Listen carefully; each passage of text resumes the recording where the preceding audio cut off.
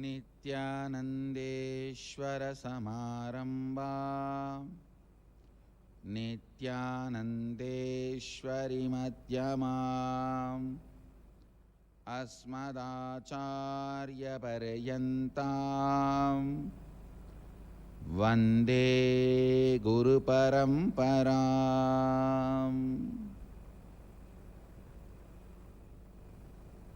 पुरादीनं राजबाळयम् आदीनं, ह्यूस्टन् आदीनं, ट्रिनिडाड् टोबागो, हैदराबाद गुप्तकाशी, हैदराबाद आदीनं, ह्यूस्टन् आदीनं, डेकोटा डून्स्, तिरुवण्णामलै आदीनं, वारिङ्ग्टन् UK, दुबाई आदीनं, कोलालम्पूर् आदीनं, Ponca City Oklahoma, and lot more cities.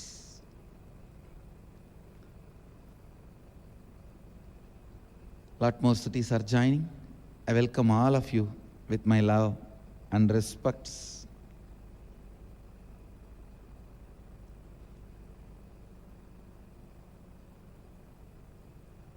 From today till Nithyanandoham, I am just going to prepare all of you for Nithyanandoham.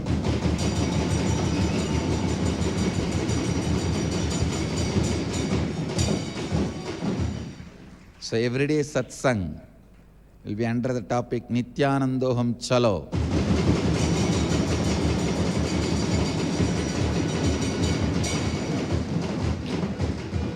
I think only now people are slowly settling down from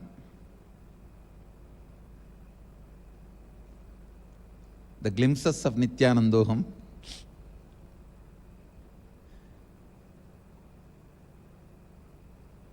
I wanted to share some of these important truths. Please understand,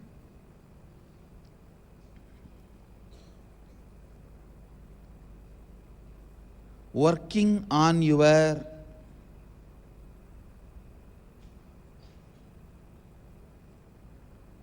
muscle memory,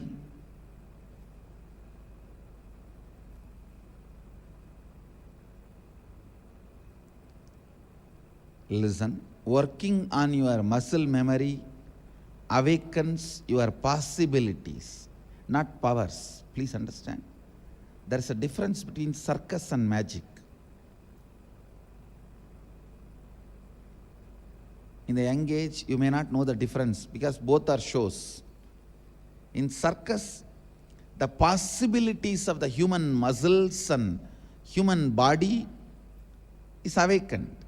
They will bend, roll in an unimaginable way, which you literally can't imagine. Where the possibilities are awakened. That's one example.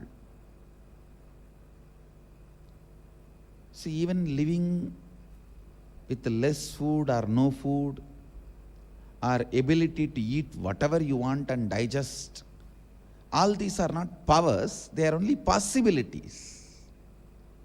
They are only possibilities, not powers. You need to know the difference.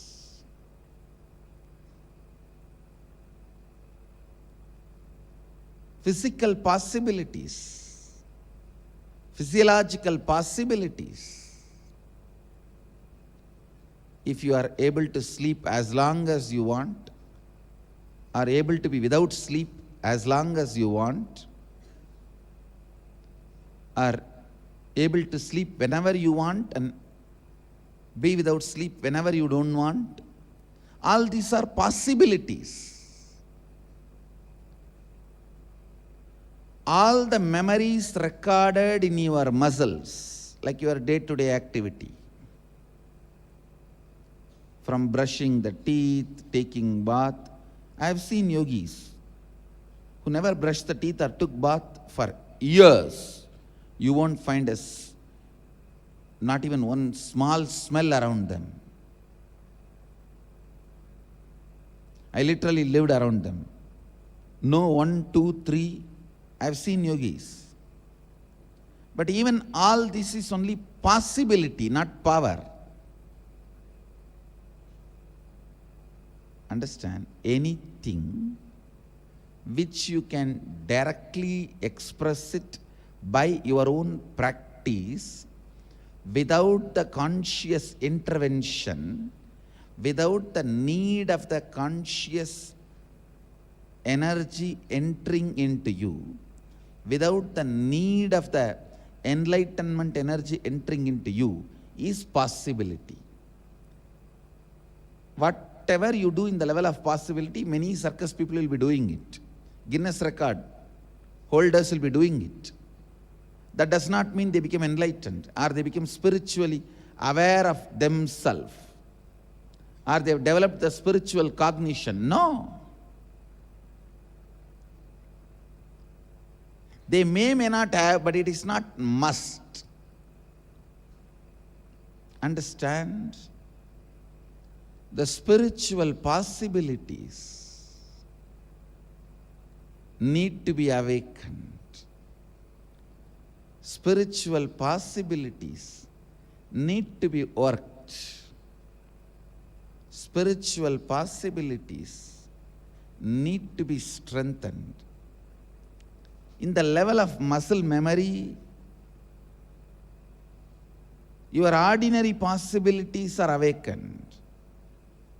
Same way, if you awaken the muscle memory and complete with all the unnecessary patterns and reprogram the way you want, you can jump unimaginable distance. You may be able to make your body heavy or light. All these are only possibilities.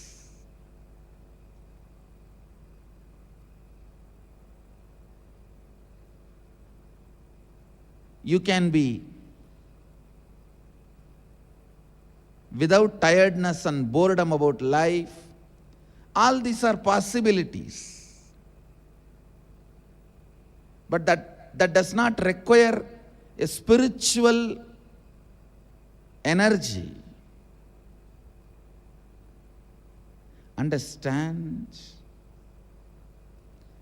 Awakening your muscle memory and completing with whatever patterns you don't need and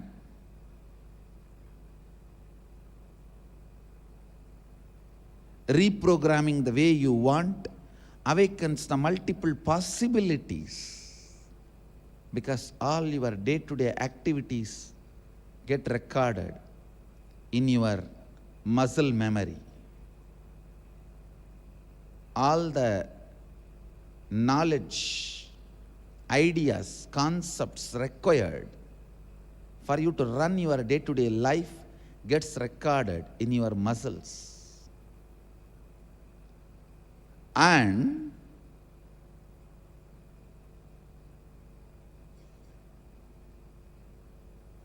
all your cognitions, cognition means based on which you make decision. Cognition means based on which you make decisions. The cognition about yourself, cognition about the people around you, cognition about life, cognition about God, cognition about world, cognition about money, cognition, the basic cognitions, the root cognitions you carry is recorded in your biomemory. Understand? If you carry the root cognition, whole world is out there to cheat. Everyone will look like a cheat. And you can always perceive anybody as a cheat. Even if Krishna comes down, you can call him as chore. Of course, he waits, just like he waited for Shishubala. That does not mean what you said is right.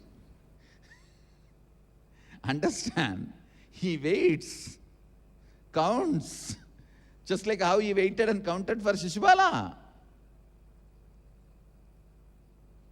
See, 101st abusal only, Shishubala received the punishment. That does not mean all the other 100 are accepted, are right.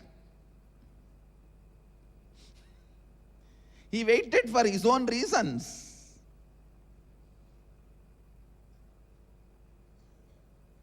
That does not mean Shishubala is successful.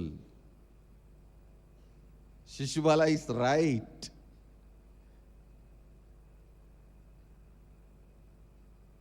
Anyhow, listen, when you think everyone is out there to cheat, you can perceive anybody as cheat. When you think everybody out there only to support, you can perceive anybody as a great support.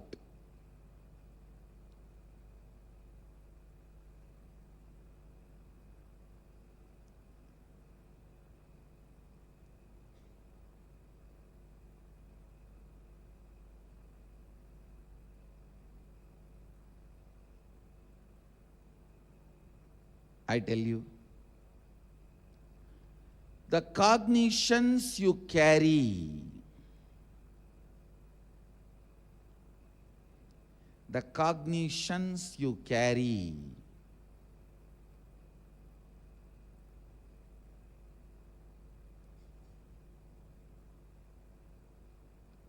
about yourself, about world, about others, about life, about God, about nature, about world. When those cognitions are completed, the limiting cognitions, which are called incompletions, when they are completed and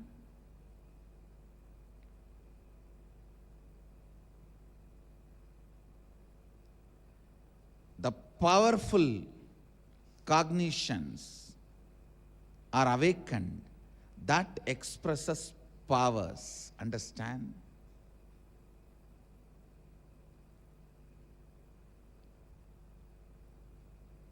In the muscle memory, if the incompletions are removed, in the muscle memory, if your incompletions are completed, your possibilities are awakened.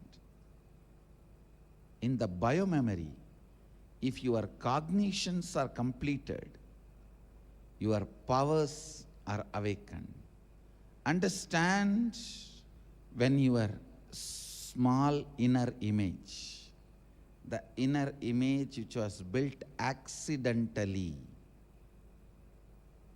is completed, right visions about you can be implanted. Please understand, always, 99% of the time, your thought about your future will be just the fear of failure.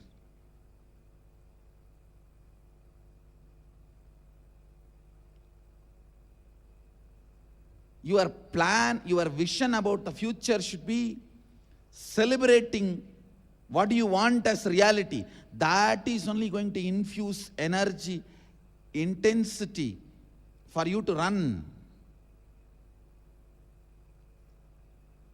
I'm going to be doing this. I'm going to be doing that. I'm going to making it happen.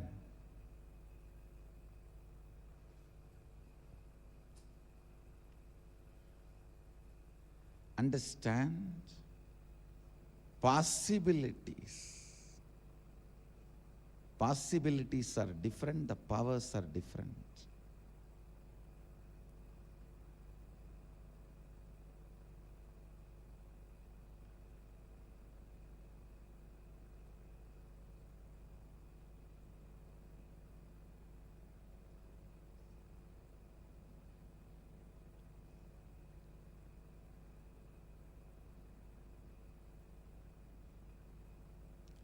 Your low self inner image will always make you think about your future only as failure.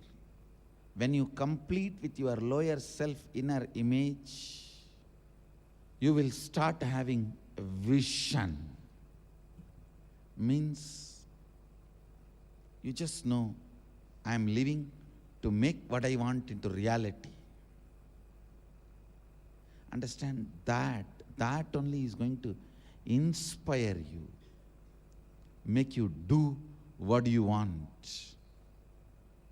That only is going to push you to make what you want as reality. The moment you complete with your lower self, lower inner image, suddenly you will see not just so many possibilities alone, but powers will start expressing, because in the biomemory level, any completion is done, consciousness is directly opened up.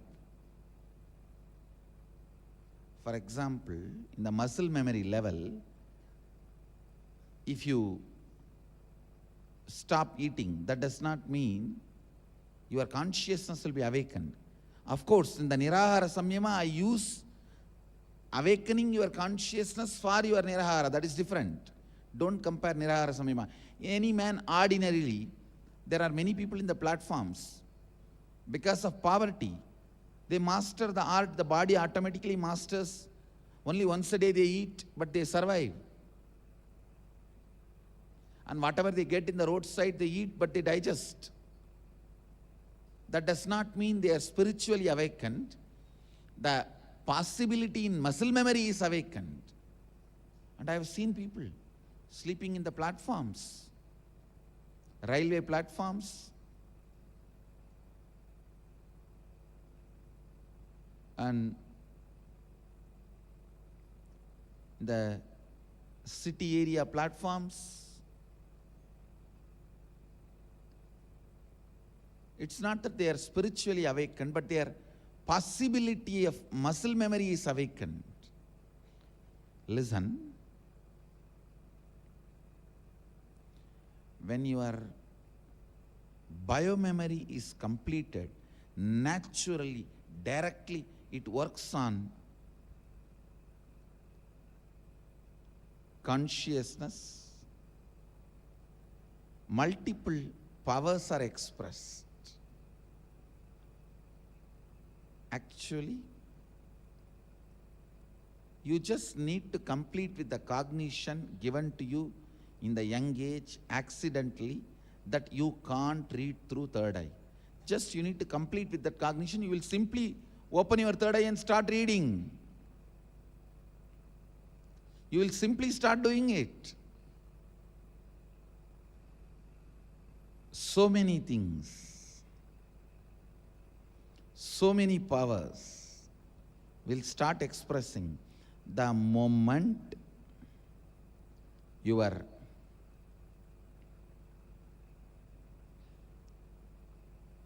biomemory is awakened. The moment the biomemory is inspired, the moment the biomemory's vision is inspired. But even awakening your biomemory awakens only your possibilities. But awakening your bioenergy awakens the God particle in you.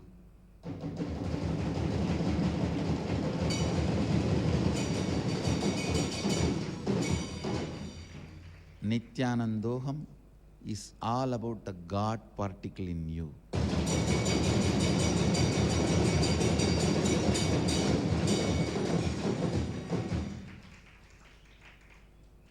Awakening the God particle,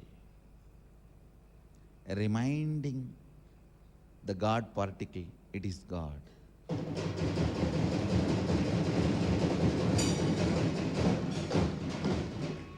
Reminding the God particle, that it is God. It may be particle, but it is God.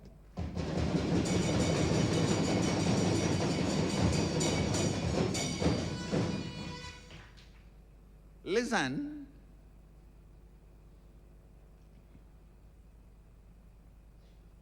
Actually, the whole Nithyanandam program, you won't even feel like a process. You will not even feel like process. It's just a spiritual vacation with Swamiji, that's all.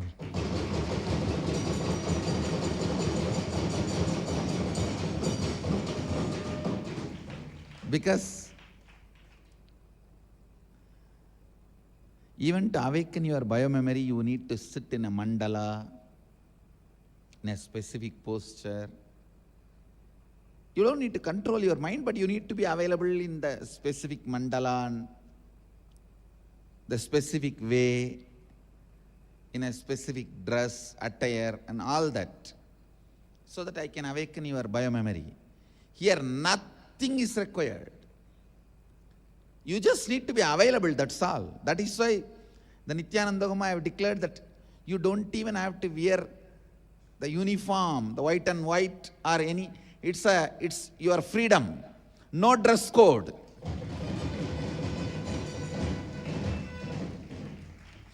No dress code for the Nithyanandam process. Just dress, that's all. No dress code. Nothing. It will just, we'll all be sitting in the beach. We may not even have mic. We may not even have microphone, mic, all that, amplifier, loudspeaker. I'll just pick up the beach sand. I'll be sitting in Kundalini. Please wake.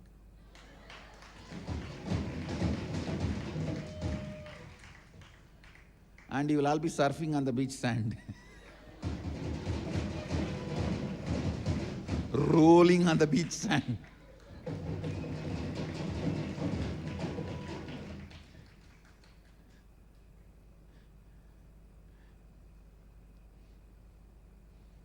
If you have seen the Nithyanandam glimpses, you will understand what I am talking. See, to awaken your biomemory, I used sound and light. Means verbalization and visualization. Now to awaken your bioenergy, I'm going to use silence and unclutching. Silence is absence of sound. Unclutching is absence of light. Silence is absence of verbalization. Unclutching is absence of visualization. For me, because of the mastery, the silence and unclutching has become like a two hand keys in my hand or two ropes in my hand. For you, silence and unclutching is an absence. At the most, you can enter into it and experience it. For me, they are not only absence, they can be used as a tool or a weapon. I can just pick up the silence and unclutching like a rope.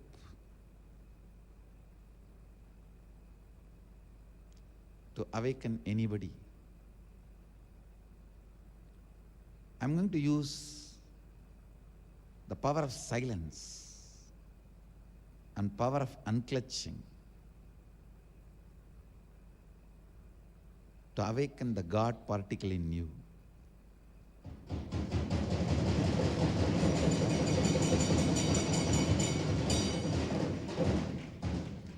Just the one glimpses session, hardly 1 hour, we had a process. In that, so many people are saying their third eye is awakened, they are able to do blindfold reading.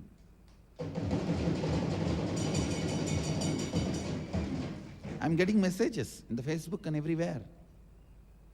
And still people have not come down from that silence. It's only 1 hour process. 1 hour? At the most 10 or 20 times I would have said Om, that's all, Nothing more.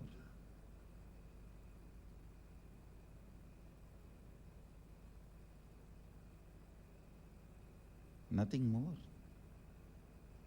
Understand the silence and unclutching.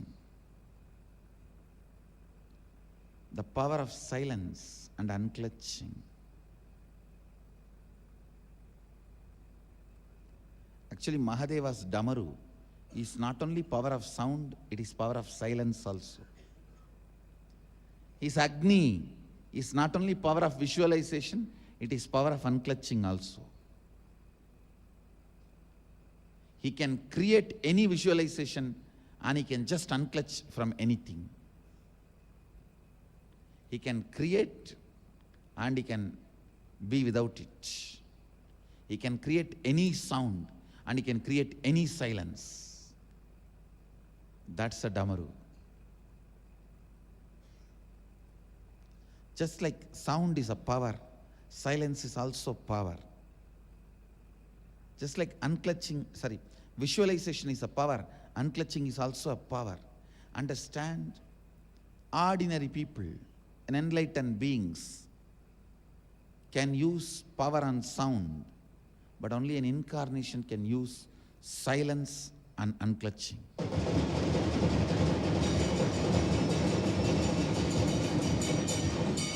Because it is too subtle. Please understand.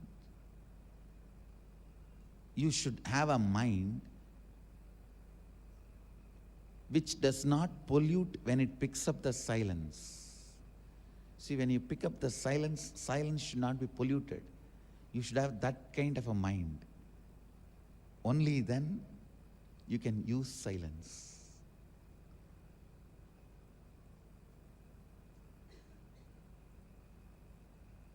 Try to understand. Your mind should be such, it should not even pollute the silence when it picks it up and throws or uses. Means your mind should be in utter silence. In that silence, it should be able to do, move, and make what it wants happen.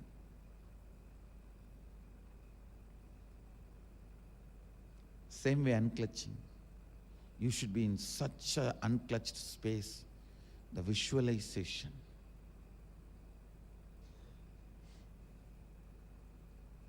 The visualization.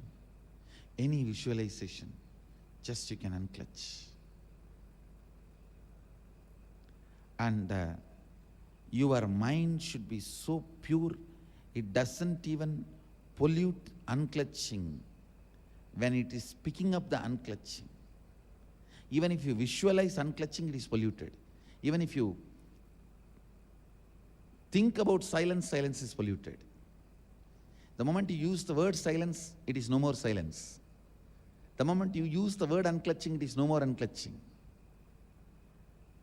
Person who is able to be silent without using the word silent only can use silence. Person who is unclutched without using the word unclutched only can use unclutching. If you want to literally see the drama of Mahadeva, Leela of Mahadeva, what he does with the power of silence and power of unclutching. Nithyanandoham chalo.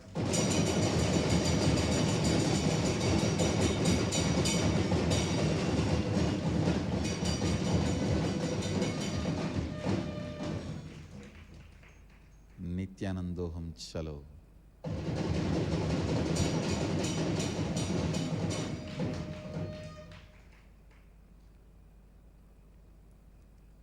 It is not just about the powers you will express. It is about the discovery you will do it about you. You will really know that you have been cheated by humanity. You have been wrongly told you are a human being.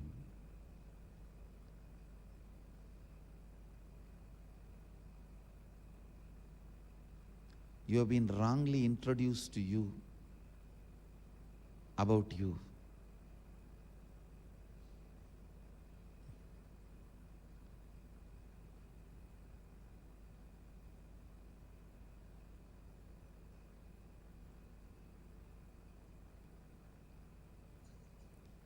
you have been wrongly introduced to you about you.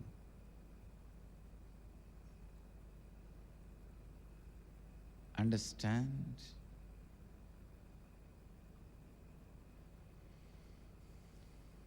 the discovery you will do it about yourself so strongly that will be the immeasurable, the most valuable gift for your life.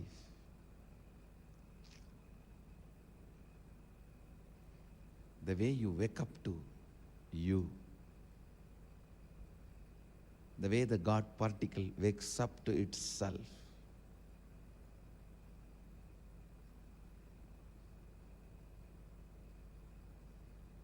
the way Sadashiva just remembers himself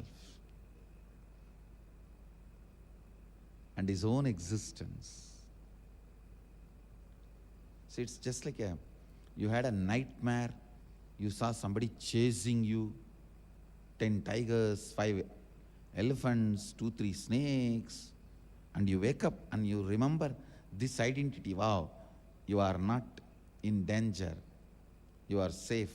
That identity was false. The way you wake up and remember, exactly the same way. When you wake up, how you feel relieved, exactly the same way you will wake up to your God particle.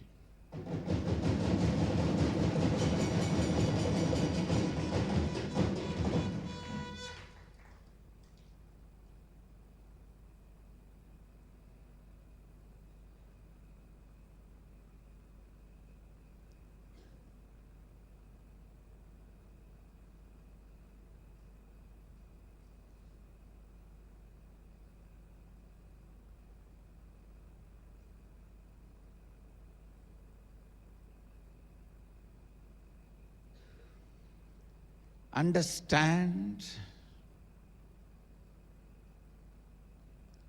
when you wake up to the God particle, you won't tolerate even your own shortcomings. You won't tolerate even your own inefficiency. You won't tolerate even your own incompletions. That is life. Somebody asked me the other day, Swamiji, you don't tolerate even 1 inch of somebody's incompletion, inefficiency. I told them, hey, I don't tolerate even my own incompletion or inefficiency. Where is the question of tolerating somebody else's? The man who does not tolerate his own incompletion, his own limitations, his own inefficiency, is leader.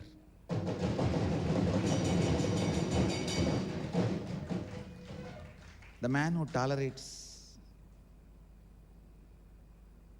his own incompletions will not even be aware of others' incompletions, I tell you.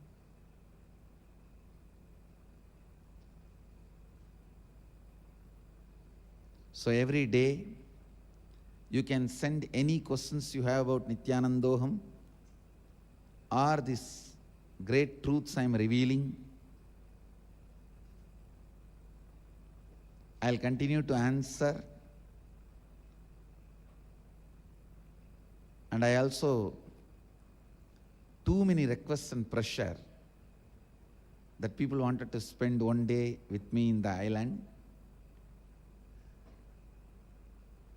The deadline was 3rd November, so I'll extend it to 48 hours. I'll directly intervene and extend it to 48 hours.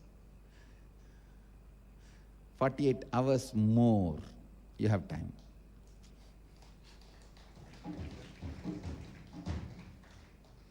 Fifth November. I know the earlier extension was by casting department. This is by me directly.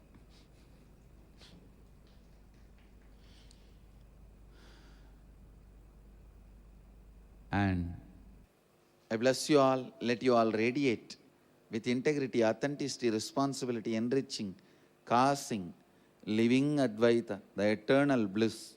Nithyananda, thank you. Be blissful. Nithyananda Dhyanapitham, Nithyananda Nagar, off Mysore Road, Bidadi, Bengaluru. Phone 08027279999. www.nithyananda.org. www.youtube.com/lifeblissfoundation.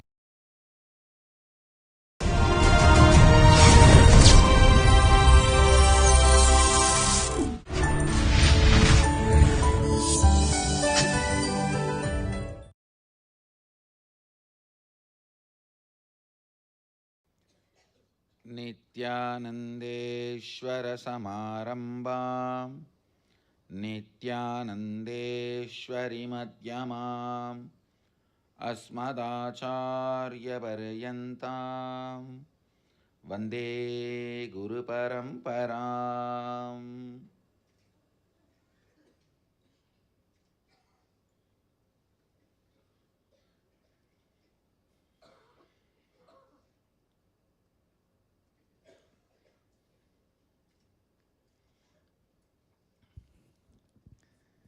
I welcome all the devotees, disciples, owners of Sarvanya Pita, Samajis, Satsangis, Sri Mahants, Mahants, Kotaris, Tanedars, visitors, viewers, sitting with us all over the world at this time through Nithyananda TV, Sadhana TV, Ara TV, Nakshatra TV and two-way video conferencing, having Nayanadiksha, cities sitting with us, Toronto Adinam, Oklahoma Adinam, Oman Adinam, Seattle Adinam, Dublin, Ohio, Los Angeles Adinam, Montclair, Ohio Adinam, Vancouver Adinam, New Zealand Adinam, Guadalupe Adinam, Nithyananda Nagara, Bidadi, Puduvai Adinam, Houston Adinam, Indrani, New Jersey, St. Louis Adinam, Hyderabad Adinam, Morris Plains, New Jersey, Singapore, Rajabalayam Adinam, Singapore Adinam, Bangalore North, and some more cities. I welcome all of you with my love and blessings. Blessings for Oklahoma. The Navaratri Garba is going on. I think hundreds of people are dancing. Blessings for Oklahoma, organizing a great Navaratri Garba. I'll enter into today's satsang. Pushanne Garshe Yamasurya Prajavatya Vyuha Rashmin Samuha Tejo Yatte Rupam Kalyanatamam Tatye Vashyami Yosavasau Purusha Sohamasmi. Listen.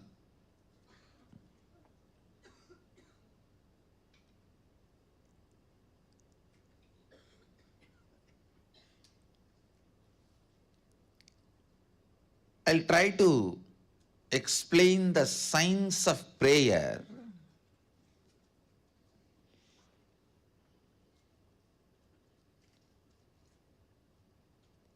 usually. Mind always operates from duality. If you utter a word, he is not good, means already you came to the conclusion he is bad. You can't take a stand, he is not good, does not mean he is bad. Let us stop with he is not good. You will never take that stand. As a natural flow, your logic is always taught to take the extreme stance. The moment you hear the word, he is not good, immediately he is bad. Understand, duality keeps the mind alive. Duality keeps the dilemmas alive.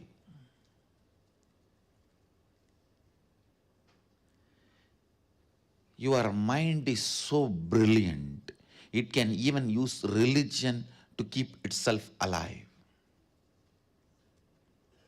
Please understand? It can even keep religion. It can use even religion to keep itself alive.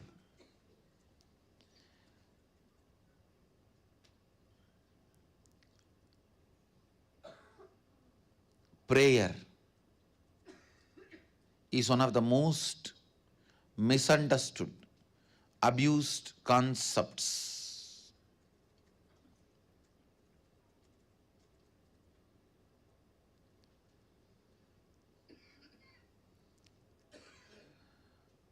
The moment you are asked to pray, the moment you need to put the God in the high pedestal, you always decide to put you in low pedestal.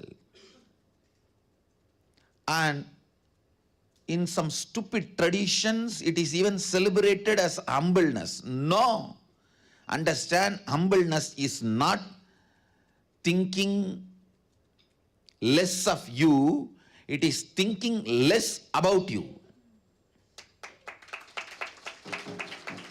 Understand, humbleness is not thinking less of you, it is less about you.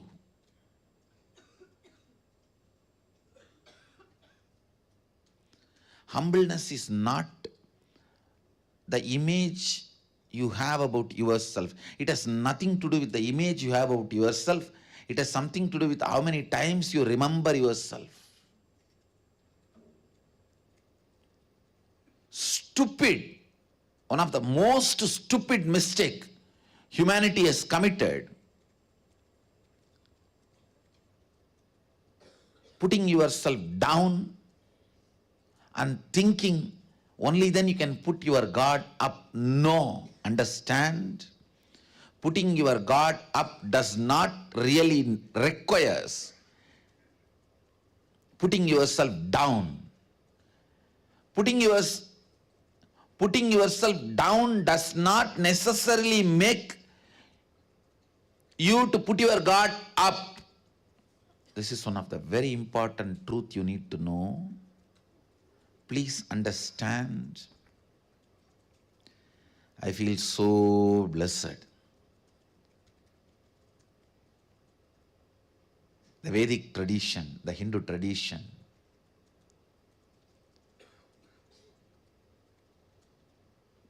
reveals the science of prayer so beautifully. Actually, this verse forms the basis of the celebrativeness of Hindu tradition. This forms the basis of the celebrativeness of the Hindu tradition. Even while you pray, you don't need to put yourself down or have a low self-inner image. You don't need to become a sinner to make God saint. God can be saint. You can continue to pray to Him. That does not require you should put yourself as sinner.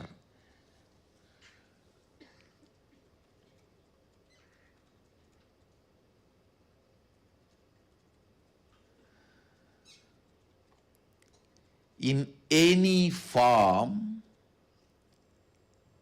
consciously engaged powerlessness will only lead to bondage, whether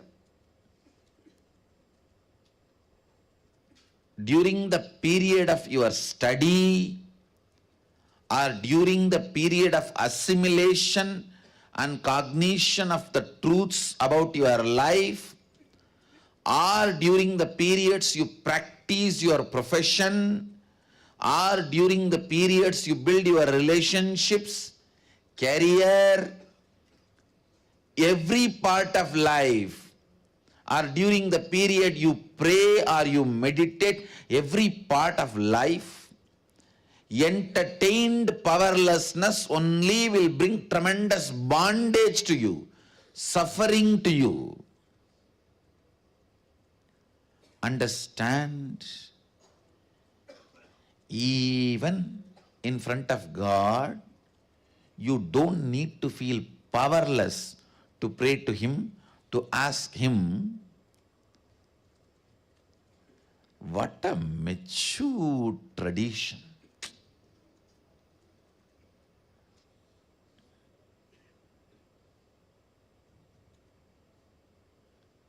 I'm going to create a hashtag, blessed to be Hindu, and go on adding. See the maturity.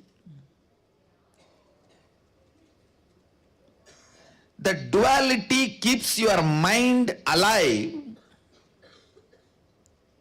Even while you are praying, don't entertain duality, which is source of dilemmas. Even while you are praying, even while you think, you do not have something, you miss something, let powerlessness not be entertained in you. Understand, most of your concepts about God is so stupid.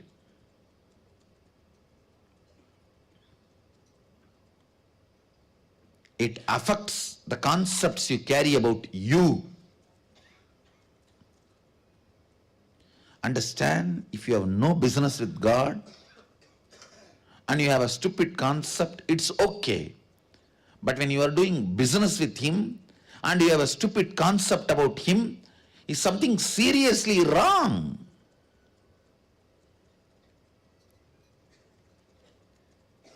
Especially when you have a stupid concepts like if you have to put Him in high pedestal, you have to lower yourself, which is, I can say, the greatest sin. You are bringing it upon yourself, which will be very difficult to complete or get out or liberate yourself. Understand? Even when you pray, even when you have not experienced oneness, even when you have not understood experientially your oneness, you are one.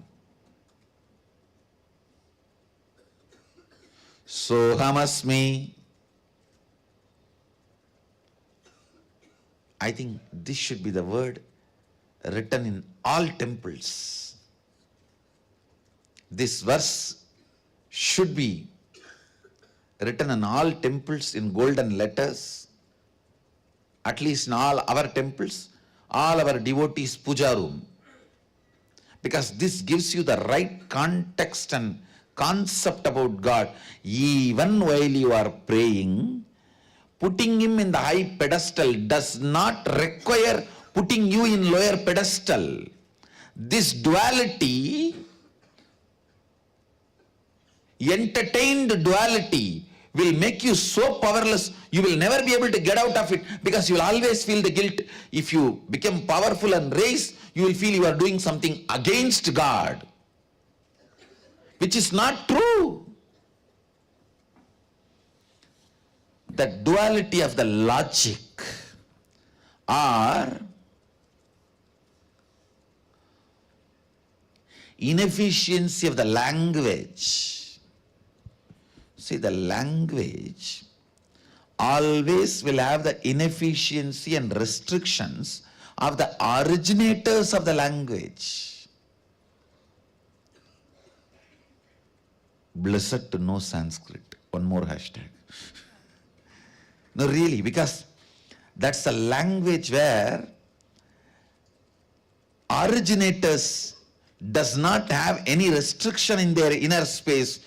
So just like the vastness of the inner space of the originators, the language is also so vast. This concept, putting yourself lower, is not a prerequisite. It is not necessary for putting the God up. I don't know whether any other language even have the capacity to express this truth without the restriction of duality, because all other major languages function based on the duality. Is good means is not bad, is not good means immediately is bad.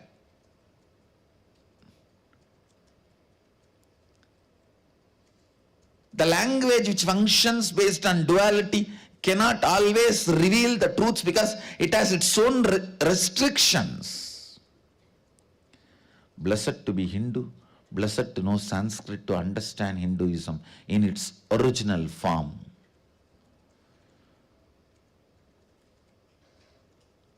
Now, most of you are committing one of the worst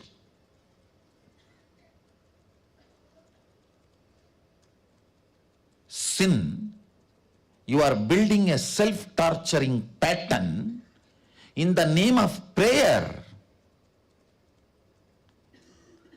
Because you are always taught, put yourself down to put God up, which is not true. And once you learn this pattern of belief of if you have to put God up, you have to put yourself down, one of the worst thing happens is you never come up. Even by mistake, once in a while you feel good about yourself, you feel something is wrong. You get into the guilt. Oh, I'm feeling so good about me. Am I putting God down? Because I'm all the time supposed to be shivering inside, praying, oh God, oh God, oh God, oh God.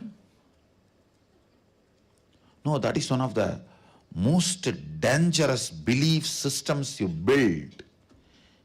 In the name of religion, I tell you, slavery was never abolished. You are only made to think so.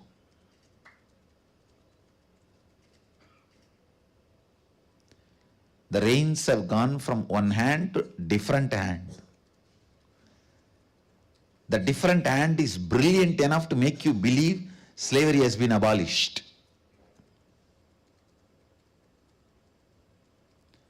Whether through religion or through the food industry, pharmaceutical industries, the slavery continues to be maintained. Please understand. People will go to any extreme for the sake of power.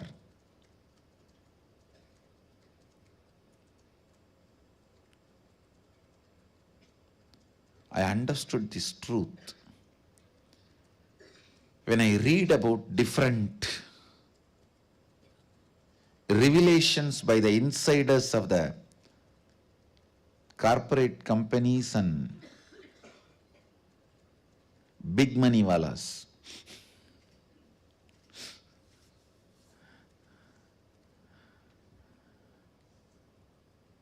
Listen.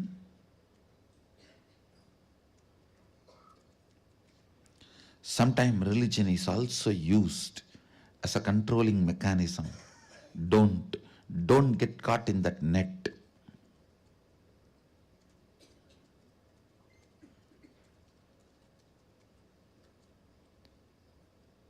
The 16th verse of Isavasya Upanishad sets you free from all possible slavery related to mental games.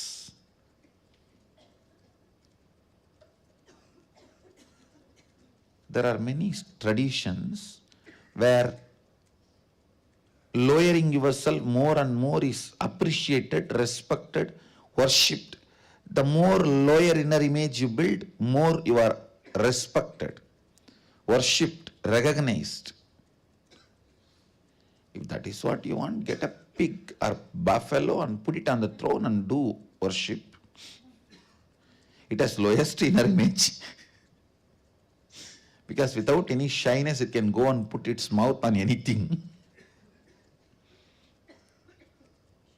It is such a stupid concept. Such stupid concept. Please understand.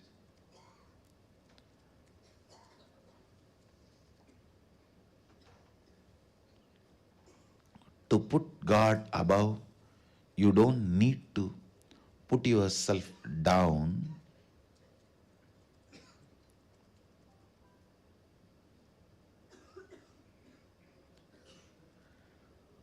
Because prayer itself is a technique to break this non-duality. It is to break this non-dual perception. It is to break this non-dual existence.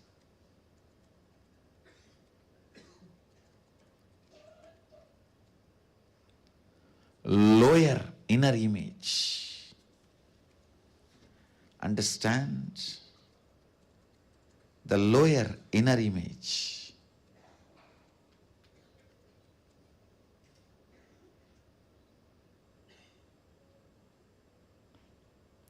Lower inner image is the worst sin.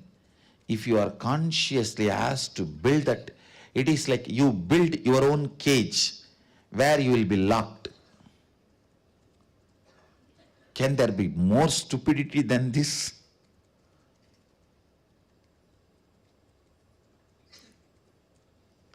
The verse is very clear, the sutra is very clear, rishis are very clear. Even when I pray, I am you. Understand?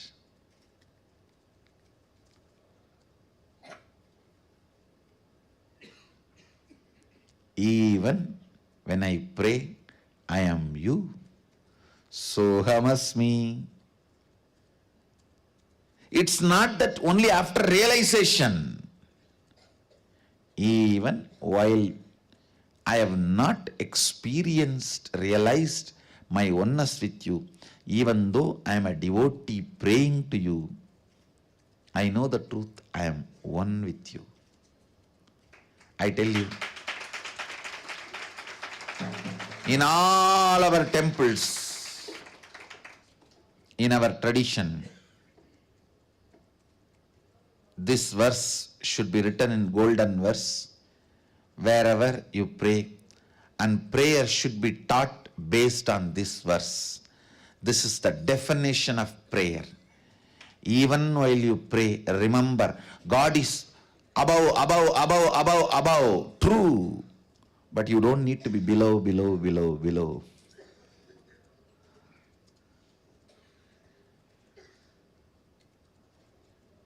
You don't need to be below for the God to be above.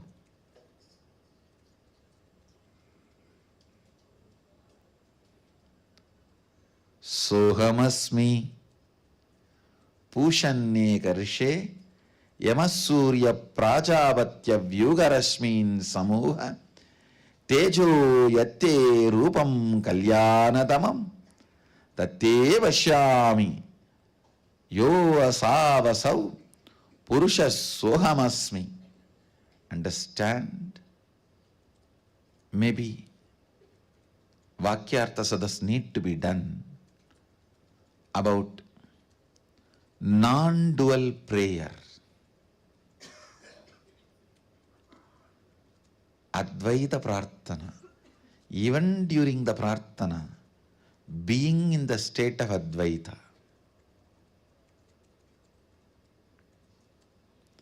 Some of the most stupid stands you take because of ignorance is blasted by this one verse.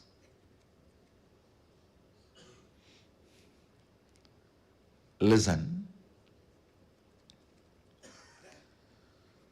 So many of the stupid attitudes, aptitudes, cognitions you build, thinking that it is necessary to get the grace of the God, put yourself in the guilt, powerlessness, which actually no way supports you, helps you to experience enlightenment.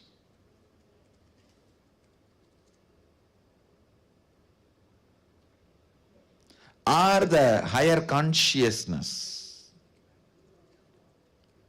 remember the right context and bring prayer in your life, prayer itself will lead to enlightenment.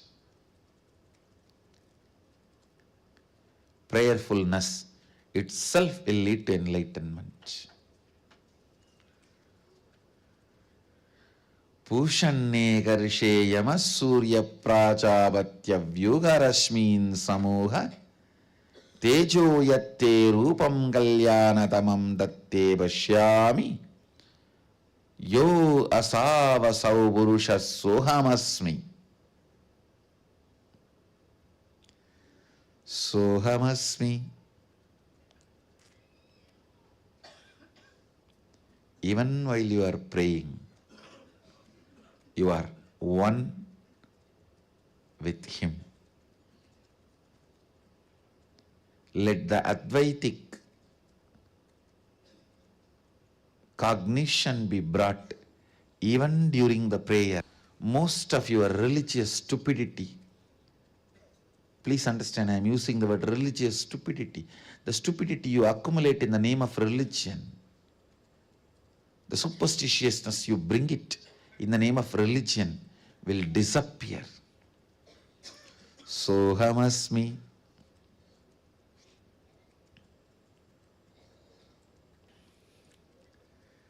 Today, the deities in Singapore are celebrating their anniversary.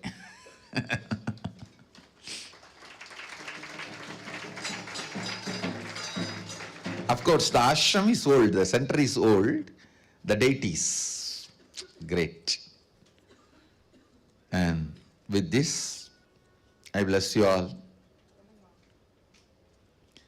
Let you all radiate with integrity, authenticity, responsibility, enriching, causing, living Advaita, the eternal bliss, Nithyananda.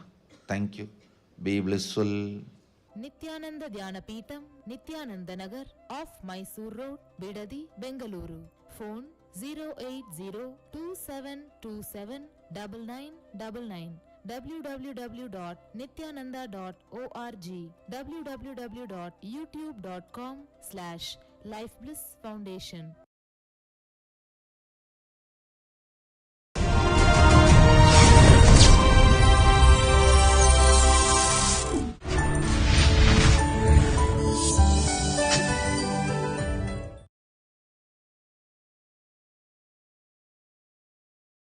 Nithyanandeshwara samarambam Nithyanandeshwari madhyamam Asmadacharya paryantam Vande Guru Paramparam.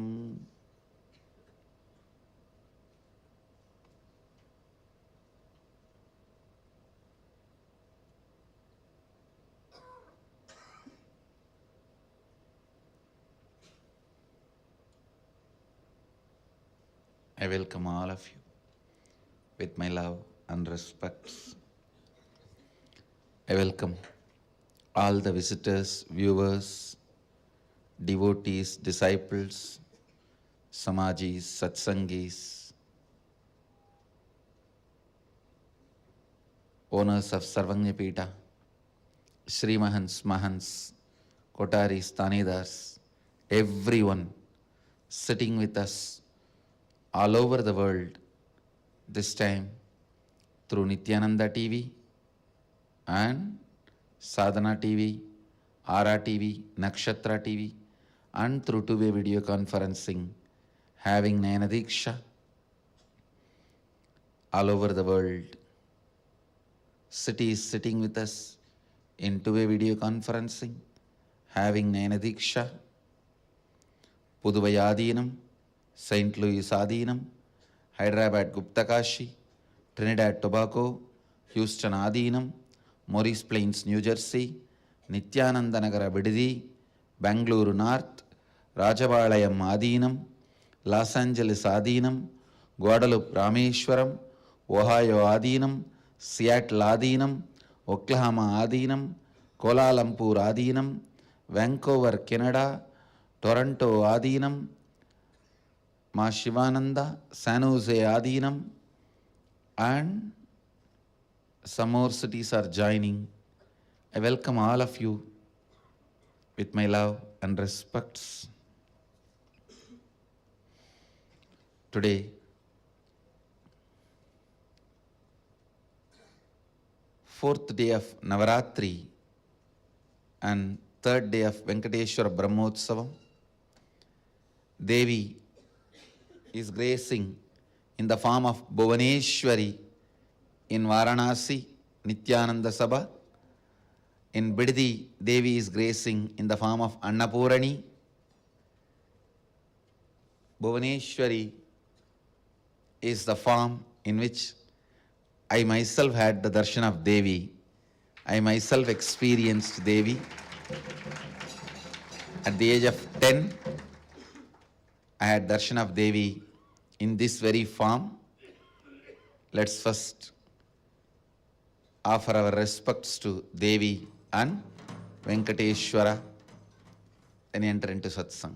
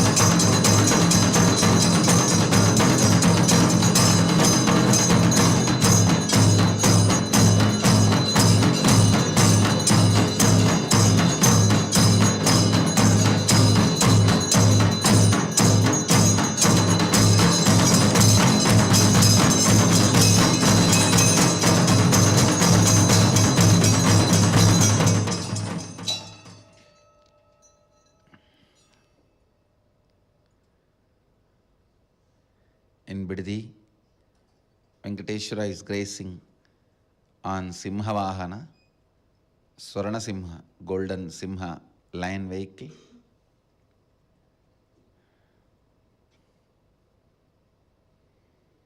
Let's enter into today's satsang.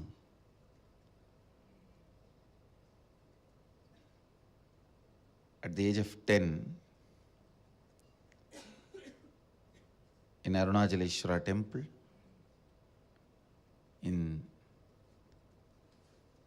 the shrine Sannidhi of Devi Unnamulayamman,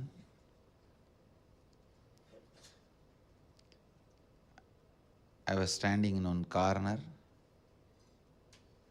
Suddenly I saw the cosmic geometrical representation.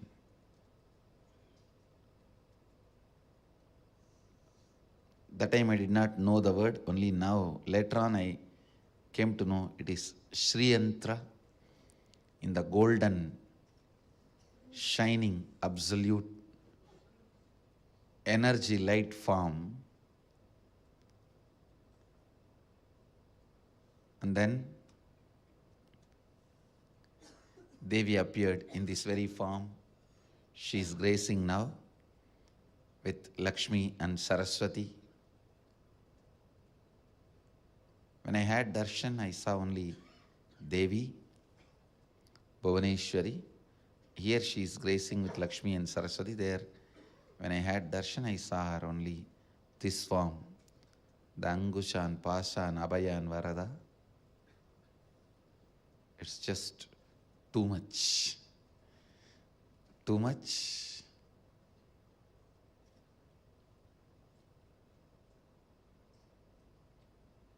Slowly, that very geometry and that form both disappeared into my inner space. Then I went back to home, carved the deity as I experienced in the stone,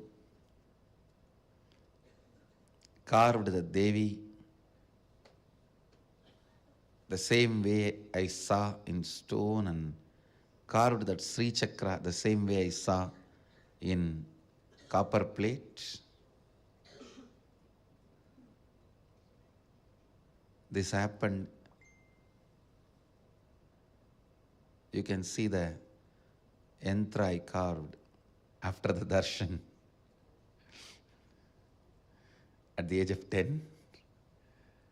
And this is the deity of the Devi. This is the deity of the Devi I carved at the age of 10. Actually, this happened during Navaratri time only.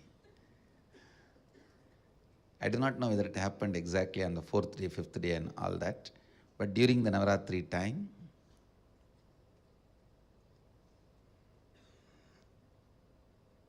let me enter into the upanishad, Isavasya Upanishad. I was expanding continuously. Today I'll continue to expand on 16th verse. Recite along with me. Pushanne karshe Yamasurya Prajapatya Vyuharashmin Samuha Tejo yatte Rupam kalyanatamam Tatte pashyami Yosavasau purushaha Sohamasmi. The translation goes, O Pushan, consciousness, who is the nourisher, sustainer of all, the primeval, solitary traveler, the disciplining principle of all, is like the bright effulgent sun and is the Lord of entire creation, which is his subject. Please remove all your rays of this radiating, brilliant golden light which had blinded me, so that by your grace I can have the divine vision of that most auspicious, graceful, beautiful form of yours. That which is there, the glorious sun, is the mirror of the Supreme Being, who is all-pervading, pure consciousness of the cosmos. Indeed, I am He. Sohamasmi.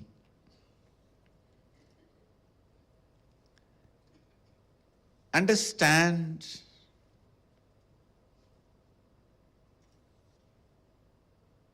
the power of truth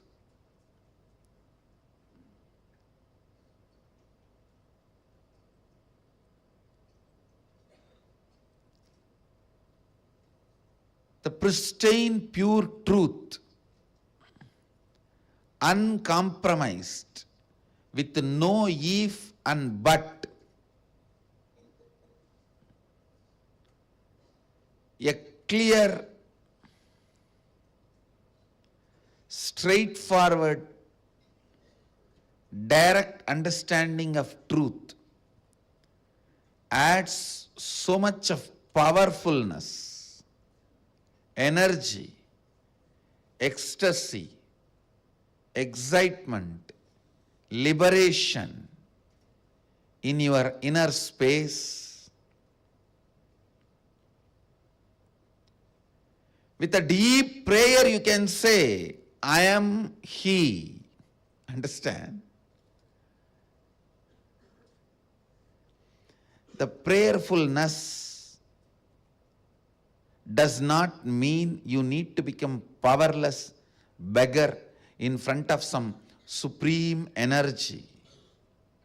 See here, the 15th verse and 16th verse, Rishis were so humble. The Upanishadic Rishi is declaring, O Deva, O Pushan, please remove the veil, and I need to experience you as you are.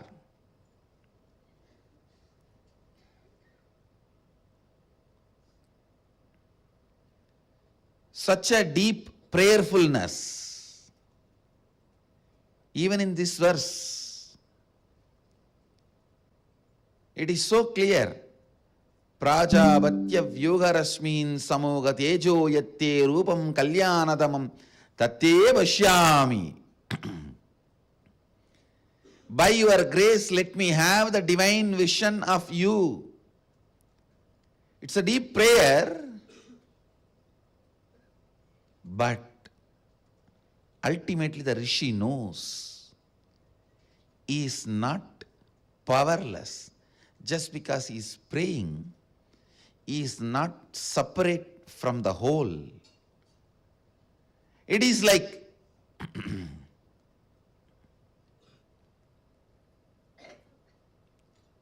when your right hand wants to do something, ask the support of your eyes to see and give information. For example, your right hand wants to carve a statue. It asks the support of your eyes, saying, "Oh eyes, please see and give me the information so that I can carve exactly as the statue is." Please understand, your own eyes, your own hands requesting something from your own eyes does not mean your hands are separate from your eyes. Rishis had the ultimate understanding. The hand may be praying to the eye, but both are from the same source and same. Both are activated, kept alive, brought to life by the same force from the same source. Pushaneka risheyama surya prajabatya vyuharasmin samuha tejo yatte rupam kalyanadamam datte pashyami yosavasau purushaha sohamasmi.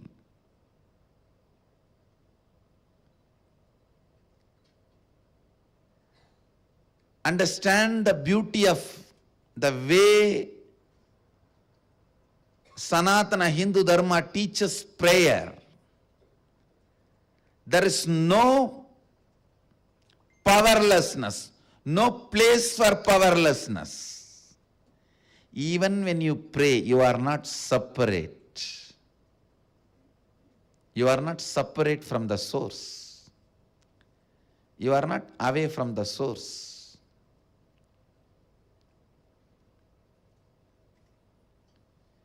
Even when you are praying, remembering that I am He, I tell you, this one truth, the thought current, will be so useful for all of you. Please understand. Even when you pray, you should know you are not separate from the divine to whom you are praying. Even when you pray, you need to know you are not separate from the prayer to whom the prayer is offered. Listen. Who is praying and the prayer to whom prayer is offered, all the three are from the same source. I am trying to decode the inner space of the rishis and reproduce it in all of you.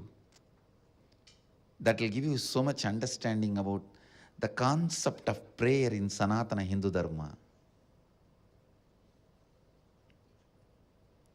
You don't pray to somebody who is far away.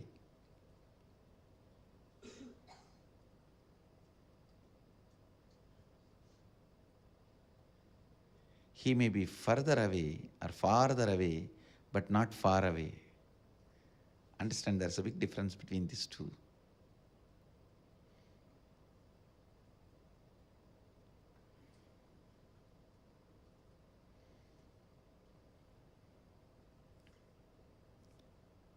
The inner image you assume even while you are praying is not a lower inner image, a inauthentic identity. Even when you have not realized the oneness with the cosmos, even when you are practicing, doing sadhana, prayer, to achieve the cosmic oneness, you are one with cosmos.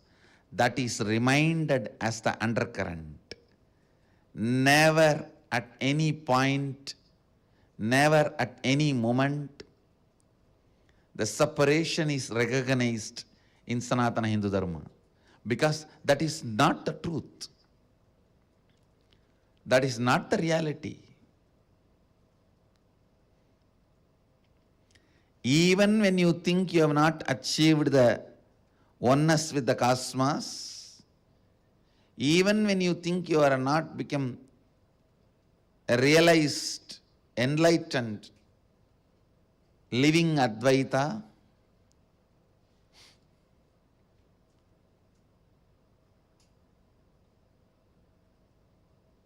you are one. The absolute truth is truth even when you practice the truth. Even when you are doing your sadhana.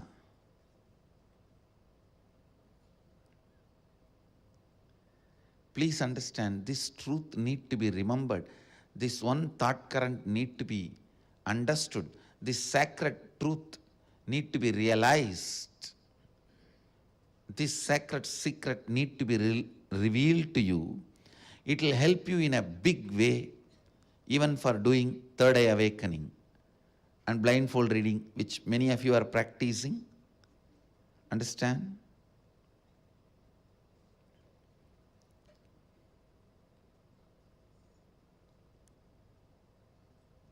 Even when you are practicing,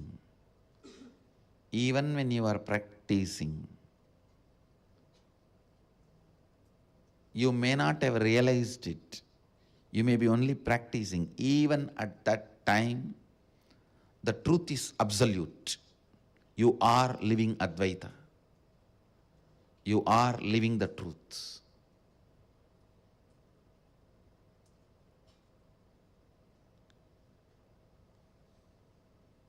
If you think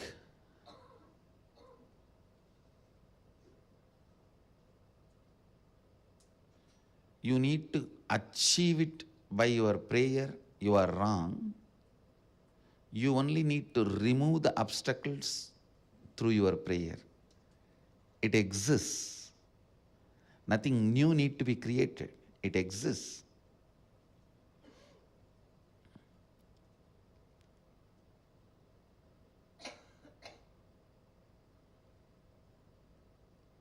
Even when you are practicing third eye, remember one thing. You only need to complete and drop the incompletions happens to you now. Whatever incompletion comes now, drop it. Don't plan to drop the incompletions which may come in the whole future, because incompletions may come in the future itself is an illusion. If you are trying to fight with the illusion, how are you going to win? Drop that illusion directly. Don't try to work into that illusion. The moment you try to work into that illusion, you are gone. It's like you are caught by the trap laid by the enemy. I have seen in some of the press meets, some of the journalists will put the question in such a way, whether you say yes or no, you are trapped.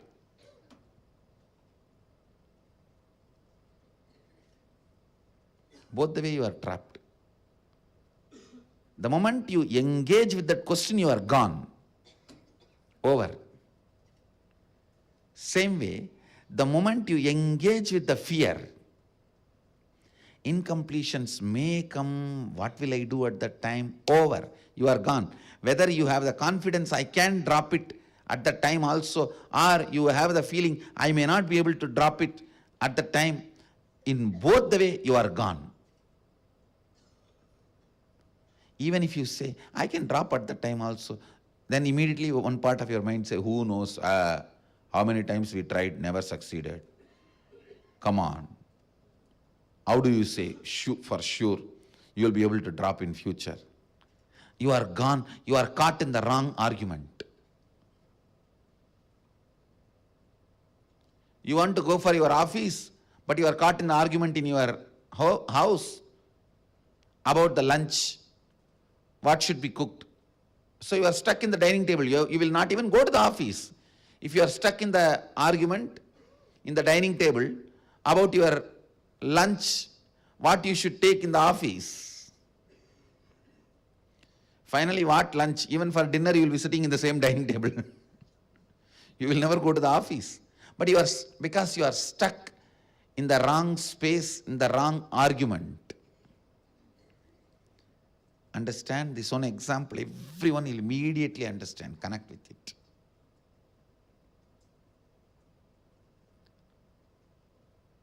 The moment the thought, insecurity about the future incompletions comes up, whether I will be able to handle them in the future or not, the moment that comes up, be informed. The moment that comes up,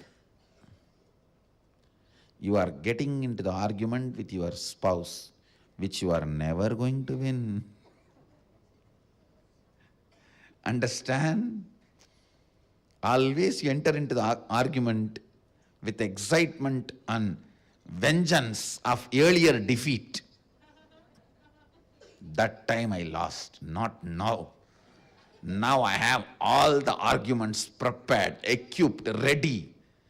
AK-47, 57, whether it is 47, 57 or 97. Even by getting into the argument, you lost the game. Because the purpose will not be achieved by the argument. Understand?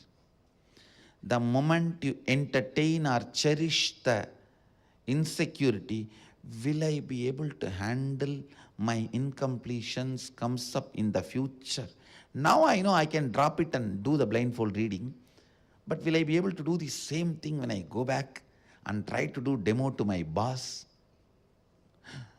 My boss, the very sight is irritating, very presence is agitating. Just like Swamiji has a positive presence, my boss has a negative presence to double the breathing space. Sometimes people tell me, Swamiji, my boss presence is so long, so vast. How the moment we enter the ashram and feel your presence, same way the moment I enter into the parking lot of my office, I can feel my boss presence. You will feel, oh God, in the presence of my boss, all the incompletion comes up. Will I be able to handle? I tell you, the moment you get into engage with this argument, whether you say yes or no, even if you have the confidence, no, I can handle, I'll handle. You are fighting with delusion.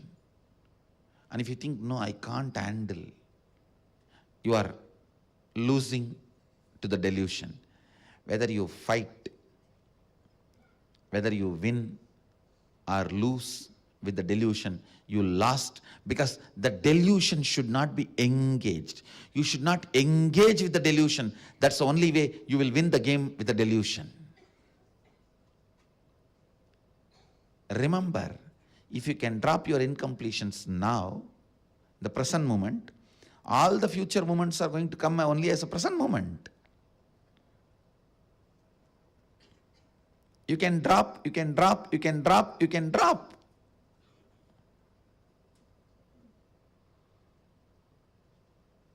You can go on dropping.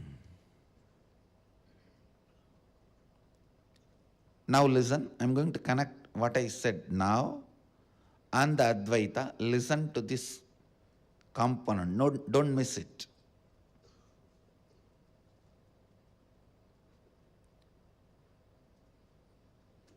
In the ordinary prayers, you always feel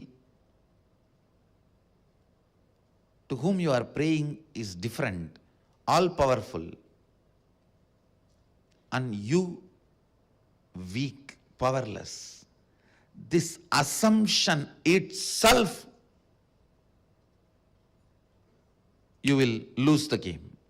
This assumption itself, even if you are given whatever you are praying for, you lost the game, because forever you will only be praying and receiving in the space of a beggar, because you establish that is what as your identity. I tell you, when you start with the low self-image, inner image, and pray to some all-powerful God, if your prayers are not attended, good for you.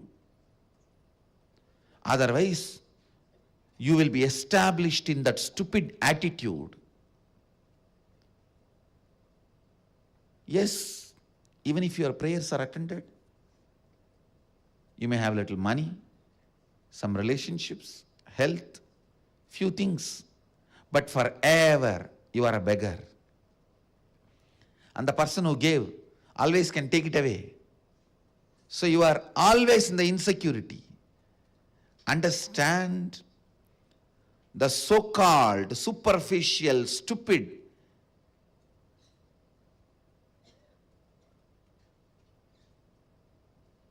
immature understanding about prayer, cognition about prayer, whether you get what you are asking or did not get what you are asking, you are trapped, gone, you are a failure. The right attitude to pray is explained in this verse by Upanishadic rishis. You need to know, however low you may feel with your self-inner image, however great you may feel your God is, you need to remember the absolute reality. Both are from the same source. Both are from the same source. Only with this clarity, your prayer will become reality. Please understand, with this clarity, whether your prayer is answered or not, you will win the game. In the delusion, whether it is answered or not, you lose the game. I tell you, sometime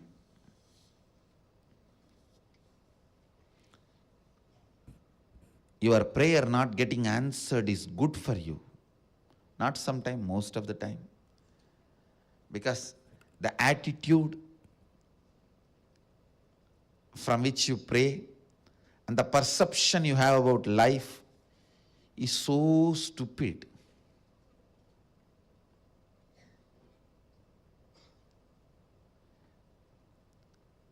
God is great because He doesn't answer many of your stupid prayers.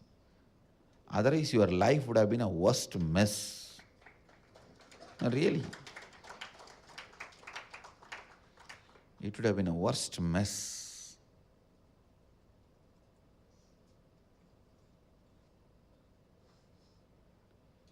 Playing the role of an insider only gave me the intelligence.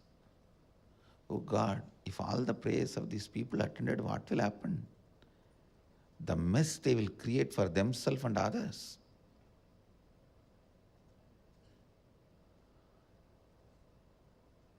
Each one will become like one Ravana. And then the mess created by one incarnation, 2000 or 3000 incarnations have to come to clean it up. If your prayers are answered, understand, if you are having the context and the attitude of low self-image, inner image, and God is great, huge, and both of you are separate, if your prayers are answered, you will get established and stuck in this same attitude. That is the worst failure. It is like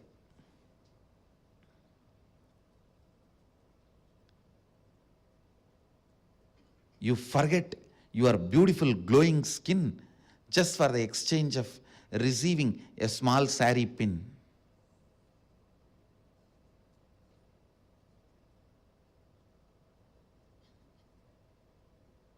It's like somebody says, I'll give you one sari pin, but I'll take away the memory of your glowing skin you have. What a stupid bargain.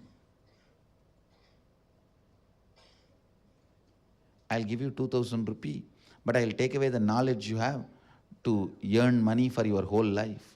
What a stupid bargain. So when you are with the wrong attitude, powerless inner image, and pray to some ultimate God, if He gives what you ask, that's the worst thing can happen to you, because the moment He gives, you look at only, wow, my prayer works. Then what I am thinking about me and what I am thinking about God, both are right. So everything, all the zigzag puzzle is matching. So when the result is there, my whole thought current is right. And that is the biggest curse can happen to you. Just for the sake of washing machine, losing your life. Or just for the sake of a painting, losing your eyes.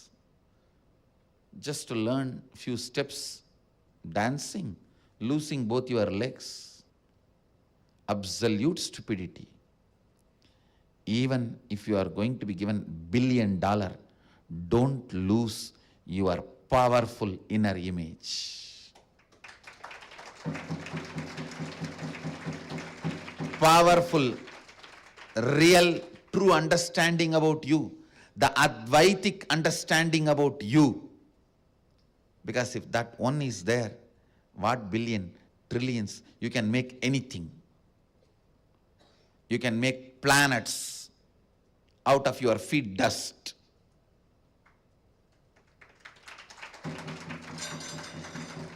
But if you miss that, if you think, no, if I give up my inner image and become a weak, powerful, weak, powerless, surrendering, oh God, I'm going to be given $1 billion.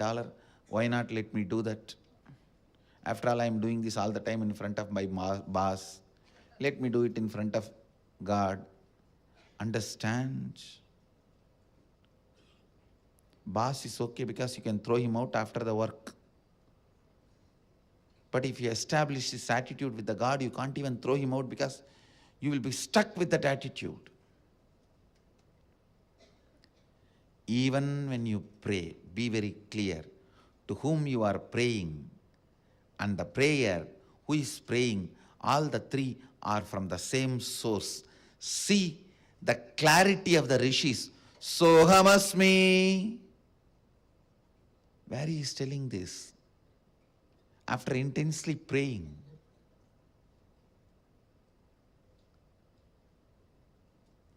Understand? Yes, I am awakening your third eye, but you and me are from the same source. You, me, and this technology of awakening your third eye, all three are from same source. Only with that Advaitic clarity, your practice itself will be beautiful and the perfection also useful. If you become powerless, oh, powerless receiver, I am a useless, powerless guy, and Guru is all powerful, please give me. When you are stuck with that powerlessness, even if I give, you will ever be a beggar, which is not right. Understand, what I am giving, who I am and who you are, all three are from same source. With this understanding, when you receive it, it is permanently good for you. Not temporary, permanently good for you. Understand? Everything received from the Advaitic understanding only should be cherished, celebrated, lived. Anything which did not come from the Advaitic understanding, throw it in the dustbin as early as possible. The earlier you throw it, better for you, good for you, great for you.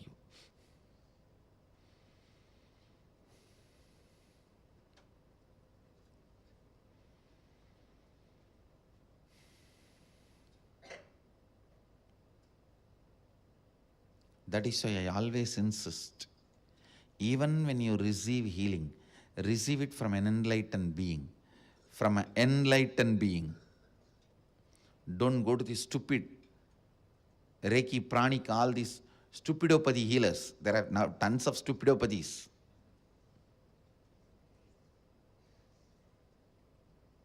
Now, any word comes from your mouth, that becomes a brand. Jilk healers, jink healers, junk healers, I don't know what all the... Please don't, because even if you receive, the attitude in which you are established may become dangerous to you. Understand, that is the difference between gods and demigods. Demigods may give you what you want, but they will not give you the intelligence. They and you are one and the same. The gods only will give you what you want, and the intelligence, they and you are one and the same. When Mahadeva gives, not only he gives what you want, he gives the understanding of the reality, experience of the reality. You and he is one and the same.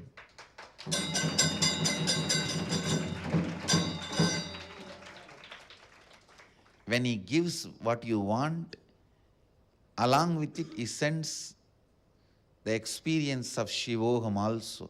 Both come in one package. Two in one package.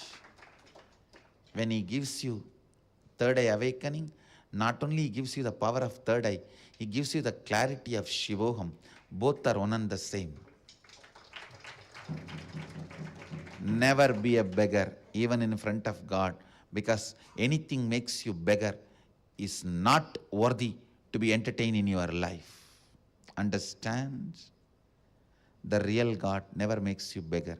He makes you powerful.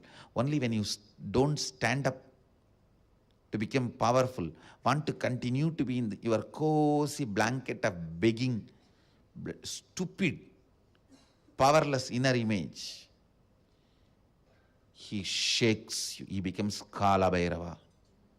He becomes Kala Bhairava not to destroy you, but to remind you about your powerfulness.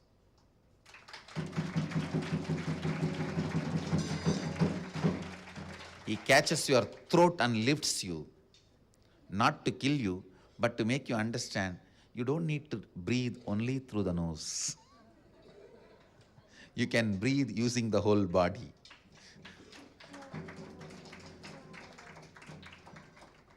But when he lifts you by the throat, you say, ah, ah, ah. He's killing me, he's killing me, he's killing me. Relax. You can breathe through your hands, legs, all over your body. Don't act human. Don't act human. is the slap given to everybody by Kalabhairava.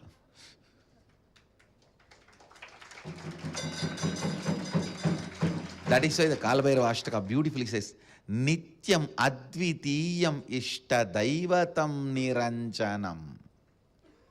Nityam Advitiyam, oneness, eternal oneness. Nityam Advitiyam Ishta Daivatam Niranjanam is in eternal oneness with you and the cosmos, is the best enjoyable God, and he is Niranjana. The whole line is so beautiful. Nityam, Advitiyam, Ishtadaivam, Niranjanam. All the 4 words are amazing.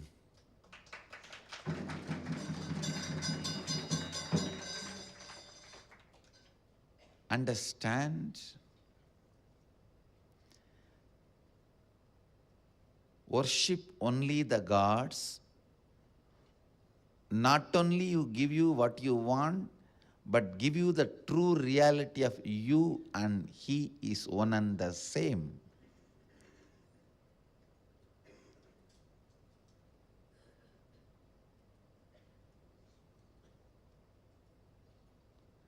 Even if you get what you want, don't go to the demigods who don't allow the Advaita to happen, who don't give you the Advaitic experience. Because just to have a painting, you should not lose your eyes. Just to have a painting, you should not give up your legs. Just to have some things in the life, you should not lose the life itself, which comes only by powerful inner image. If you lose the powerful inner image and become powerless in your inner image and become a beggar, even if you receive what you ask, you will not have life to enjoy what you asked, what you got. First and foremost,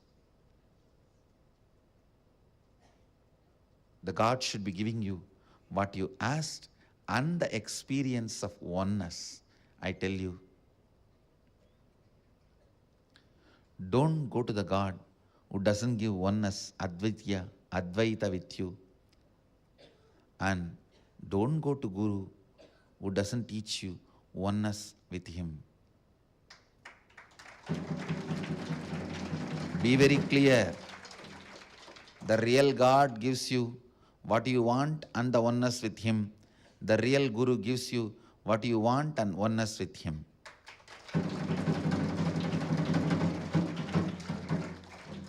This verse is very clear. Just because I am praying, I am not away from you. I am you. Sohamasmi. I may be praying, but I am you. Sohamasmi.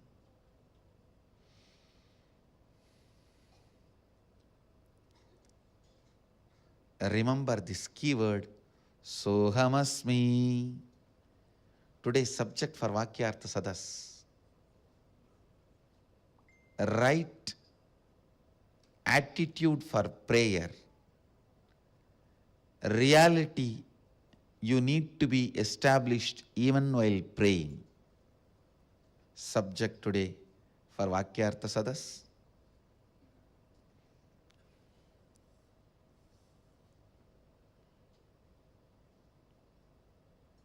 I bless you all. Let everyone here radiate with integrity, authenticity, responsibility, enriching, causing, living Advaita, the eternal bliss, Nithyananda. Thank you. Be blissful. Nithyananda Dhyanapitham, Nithyananda Nagar, off Mysore Road, Bidadi, Bengaluru. Phone 08027279999. www.nithyananda.org. www.youtube.com/lifeblissfoundation.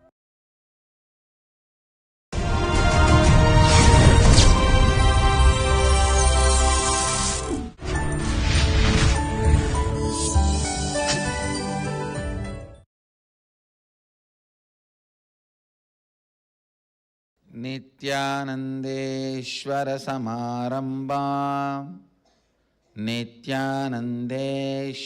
मध्यमाम् अस्मदाचार्यपर्यन्तां वन्दे गुरुपरम्पराम्.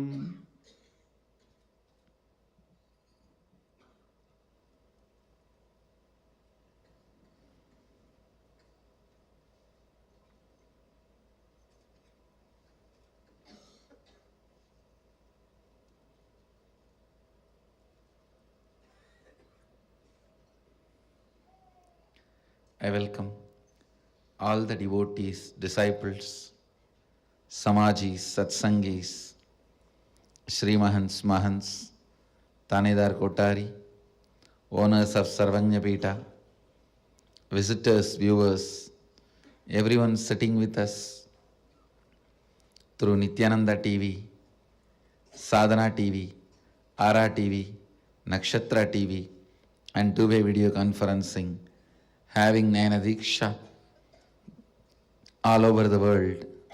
The city is sitting with us in two-way video conferencing, having Nayana Diksha, Puduvai Adinam, Nithyananda Nagara Bididi, Dubai Adinam, Houston Adinam, Hyderabad Guptakashi, Singapore Adinam, Bangalore North, Morris Plains, New Jersey, Trinidad, Tobago, Indrani, New Jersey, Kastau, Croatia, St. Louis, Adinam,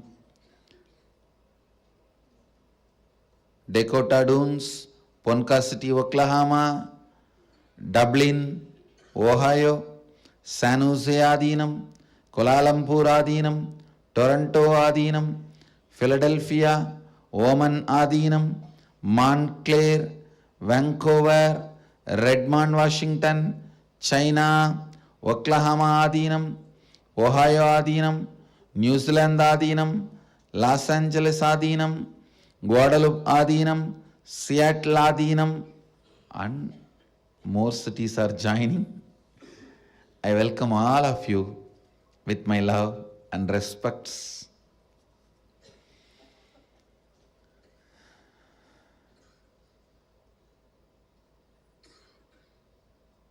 Today, the second day of Navaratri and first day of Venkateshwara Brahmotsavam, Devi Rajarajeshwari is gracing with Lakshmi and Parvati, and Venkateshwara is gracing with Sridevi and Bhudevi.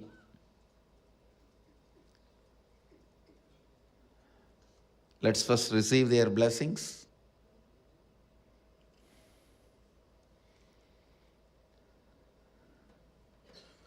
Navaratri is happening in all our temples, ashrams, sangha all over the world, in all centers, mandirs, temples and adinams. I'll expand few words on mother worship. Please understand, first and foremost relationship is mother. Ability to learn,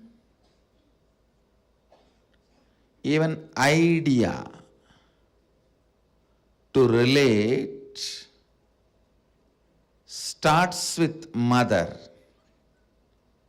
How to relate starts with mother. Understand? Your idea to relate, your ability to relate starts with mother.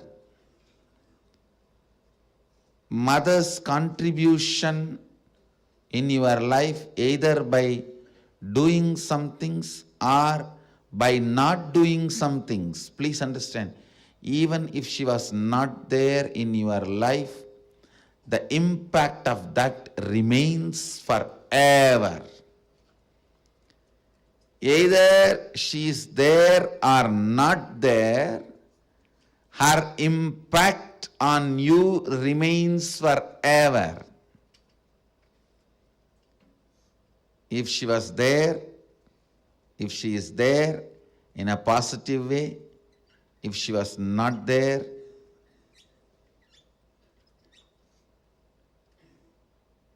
her absence impacts you forever, I tell you.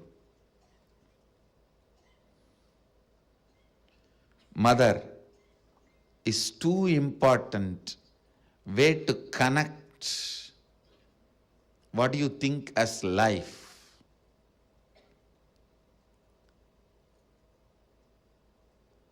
In Vedic tradition, our rishis were aware.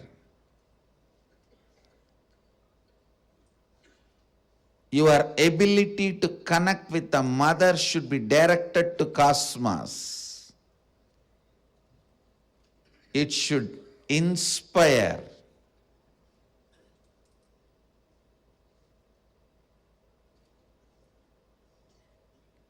It should awaken your higher consciousness.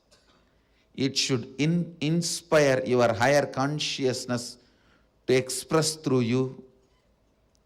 It should awaken your higher consciousness.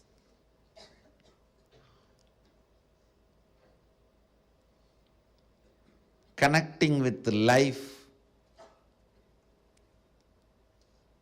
as mother is the most sweetest, most beautiful, most easiest form to ever connect.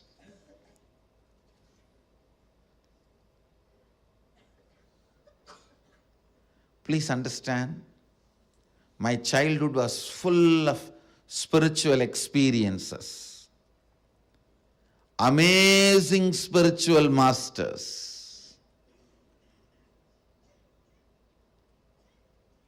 great yogis like Raghupati Yogi, Vibhudananda Puri, the personalities of their stature, Ram Surat Kumar, Annamalai Swamigal, Sadhu Om. I can list the personalities, great spiritual personalities. And I was exposed to all the spiritual thought currents and traditions like Vedanta, Saiva Siddhanta, Shaivism,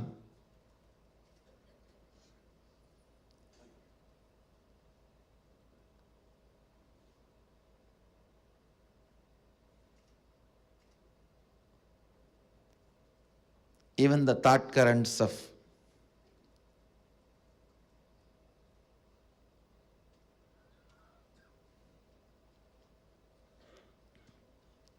Sankhya, Yoga, Nyaya Vaiseshika, Purvamimamsa, Uttaramimamsa, various yogic sampradayas. But I tell you, I found most easiest, most powerful, most inspiring, most exciting way to connect with life as the form of mother. It's mother worship. I myself chose. After being exposed to so many spiritual masters, experiences and philosophies, I tell you,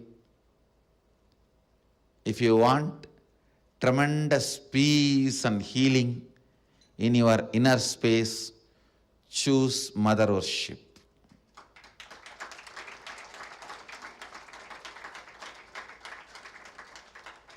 Even with your guru, or your Ishtadevata relate as mother, you will see the kind of a healing in your biomemory. It will lead to extraordinary healing, unimaginable healing, extraordinary completion, unimaginable completion. Blessed are those who had responsible mother till you became 14. Actually, till 14 only you need. Till you become physically matured, you need mother.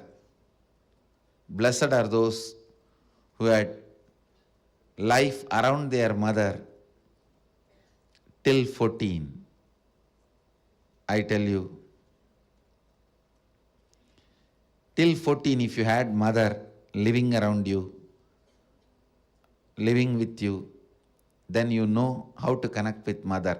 You don't need a separate lesson. Connect with the divine the same way.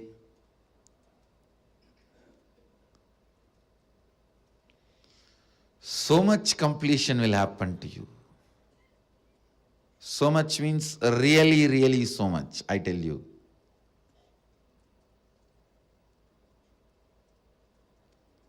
There are various attitudes, bhavas, techniques, methods to connect with the divine, higher consciousness, but nothing like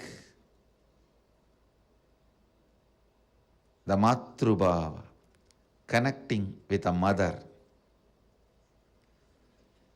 At least these 9 days, connect with the life as mother,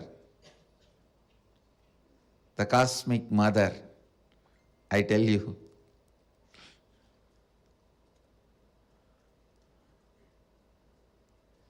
Then you will understand, you will never be same again after these 9 nights.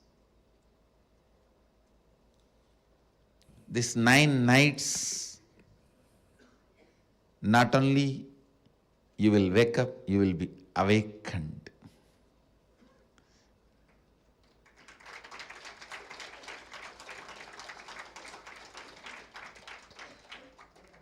If you can connect with the life with the same attitude of connecting with your mother, and if you had incompletions with your mother, complete with that first. And connect with the cosmos, the cosmic mother.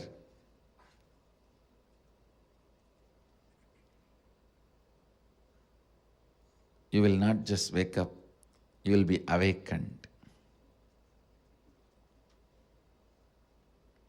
I myself had a great mother, and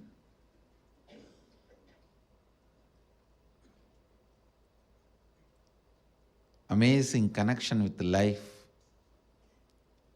in the form of mother.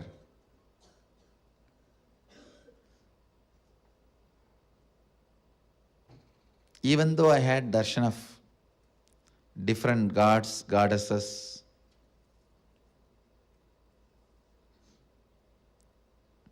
Mahadeva himself in the form of Arunagiri Yogeshwara,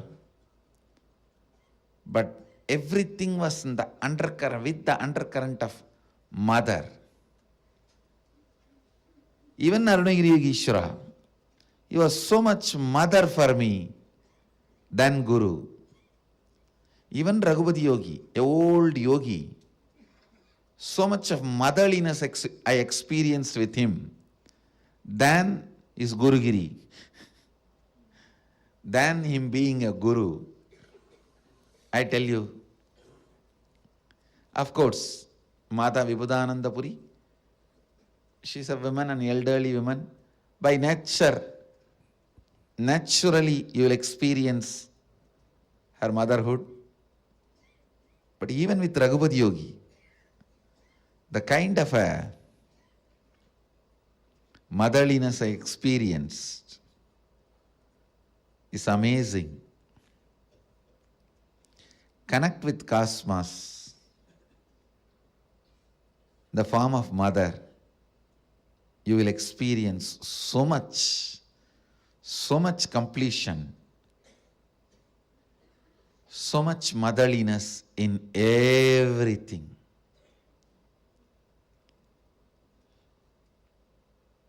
People will experience so much motherliness from you in everything, I tell you. When motherliness starts oozing out in you, even the chair on which you sit will become complete. It won't feel the heaviness of you. It will feel you as a blessing. The ground on which you walk will feel blessed by the touch of your feet.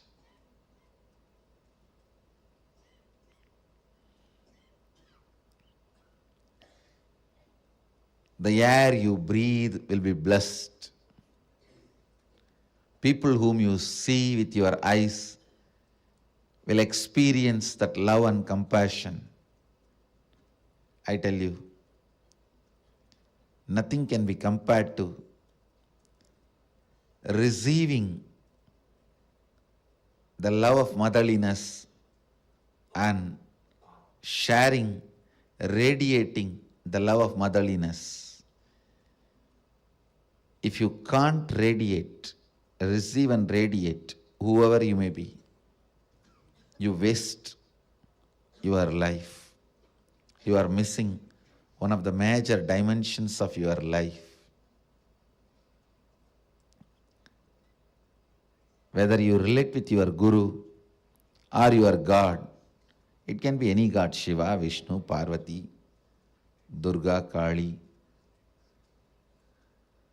Ganesha, Subramanya, any God. If you can relate with the tremendous motherliness, if you can perceive motherliness from your God and Guru and radiate that motherliness to the people around you, you have succeeded in the game of completion. You will bring so much completion into you and to others. So much completion into you and to others. My Navaratri message to all of you: connect with the whole world as you connect with your mother.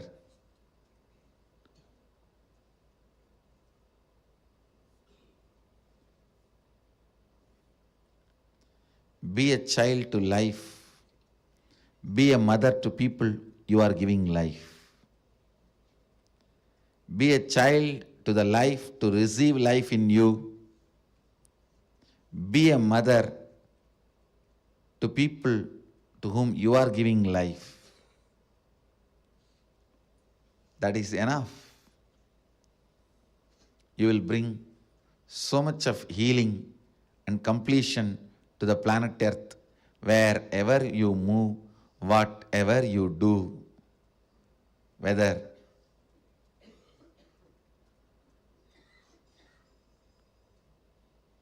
you are a professional, engineer, lawyer, doctor, politician, political leader, celebrity, spiritual leader, whatever you may be doing, motherliness completes you and others. Today I wanted the Vakyartha Sadas to be done on connecting with life as mother. Being a child to life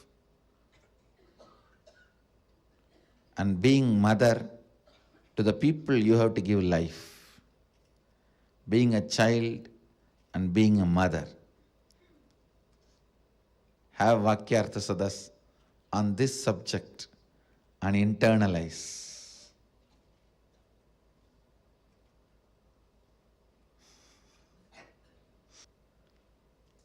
With this, I bless you all. Let you all radiate with integrity, authenticity, responsibility, enriching, causing, living Advaita, the eternal bliss, Nithyananda. Thank you. Be blissful.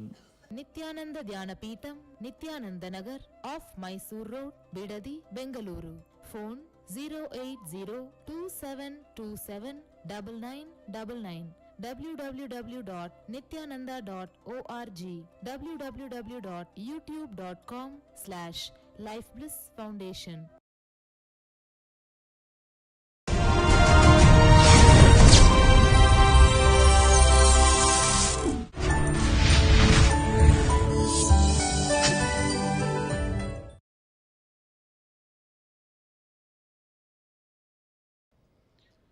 Nithyanandeshwara Samarambam Nithyanandeshwari Madhyamam Asmadacharya Parayantam Vande Guru Paramparam.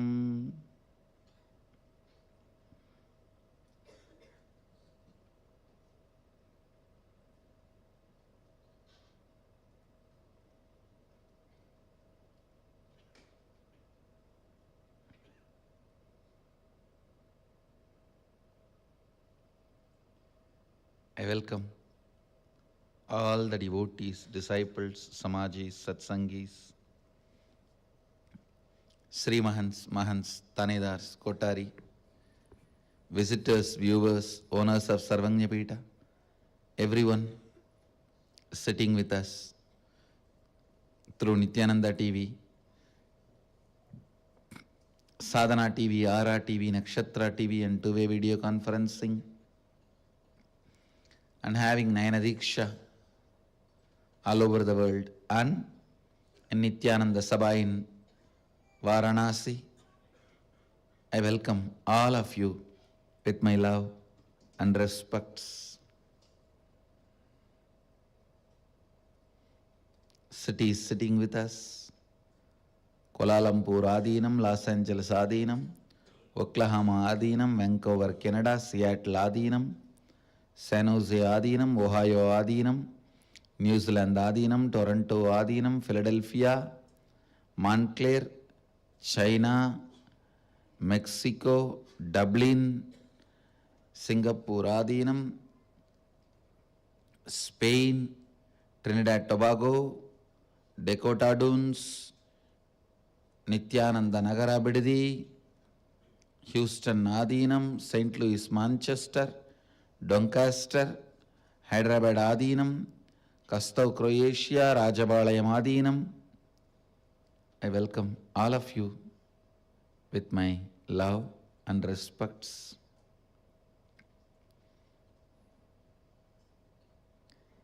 Before entering into the verse, I wanted to explain some basic truths about seeking, which is explained in these verses.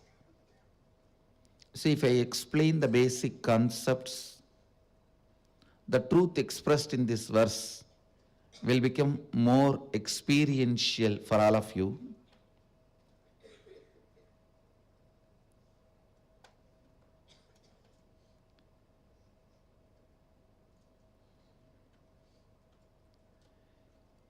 When you are tired of dreaming, or you can't handle dreaming anymore, you decide to wake up. If there is a nightmare, if there is a fantasy dream, where the dream becomes too sweet or too harsh to handle, then you wake up. Same way, the waking state, if you make it too sweet or too harsh, you will become awakened. Making it too harsh, becoming awakened, is the lifestyle of renunciation. Making it too sweet and waking up is lifestyle of devotion. Listen. I'll repeat. In the dream state, if you see two tigers are chasing you or snakes are chasing you, it's harsh to handle. You will wake up. Same way, if it is too fantastic, exactly the same place you always wanted to be is there, the same person with whom you wanted to be is there, you will suddenly wake up. If it is too sweet, you will wake up. Too harsh, you will wake up. So the dream state is sustained in the struggle, not in the extremes. Listen. Only in the struggle the dream continues, not in the extremes. Same way, in the waking state, if it is extreme sweetness, you will be awakened. Or extreme harshness, you will be awakened. But as long as there is a struggle between these two, the struggle between the extreme sweetness and harshness, greed and fear, is what is your incompletion.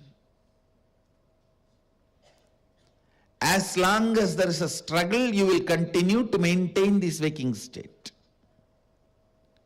This state, you will continue to maintain. If anyone takes over, it's all over.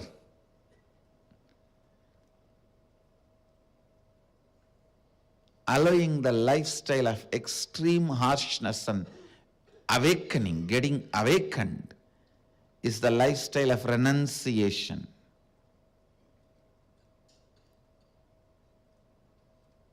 A Naga, a Agori, allowing the extreme sweetness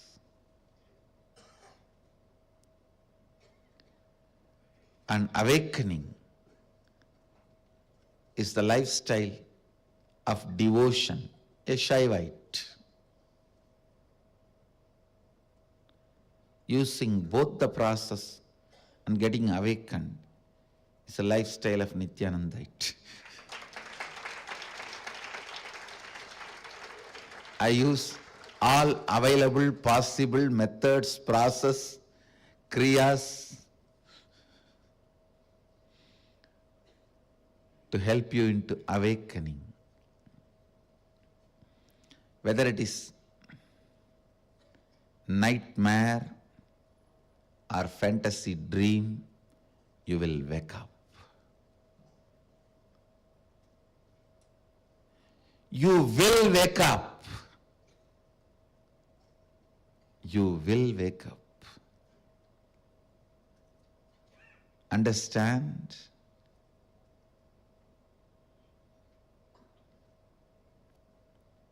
Neither fantasy, dream, nor nightmare will let you continue sleep. Same way, neither extreme harshness nor the extreme sweetness will help you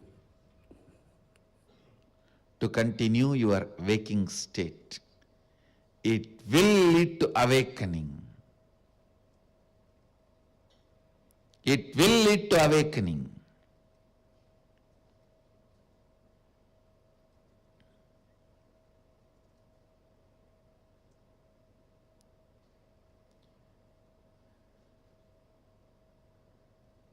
I tell you, if life itself brings that harshness and awakens you, if life itself brings that sweetness and awakens you, you will be wasting a lot of time. You voluntarily getting into that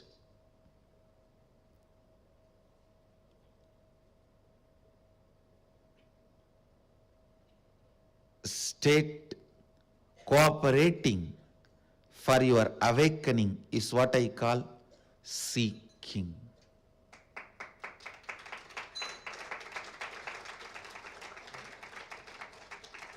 It is not that every night you wake up with a nightmare or fantasy dream. Many nights you wake up because you are too tired.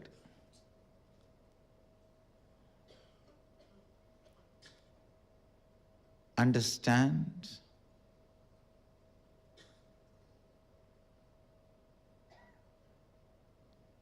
Same way in your life also.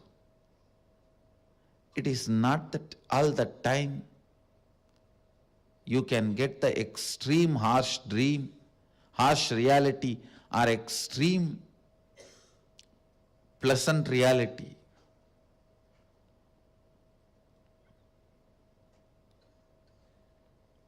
Creating either extreme harshness of reality or extreme pleasantness of reality leads to your awakening.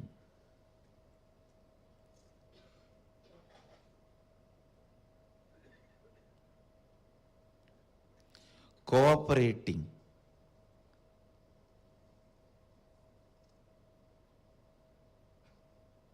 with the life to create extreme harshness or extreme pleasantness is seeking.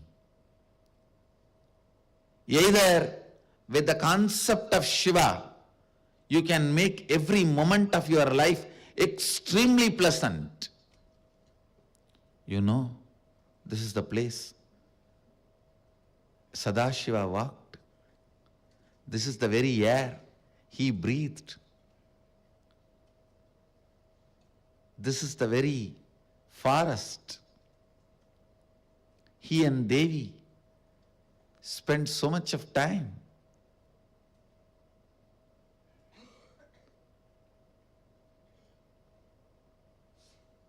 Every tree here is the descendant of the trees which had the fortune of having darshan of Sadashiva. Still the moon and the sun is a living witnesses.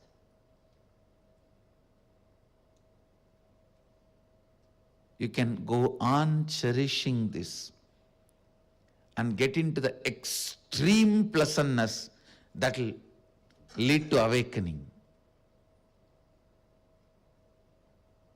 Or you can deny everything, including your own existence, and that will lead to extreme harshness. Again, you will be awakened. Use anyone, cooperate with anyone. Allow the awakening to happen. That's all is essence of life. That's all is essence of life. Your self-doubt, self-hatred, self-denial neither allows you to the experience extreme harshness or extreme pleasantness. If you go through pleasantness, you doubt it. No, this cannot be permanent or eternal. If you go through harshness, you build a hope. No, no, I'll get out of it and I will have pleasantness, joy one day. The hope stops you going to the extreme harshness. Doubt stops you going to the extreme pleasantness. And you don't allow both. Continue to enjoy your struggling state in completion, because only that will maintain your ordinary waking state. Sleep is the base material out of which the dreams can be dreamt. Confusion is the base material out of which this waking state can be perceived. Only if you are in the state of sleep, you can dream. Only if you are in the state of confusion, you can see this waking state. Understand, that is why confusion is a very precious investment for you. It's one of the most precious investment. Most precious investment.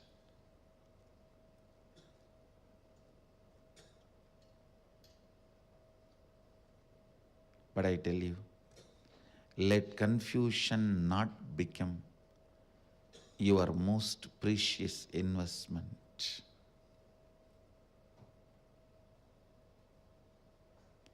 In every step, every line, every inch of your life,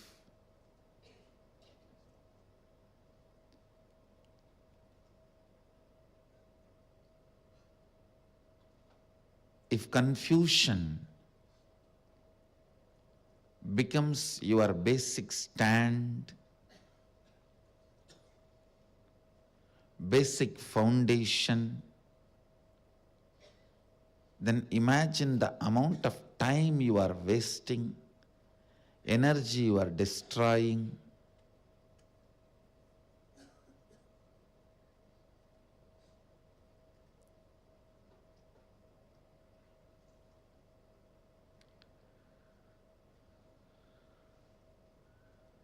There is a beautiful verse in Taittiriya Upanishad.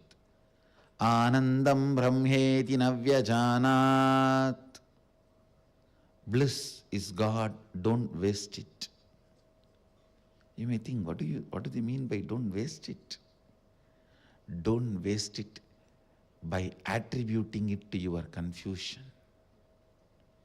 If you think confusion is bliss, if you maintain the stand confusion is bliss, you are wasting your life, destroying your life. You are wasting the bliss, destroying bliss. Anandam brahmedi navyajanat.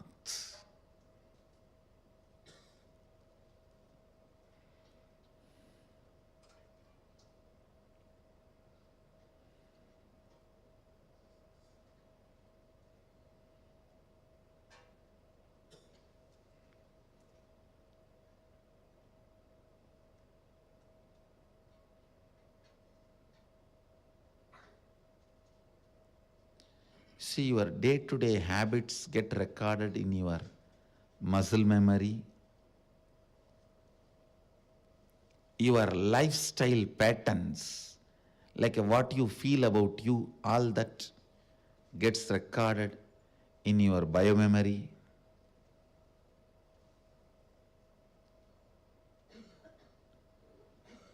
Cleaning up your muscle memory can be done by building good habits.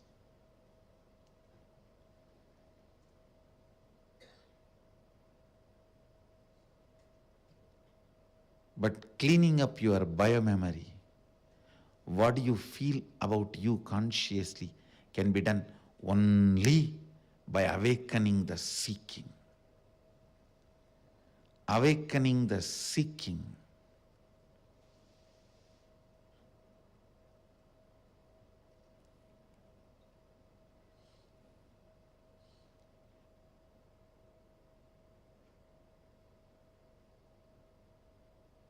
listen carefully to this statement, to these truths.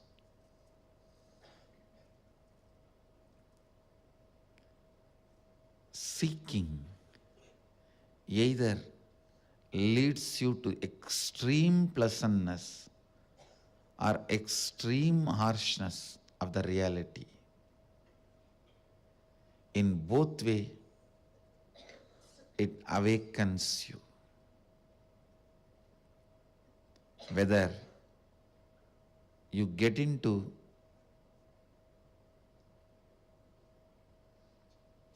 completing your individual existence, or whether you get into expanding your individual existence into cosmic existence.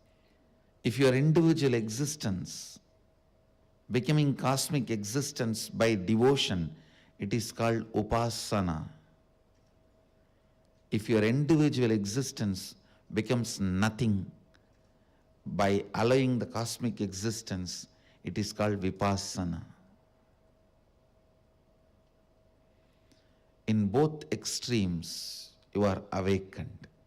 Whether upasana or vipassana, you will be awakened.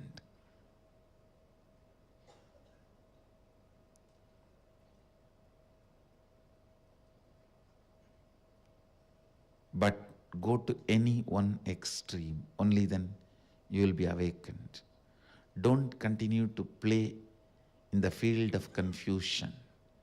You will continue to be just in this dilemma, waking state.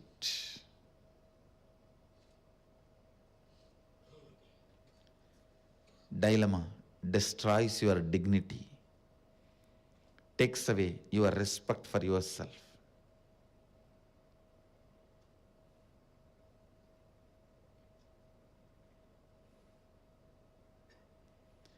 Dilemma destroys your dignity, takes away your respect for yourself. Today we are going to be having a long session for inner awakening participants. It's going in high speed. This inner awakening, I can say, is one of the unique inner awakenings where this no break IA, which I introduced, the concept of no break IA, NBIA, no break inner awakening,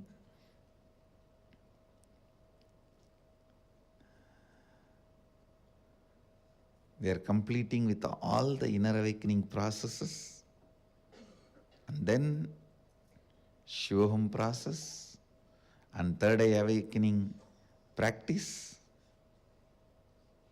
and enjoying Kashi.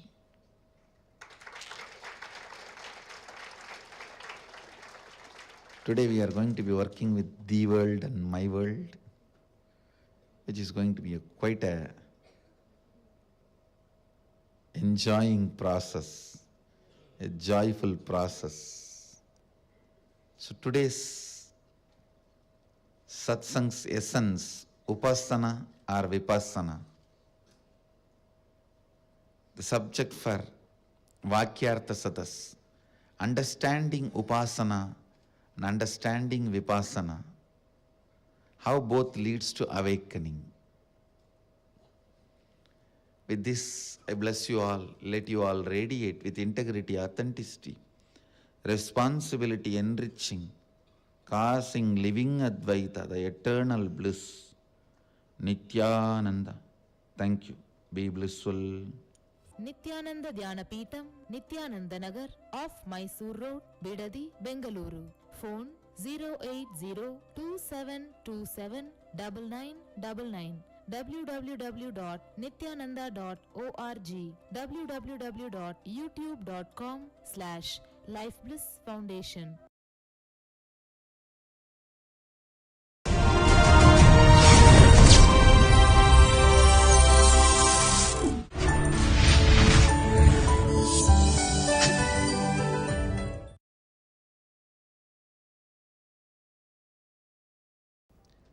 Nithyanandeshwara Samarambam Nithyanandeshwari Madhyamam Asmadacharya Paryantam Vande Guru Paramparam.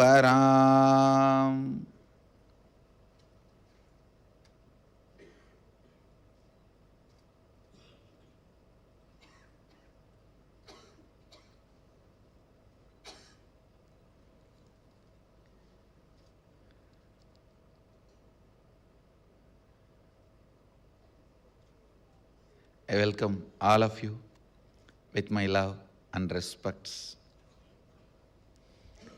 I welcome all the devotees, disciples, Samajis, Satsangis, Srimahans, Mahants, Tanedar, Kotari, visitors, viewers, who are sitting with us all over the world at this time through Nithyananda TV, Sadhana TV, Ara TV, Nakshatra TV, and two-way video conferencing, having Nayana Diksha. Cities sitting with us in two-way video conferencing, having Nayana Diksha, Kuala Lumpur Adinam, Ohio Adinam, Seattle Adinam, Los Angeles Adinam,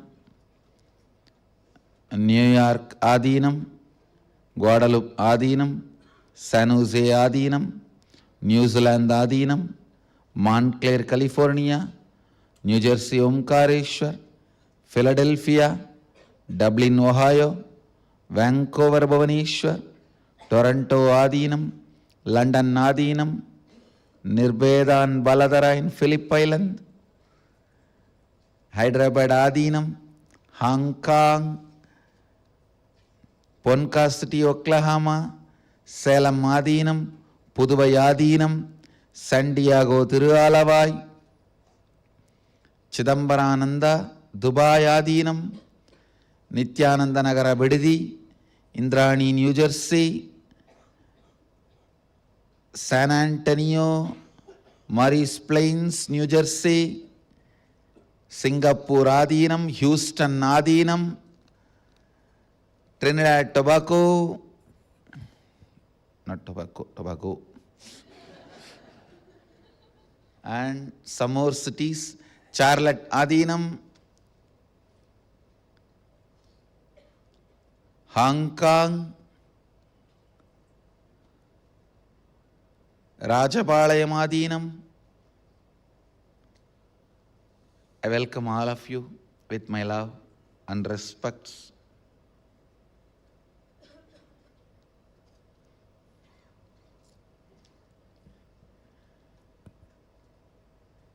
I'll enter into the next verse of Isavasya Upanishad,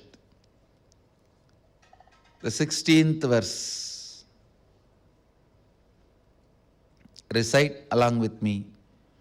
Pushanne karshe Yamasurya Prajavatya Vyuharashmin Samoha Tejo Yatte Rupam Kalyanadamam Datte Pashyami Yosavasau Purushaha Sohamasmi.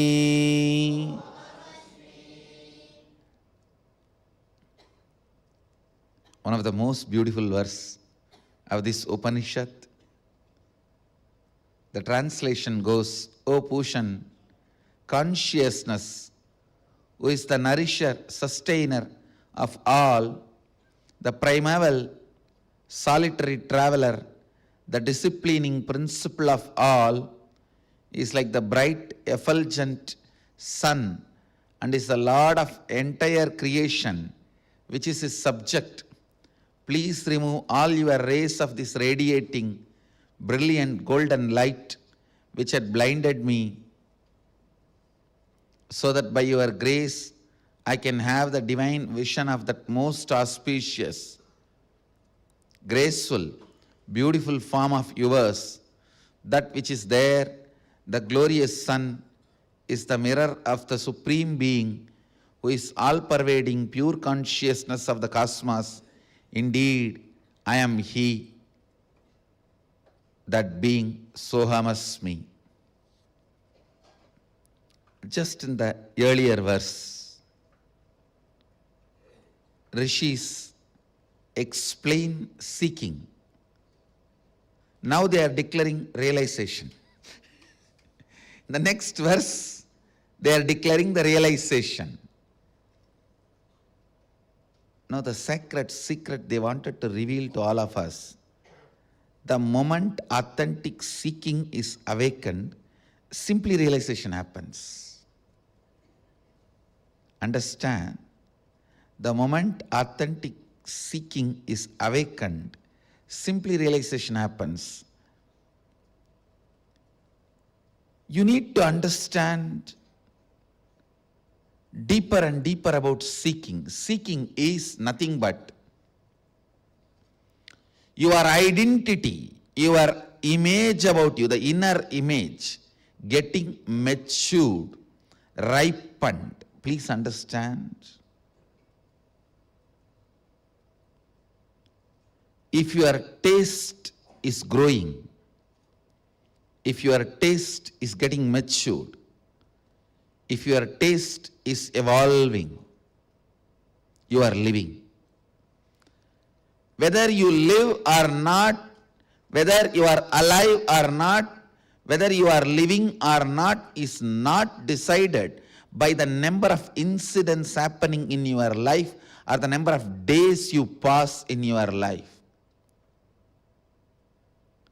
The status quo life means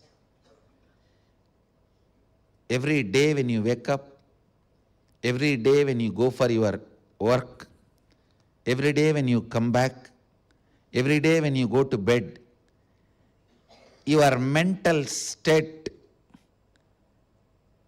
your thought pattern, your thought current, your incompletions, if it is same, be very clear, you are dead, waiting to be buried. Just because you have not been buried or cremated does not mean you are alive. You are an orphan body. Dead, waiting to be buried.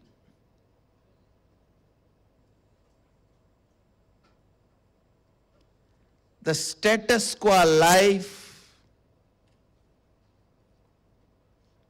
is the worst possible life.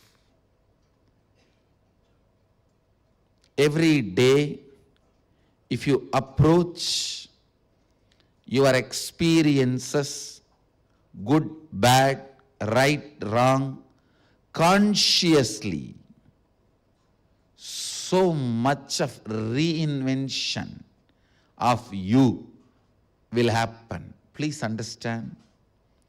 I am not even saying do only right things, don't do wrong things. And I am also not saying do wrong things, don't do right things. All I am trying to tell you, be aware of what you are doing.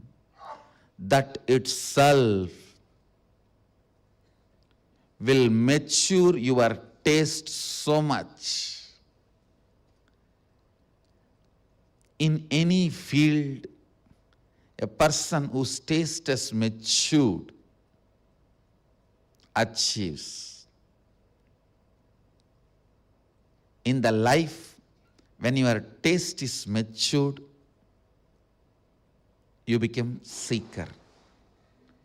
You become seeker. Listen.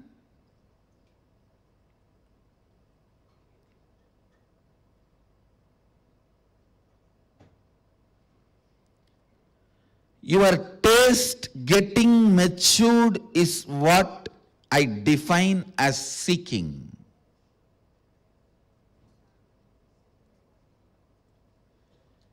Your taste getting matured.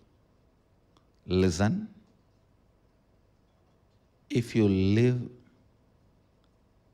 consciously, every experience will mature your taste.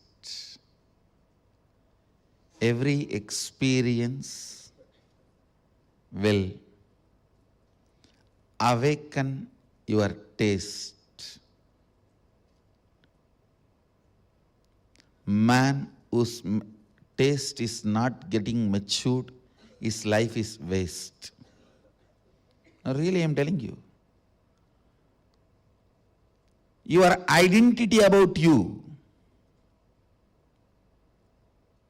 what you value as joy, what you value as right, what you value as success, what you think as pain, what do you think as pleasure, all this should go on getting matured.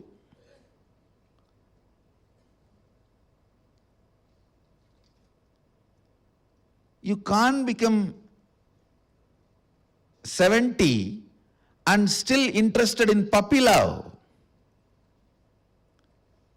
No, that shows you have not lived.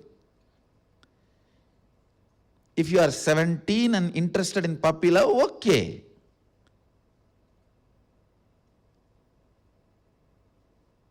But 70, still you are trying to be in fantasy of puppy love, you are stupid. I am giving you one example. Whether it is name and fame,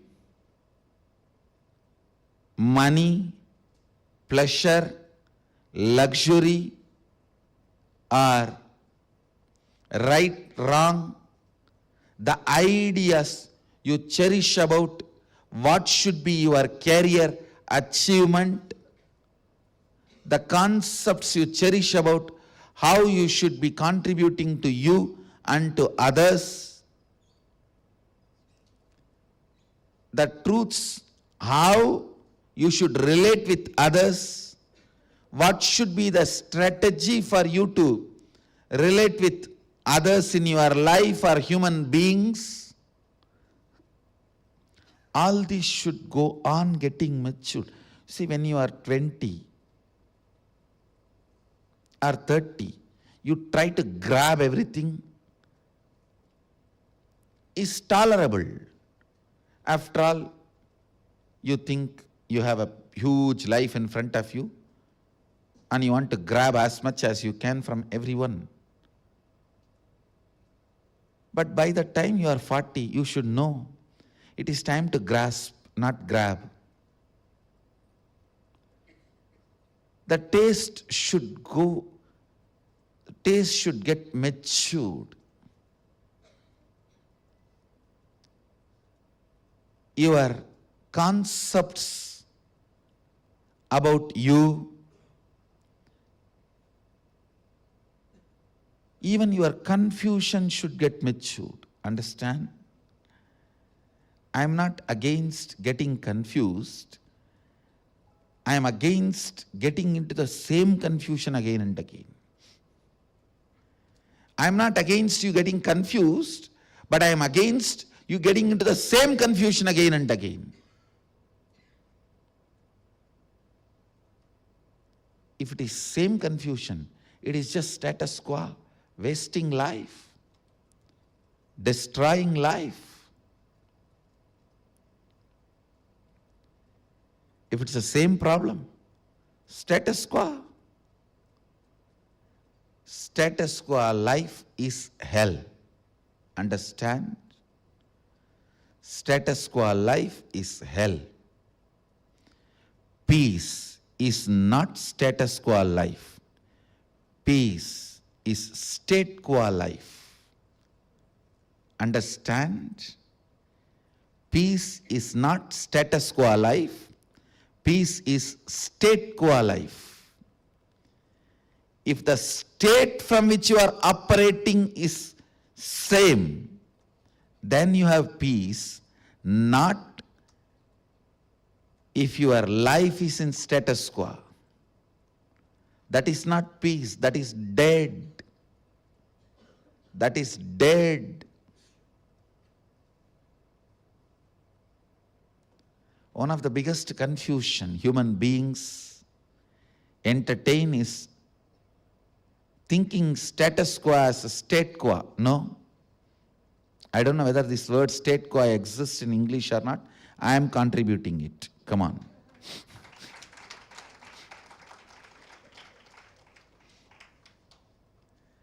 Today's subject for Vakyartha Sadas should be, what is status quo and what is state quo?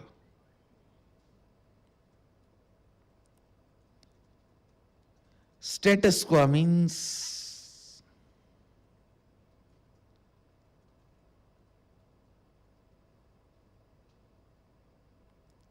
stuck in the same thought current, incompletion, mental pattern,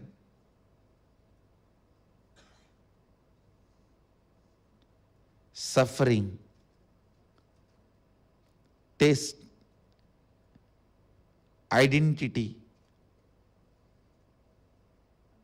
ideas about you and others, everything just remains same. State quo means it is established in the ultimate truth, and constantly the maturity becoming the lifestyle, radiating maturity. Your thinking, words, feeling, actions, everything functioning based on maturity.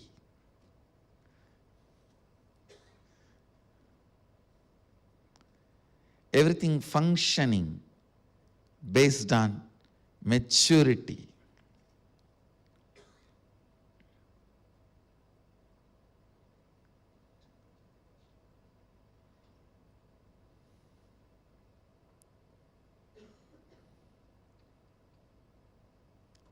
Let your ideas,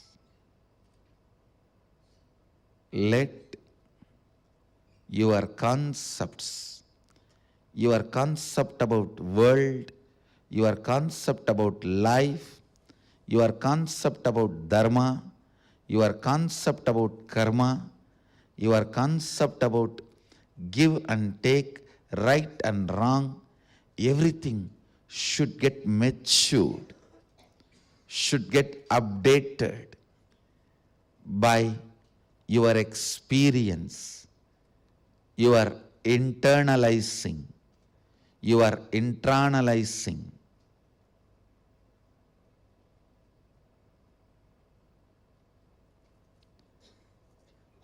Somebody came and asked me,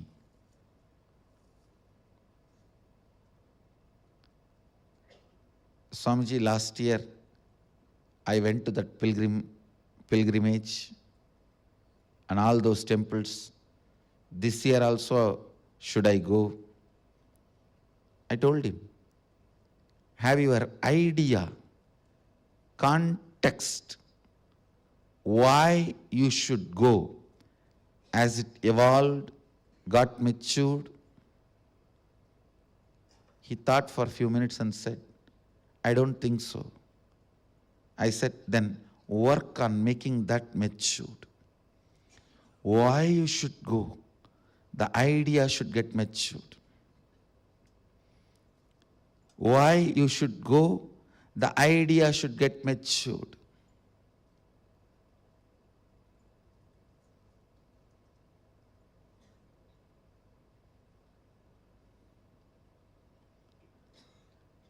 If the why is not getting matured, your actions are not going to liberate you.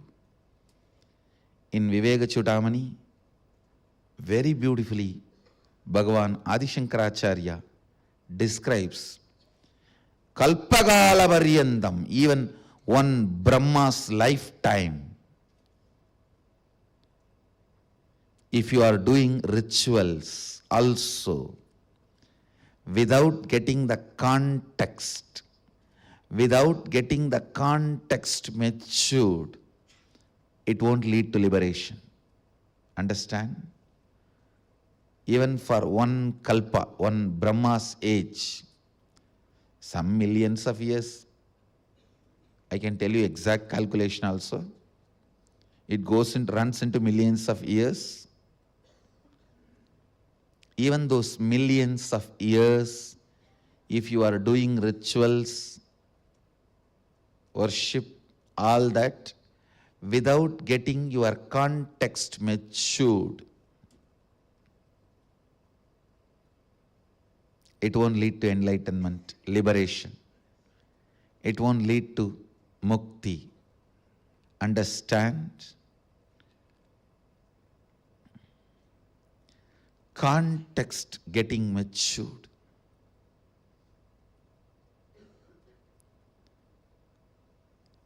Context getting matured is seeking. Your idea about you will get matured. I tell you, the biggest gift you should receive from me is best inner image. Your outer image, others' image, life image and all will automatically get tuned. The best gift you should receive from me is inner image. Other than that, anything you receive is waste. Useless. All right, even if you get healing from me and become healthy, what is the use? You may live 100 years. After that, there are monkeys living 100 years. There are trees living 500 years. There are tortoises living 300 years. What's the use? Even if you live 100 years, monkey is the monkey, is the monkey, is the monkey.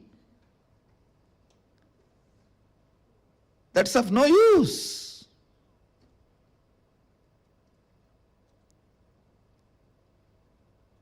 If you receive the gift of best inner image, your whole life will become matured.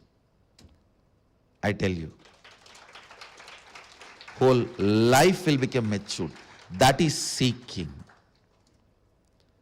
Otherwise, a day of Brahma, one day of Brahma, Kalpa, is of duration of 4.32 billion solar years.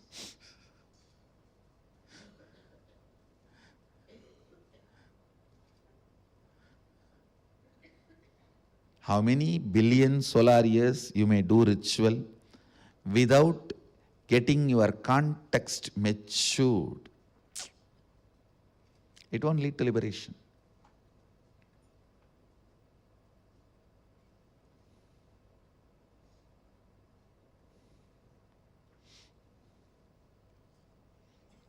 Understand?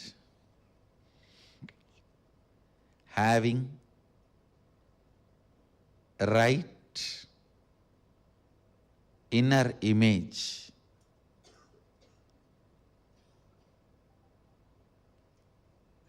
awakens seeking in you. If the seeking is awakened, everything is done. After that, nothing else can hijack your life. Even if I heal you and you live 100 years, there is a possibility your hormones can hijack your life. Or your desire for name and fame can hijack your life. Or your delusion, confusion can hijack your life. Confusion and inaction can hijack your life. But if the seeking is awakened, nothing can hijack your life. Nothing can hijack your life. Only in a person whom seeking is awakened, he is safe. He lives. He is protected. He is showered.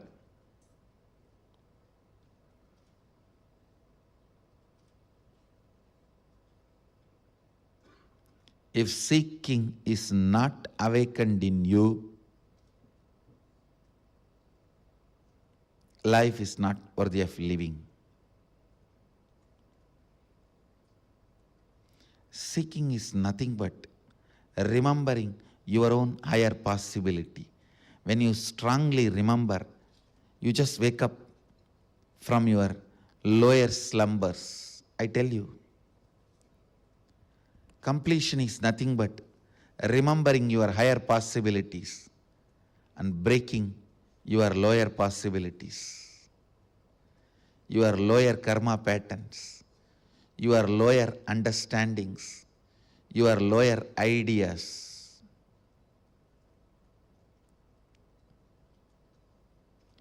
Your lower identities.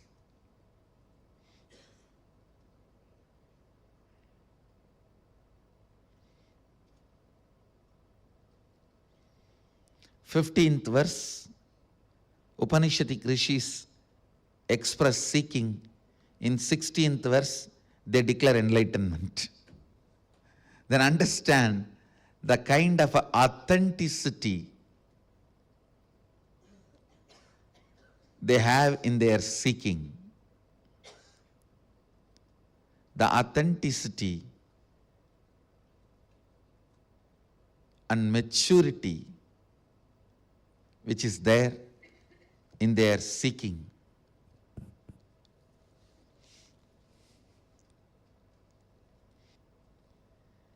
If your taste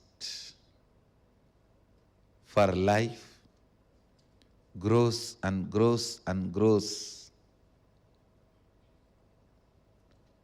taste about you grows and grows and grows.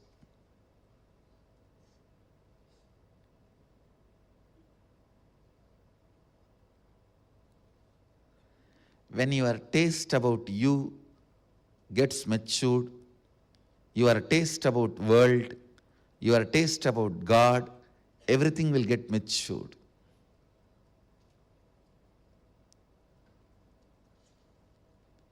The man who has highest taste about himself only can connect with Mahadeva because he is the best taste of God. Understand? Only if you have a best taste about you, you can connect with Mahadeva because he is the best taste in the realms of God. That is why Mahadeva.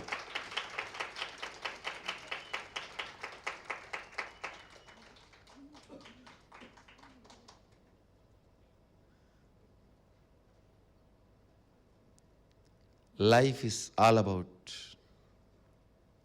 your taste getting matured, seeking awakening.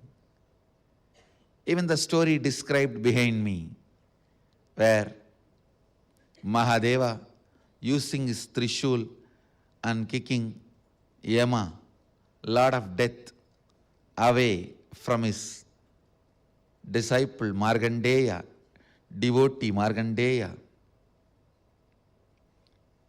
Actually, based on your taste, you can understand this story. If your taste is very low, you will think, oh, when the death is about to come, if I just put a Shivalinga and tightly hold on to it, Shiva will appear and kick Yamadharma out, and I will be out of bed, and I can live as long as I want. You can understand this way. Or if your taste is matured, you know, even while death walks in, if you hold on to that space of Mahadeva, he will see to it, even death cannot kill you. You will be liberated and living eternal life, Jivan Mukti.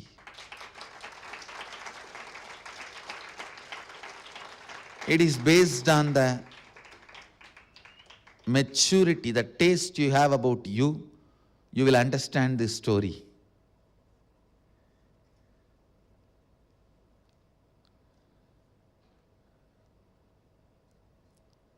when you are entering into the waking state from the dream state, your taste is getting matured.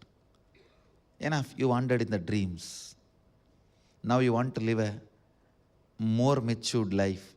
You move to the waking state.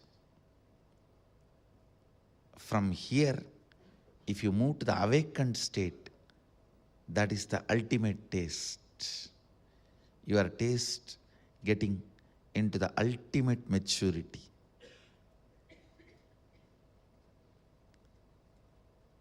Unless your taste matures to the waking state, you will not come out of dream. You will continue to be dreaming and blabbering in the dream. Remember a proverb. You can eat in the dream, even kiss in the dream, but never piss in the dream, because that is set up. You will realize the bathroom is set up. If you have experienced only, you can understand what I am saying. Understand, there are some things which you should never do in dream. Don't use the restroom in the dream because it is set up. If you use, then you will realize, you will wake up and realize, yes, it was set up. It's your bladder which is filled, created the whole restroom for you. Actually, if you analyze all this, your whole being will get matured. Same way, it is your hormones which is full in your body, creates the ambience where you think pleasure happens. All your pleasure, pain, good, bad, is nothing more than a restroom you find in your dream to relieve yourself. Only after you relieve, you will wake up and see that was a setup by your filled bladder. How many of you have realized it at least once? Then you know what I am talking. Understand, then you will know what I am talking.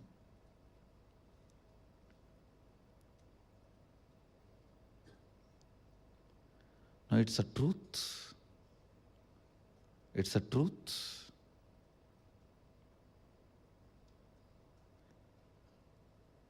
When your taste gets matured to the waking state, you move out of dream.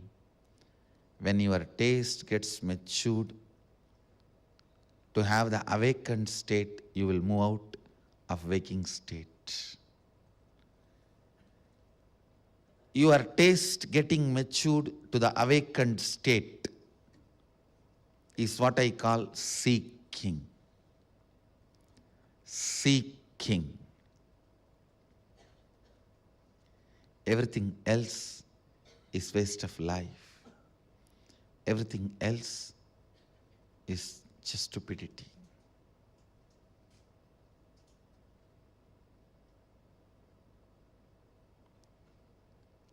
Your soul getting matured is seeking. If seeking is not awakened, understand, your whole life is waste. You might have driven any type of car, lived in any type of bungalow or mansion. You would have had whatever million or billion in your stupid, useless electronic bank account, which itself has no base. If you study what is economy, you will understand how you are all cheated. If you study medicine, you will understand how you are all cheated. If you study law, you will understand how everyone is cheated.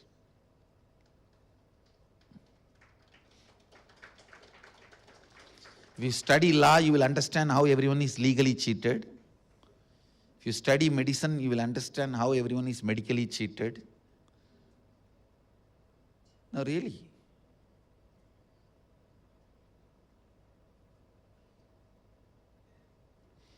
If you study economy, you will understand how everyone is cheated in the name of money. Money is the biggest hoax created by human beings. Unfortunately, he himself got caught into it. If you see any science fiction movies, there are many where they show human beings create machines, robots, suddenly they take over the world. That is what has happened now. Human beings created currency, money, concept of money, and now it has taken over the world. Even we can't control it anymore. It's over. The biggest hoax created, which has taken over the humanity, is money. You might have had any money, any amount of money and any number of honey. And any number of cars and houses, any amount of name and fame, rewards, awards. Remember, if the soul is not getting matured, if your taste for life is not evolving, if your seeking is not awakened, if you have not started moving towards the awakened life, everything is just useless. The buildings and mansions you built in the dream is not worthy of even 2 penny in the waking state. And the same way, whatever you built in this waking state will not be even 1 penny worthy in awakened state. That is the state to be, state to exist. Wake up as early as possible to the awakened life. Let the seeking mature your soul. The whole Nithyanandam is going to be about making your soul matured. Not just doing some kriya, completion, yoga, expressing few powers. It will all be there. Beyond that, making your very bioenergy, your soul matured. When the soul gets matured, all the powers will be there in your garage. You will not even bring them into your bedroom. It will all be there in your garage. However costly the car may be, you can leave it only in garage, not in the bedroom. How many ever powers you may have, it is only the outer world. In your inner space, awakening to enlightenment is the only the best gift you will receive from a living incarnation.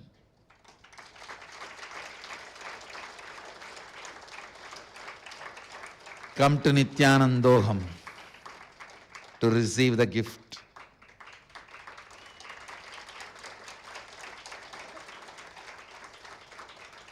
Nithyanandam chalo.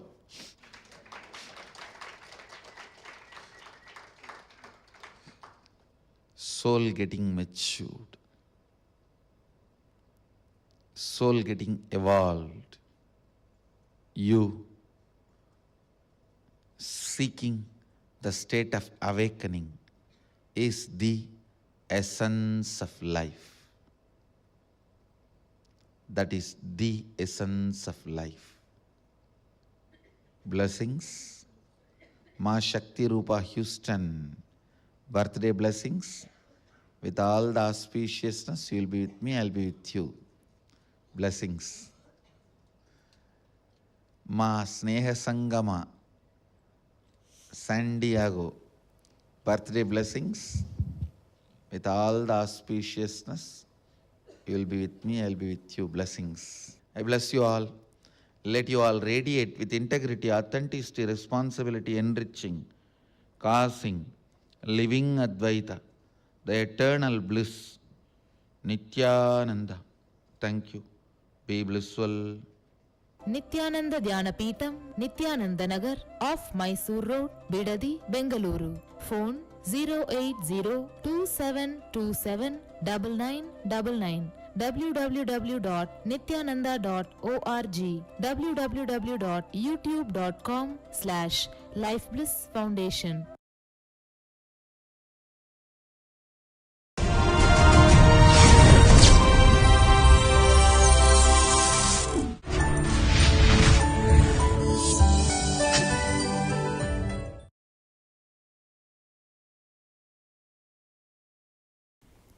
Nithyanandeshwar Samarambam Nithyanandeshwari Madhyamam Asmadacharya Paryantam Vande Guru Paramparam.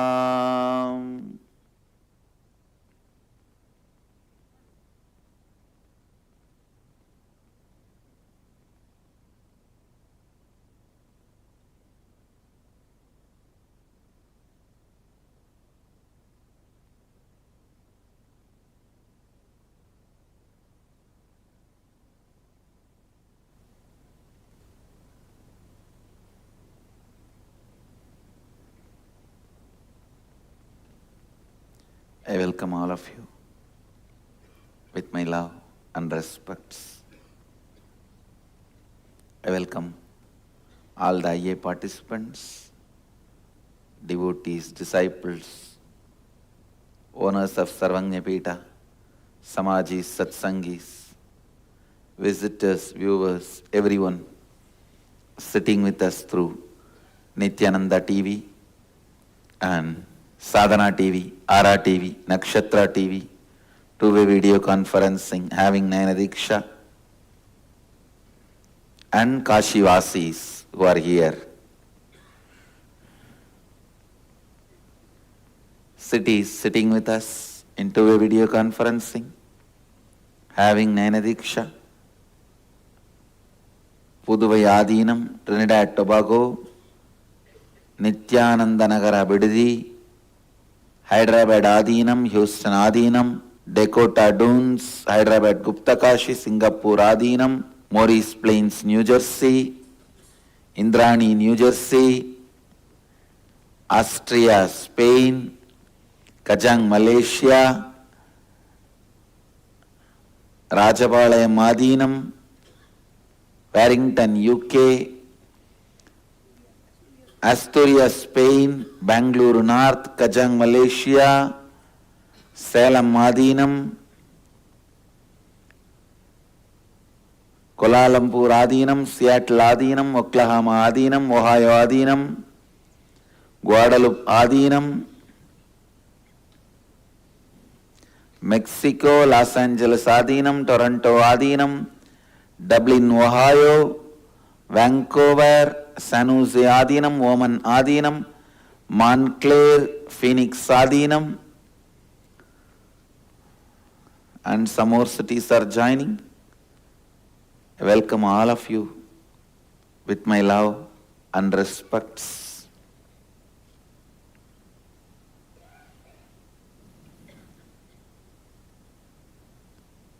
I'll continue to expand on Isavasya Upanishad.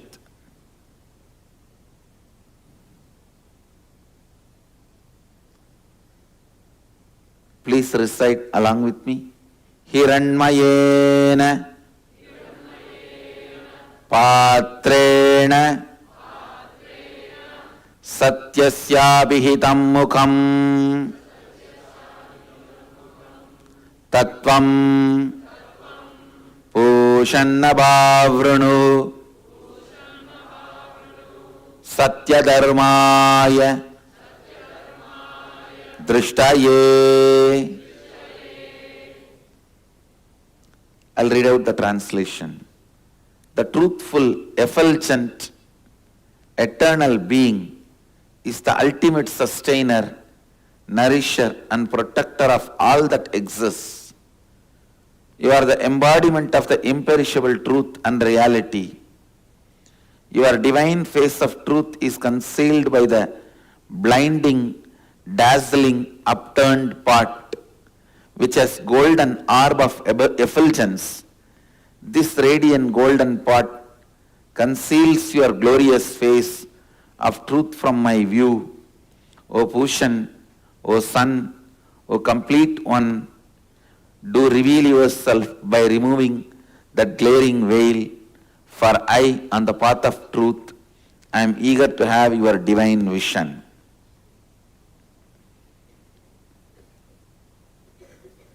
Understand? There are tons of things need to understand. You need to understand this verse. First of all, when the human beings started seeking, please understand, origin of seeking is from Saraswati Ganges civilization. Just recently, some of the Western historians jointly gave a statement. The Greek civilization is a complete hoax created to put down the Ganges Saraswati civilization, just to distort the history, because they do not want the credit to go to Ganges civilization. So the hoax called Greek civilization was invented. The seeking started in Ganges civilization.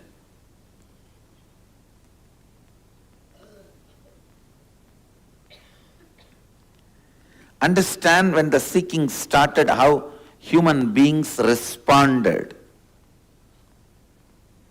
how human beings reacted, how they expressed.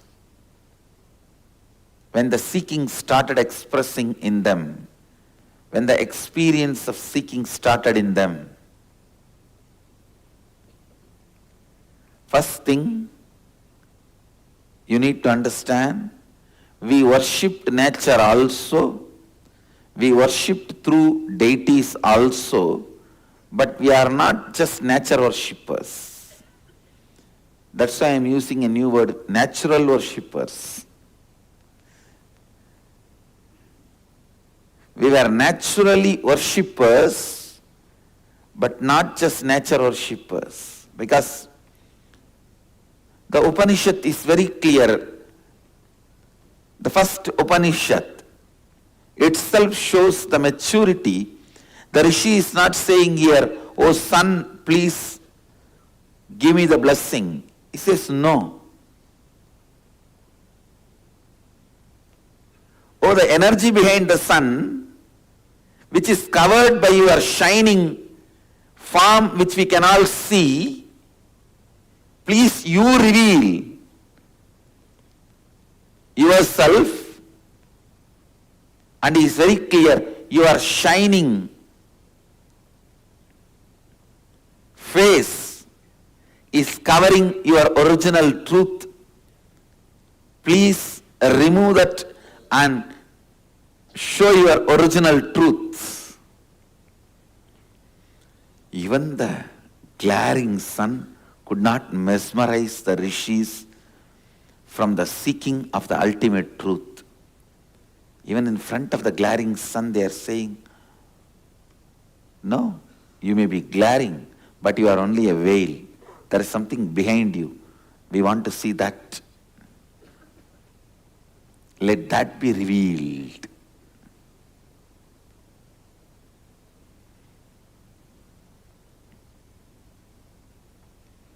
When you see a darkness and try to find out something beyond darkness, is not great. That it's possible. It is possible. And you will try to look beyond the darkness. Always because you don't want to be stuck with it. But when you see a powerful light, asking, let me see the reality behind this light. because this is stopping. That is something too much. Means the rishis know what they are looking for. Their seeking is so strong, it cannot be diverted, manipulated, misguided, diluted, even if something is glaringly radiating. Hiranmayena patrena. Even if it is shining like a golden light.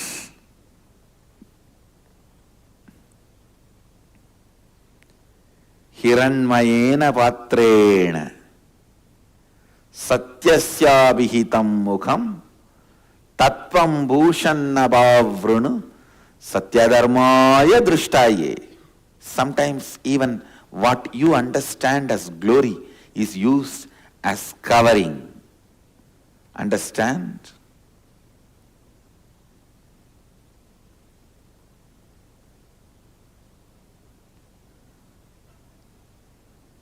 If 100 people have missed me,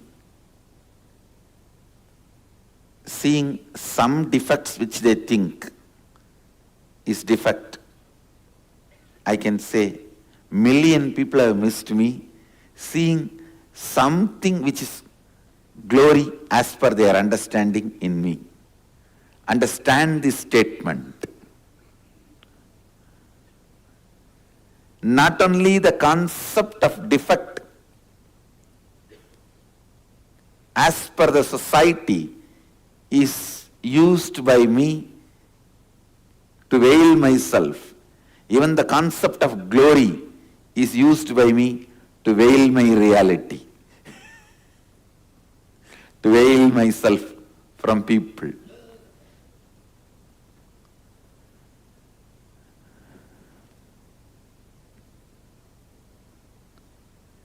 Because whatever you understand as glory is also too small.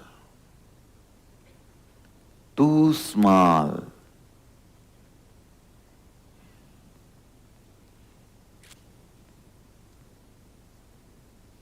If you think healing is my glory and you are celebrating me just for it, I tell you, it is too small to be celebrated. I can just make you run around the same veil forever and ever and ever.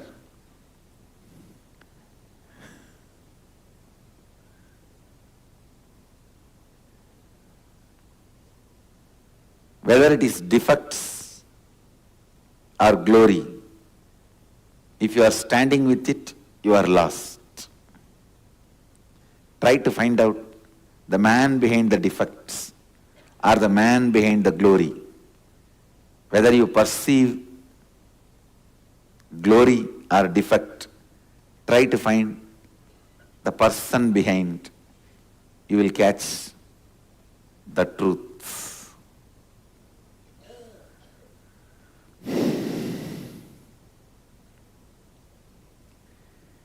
Hiranmayena patrena satyasya bhitam muham.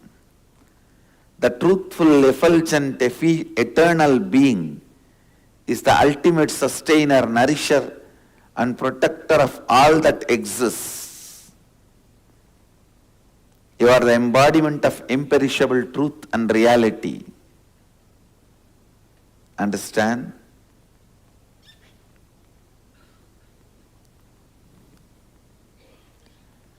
Your divine face of truth is concealed by the blinding, dazzling, upturned pot, which has golden orb of effulgence. This radiant golden pot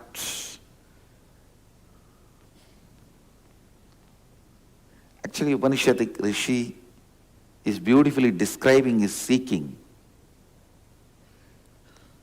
When they started seeking, one of the most impressive thing is the sun on the sky.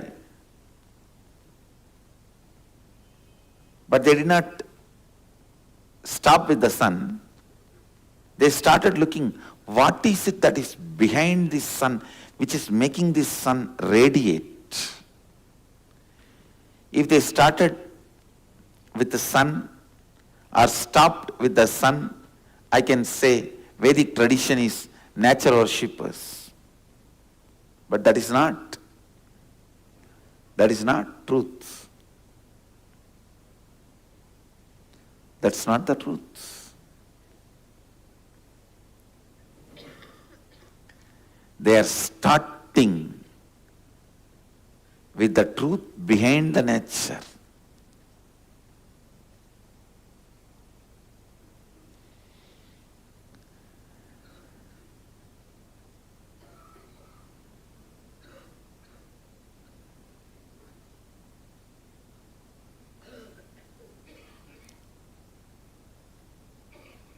If you miss me seeing some your own ideas of defect, you missed over. But there are some people who miss me seeing my powers and glories. Understand? If you are just celebrating only powers and glories, stuck with only powers and glories, you will lose me. You will lose me.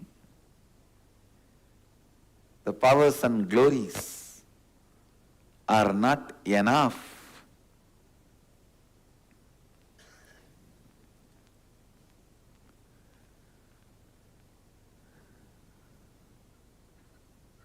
See, what is it that radiates powers and glories? Then you will realize the ultimate truth inside you.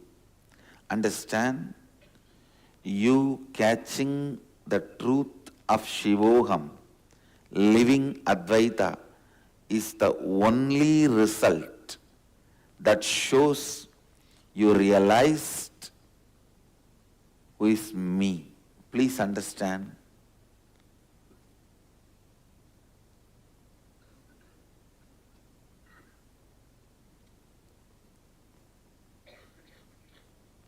Sometimes, even by celebrating my powers and glories, if you divert yourself from the original experience of Shivoham, which you need to achieve, again you missed it.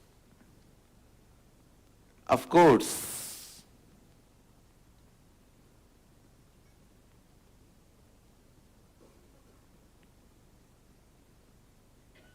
if there is a feeling, connection and devotion, that very devotion will raise you and remind you, help you to reinvent.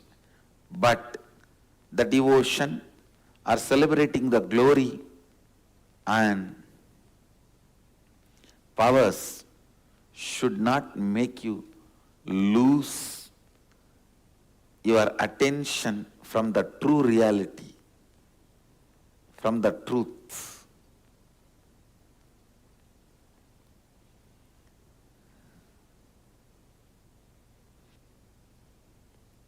The need to keep your seeking pure is emphasized in this verse.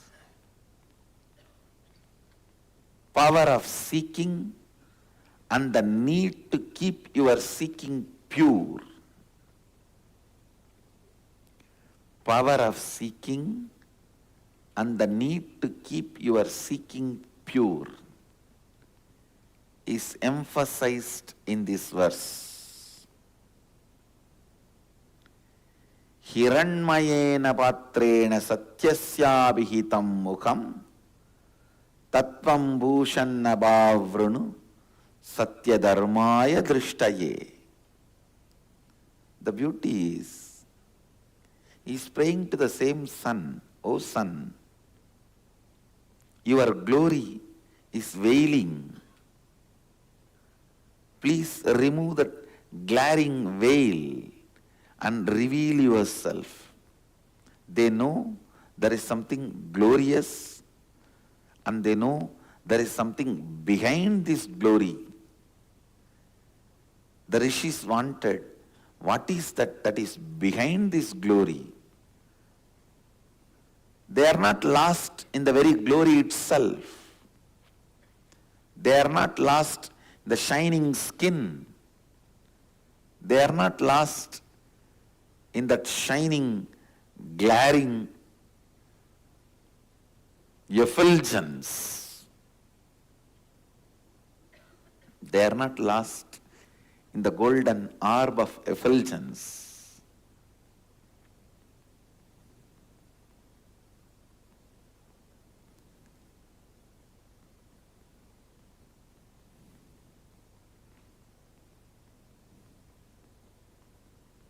Any form, any name, any glory,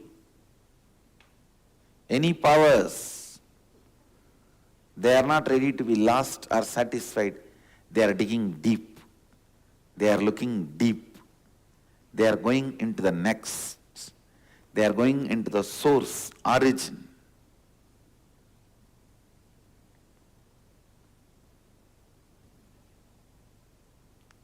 Understand, the real danger in your life is when you get cozy with the powers and glories of your life or the life you appreciate. You should explore the energy behind this glory, whether it is in your life or the life you appreciate. I know it's really, because with so much of suffering, sadness and everything, when you find some peace and glory and joy, you always wanted to settle down in that very station. But settling down may dull your seeking. It may take away seeking from you, which rishis are not going to allow. Seeking should continue forever and ever and ever. It should become just your breathing style, lifestyle. It should become your breathing style, lifestyle. It should just become part of you, your very core.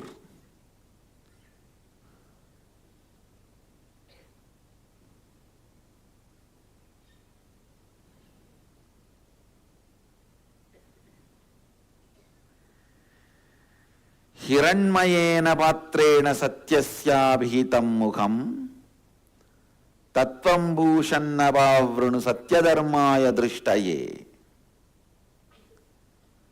The truthful, effulgent, eternal being is the ultimate sustainer, nourisher and protector of all that exists. You are the embodiment of the imperishable truth and reality.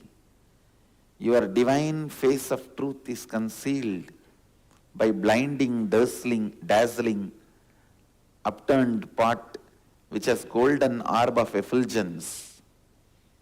This radiant golden pot conceals your glorious face of truth from my view, O Bhushan, O Sun, O complete one. Do reveal yourself by removing that glaring veil, for I, on the path of truth, am eager to have your divine vision. On the path of truth, even the glaring veils are veils. However glaring may be, the veil is a veil is a veil.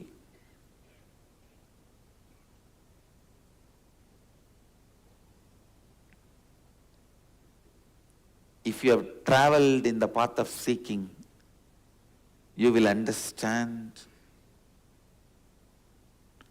what rishis are revealing. You will understand what these great masters are expressing. I tell you, seeking should be one of the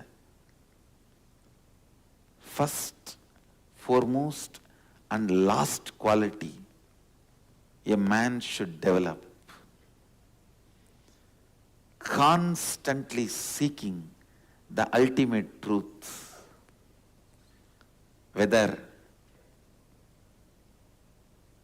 you pick up a job or build a career, get married, in every decision, every action, every step of your life, seeking should be the first priority. When you get married, seek the truth of the relationship. How this relationship completes the other person and completes me. What is the nitty-gritties, bolts and nuts of fulfillment or completion the other person is seeking in me and I am seeking in the other person. Explore, that is marriage. In career, in job, you have to explore what is it that my employer tries to complete through me. What is it I try to complete through my employer? In your career, try to see what is it my customer tries to complete through me. How can I become complete through my customer? How he can enrich me and I can enrich him. You will see tremendous integrity and authenticity in all your dealings of life.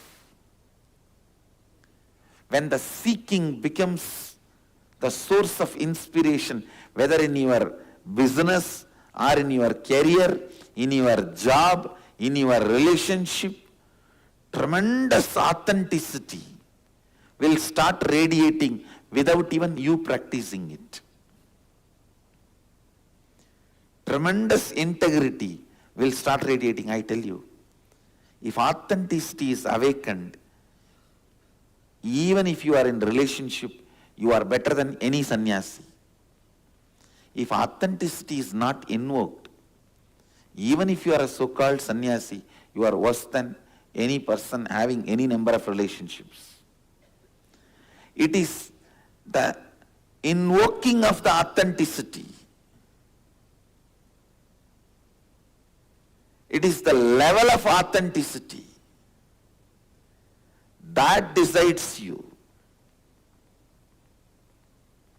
not the number of relationships, number of business, number of job you do. You can be whole day free or whole day active. You can be whole day working or whole day lazying around. You can be whole day making money or whole day spending money. Nothing is right or nothing is wrong. It is just your authenticity, the ability to radiate authenticity either in your relationships or in your business or in your career or in every dealing in your life. The ability to radiate authenticity, I tell you. When the seeking is awakened, the ability to radiate authenticity,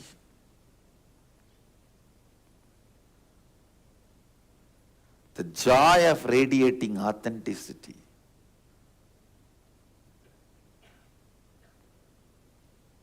the way you will hold your family, the way you will hold your team, the way you will hold your very life,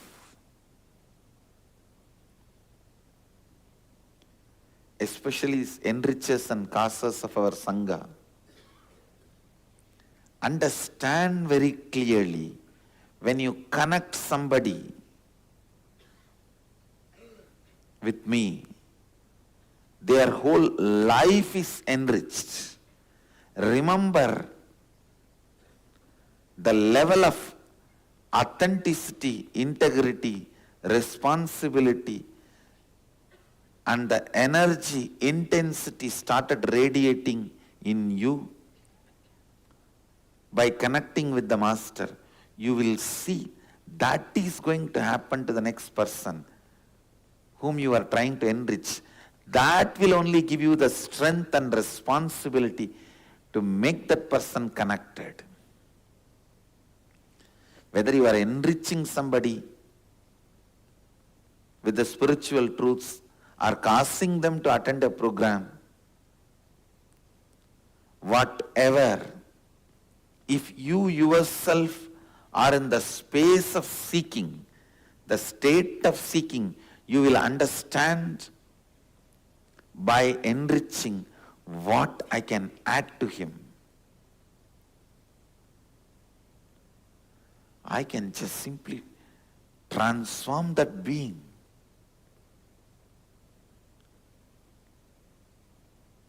What he can add to me, the joy of brotherhood, the Sangha brotherhood.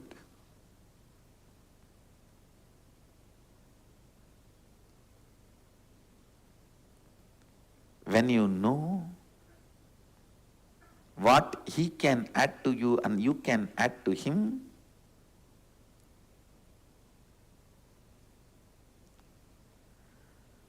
then the authenticity and integrity, responsibility radiates in your thoughts, words and actions will be immeasurable. You will become authentic. You will become integrated. You will become responsible without even you need to practice it. It is just like ultimate acid wash, the conscious acid wash. You will be active your whole day and night. You will be producing the results beyond your wild imaginations. You will be just radiating, radiating, radiating, and continue to radiate the energy. Continue to awaken people. Seeking not only awakens you, it awakens everyone around you. It not only awakens you, it awakens everyone around you.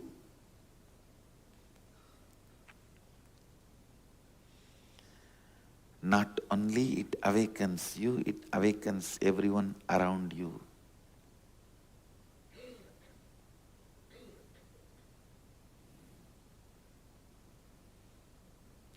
Satyadharmaya drishtaye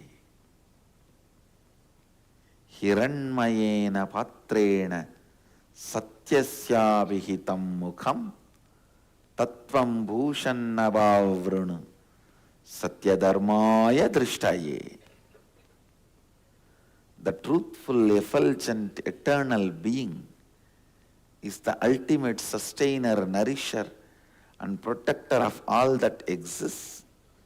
You are the embodiment of the imperishable truth and reality.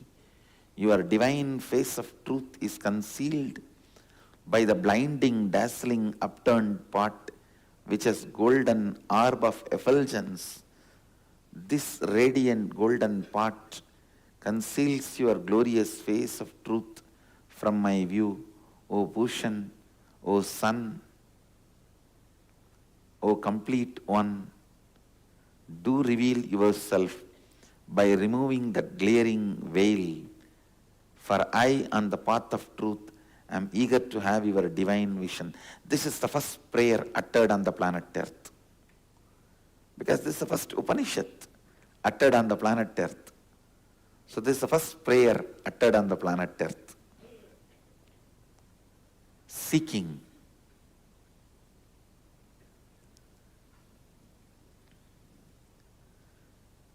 The joy of seeking is expressed in this one verse, I tell you.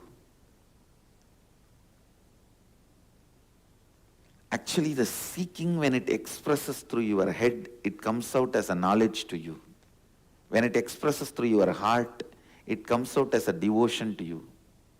When it expresses through your being, it comes out as an energy. Whether it is knowledge, devotion, or energy, the source material is seeking. Seeking is the way the God in you wakes up. See, early morning,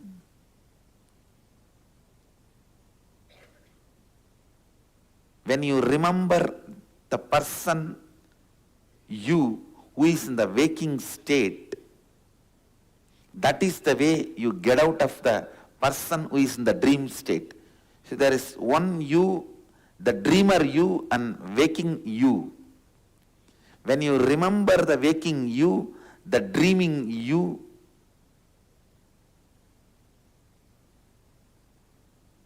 merges into waking you, you wake up and you move to the waking you. Please understand, it's a very important truth. In the waking state, you exist as somebody. In the dream state, you exist as somebody. The moment you remember you, who is in the waking state, the person who is dreaming wakes up. A remembrance of the waking state is the way the waking state person moves away from the dream person. You need to catch what I am trying to convey. It's actually waking state person enters into the dreaming person and removes you from the dream and you wake up. Same way, God, supremely awakened being, which is you enter into this waking state person and move you to that state. That is called seeking. Understand? A waking personality of you enters into the dream personality and reminds your waking state to the dream personality and waking you up to your waking state. This is your everyday experience. This all of you can understand. Same way, the awakened state of you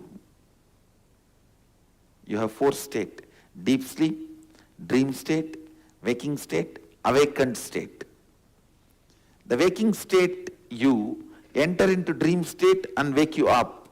The awakened state of you enters into the waking state and awakens you. That is seeking. The awakened state of you entering into the waking state of you and awakening you is seeking. If you have started seeking, be very clear, God has graced you. He has showered His grace on you. Now, the train is going to stop only where you achieve your goal, not before that. Mumukshutva, Shankara says, awakening of seeking in a human being is one of the greatest, rarest thing can happen. Understand? Seeking fulfills everything you seek and beyond. It awakens the truth in you. It awakens the possibility in you.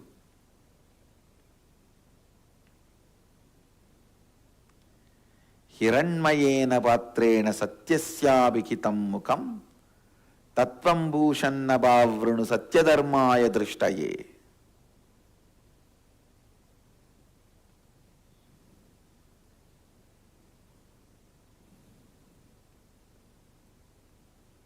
Awaken the seeking in you. That's the best way to prepare yourself for Nithyanandam 2008. If you are going to be there physically, prepare yourself by awakening your seeking. If you don't plan going for Nithyanandam, awaken your seeking, you will be there. If you have already planned, awaken your seeking, that's the best way of preparing yourself. If you are not planning, awaken your seeking, you will be there. That's all I have to say now. Seeking, seeking, seeking is the most finest expression of God in human being. See, when God expresses, you may express many qualities. Even third eye power is nothing but the expression of Mahadeva radiating in you. Every power is God expressing through you. But the most finest, subtlest, greatest power, experience God can express through you is seeking. Because He reminds His nature to you and makes you into He.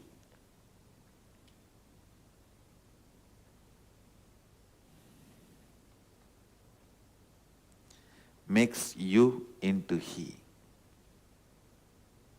I bless you all. Let you all radiate with integrity, authenticity, responsibility, enriching, causing, living Advaita, the eternal bliss, Nithyananda. Thank you. Be blissful. Nithyananda Dhyanapitham, Nithyananda Nagar, off Mysore Road, Bidadi, Bengaluru. Phone 08027279999. www.nithyananda.org. www.youtube.com/lifeblissfoundation.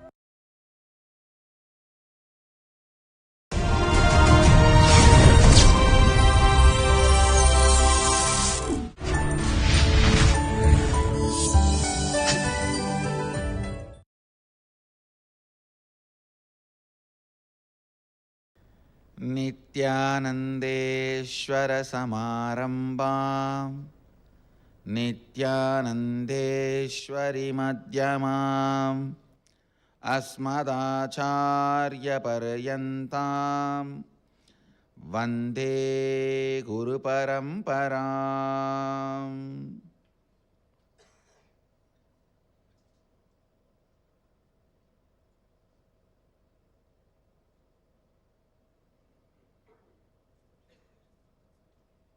I welcome all of you with my love and respects. I welcome all the devotees, disciples, Samajis, Satsangis, Shri Mahants, Mahants, Kotaris,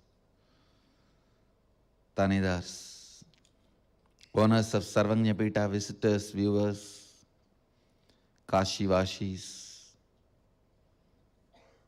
sitting with us in Varanasi, in Nithyananda Sabha,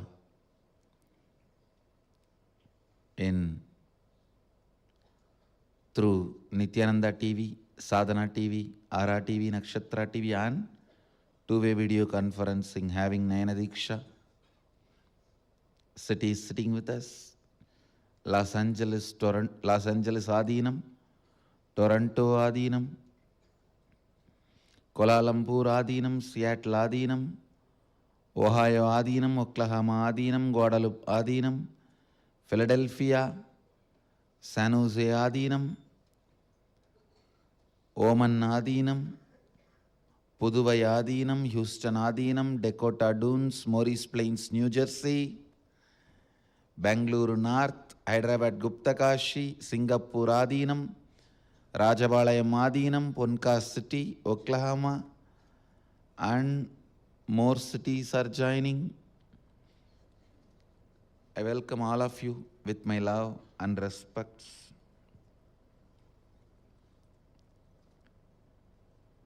I'll expand on the next verse of Isavasya Upanishad, the 15th verse. Please recite along with me.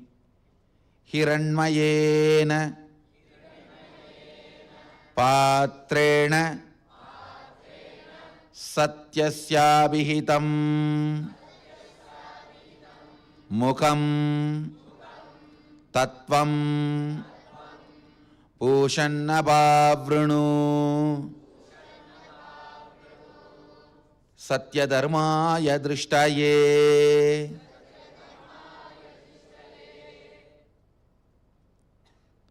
Hiranmayena Patrena Satyasyabihitam Mukham Tattvam Pushannabavrunu Satyadharmaya drishtaye.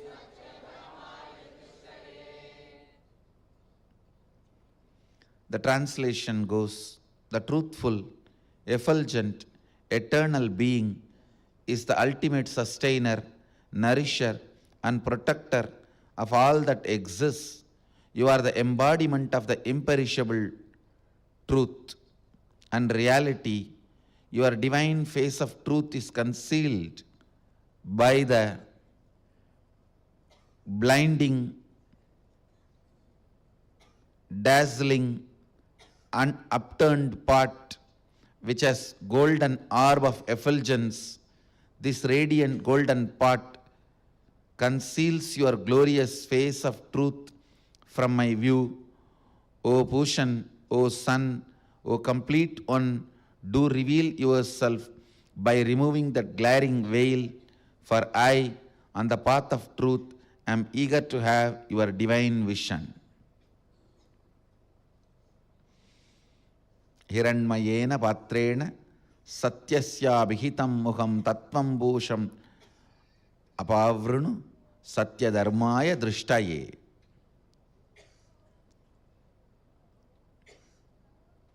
Please understand, before entering into this verse and commenting on it,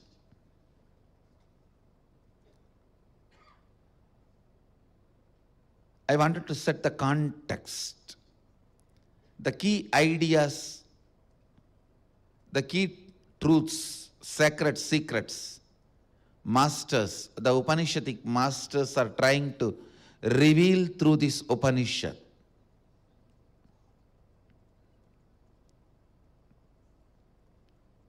Seeking.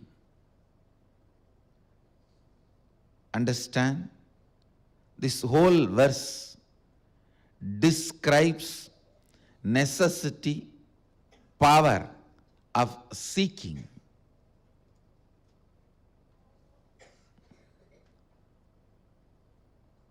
Seeking is not what you call as religion or spirituality. Please listen. Much of your religion and spirituality is just business and bargain, gambling, give and take, negotiation in the silence.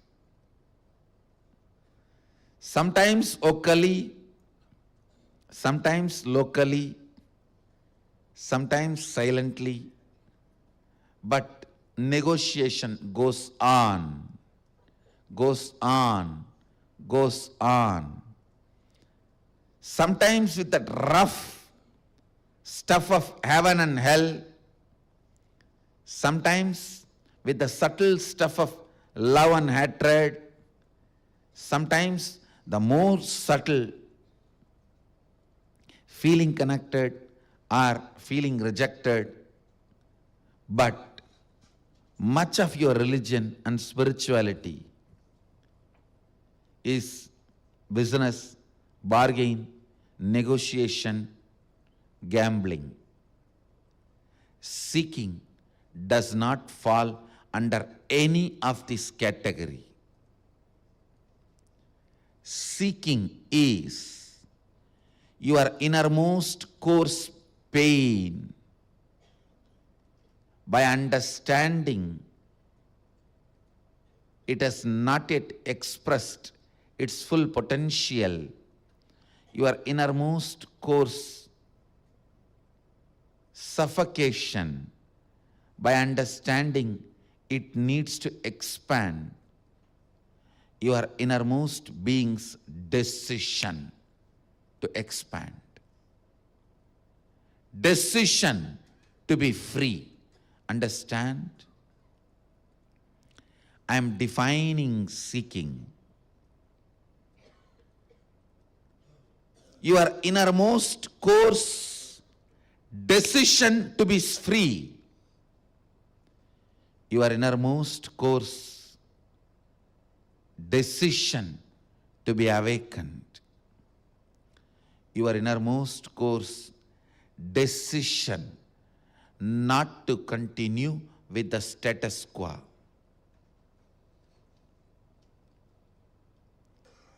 Continuing with the status quo, with the fantasy, someday something will happen from heaven or from somewhere, from sky, something will drop and everything in my life will be aligned and proper. Sitting with this stupid, fallible fantasy. Understand? Infallible fantasy is vision. Fallible vision is fantasy.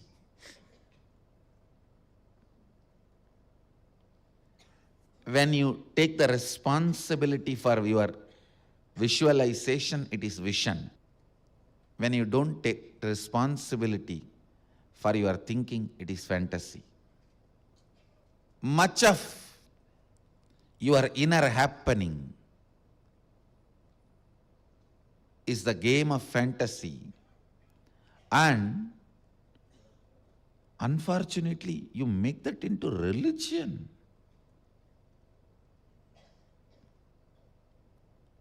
Fantasy should be entertained maximum to the level of entertainment, not more than that. Don't make a religion out of it. That's not the stuff out of which you can make religion. Understand?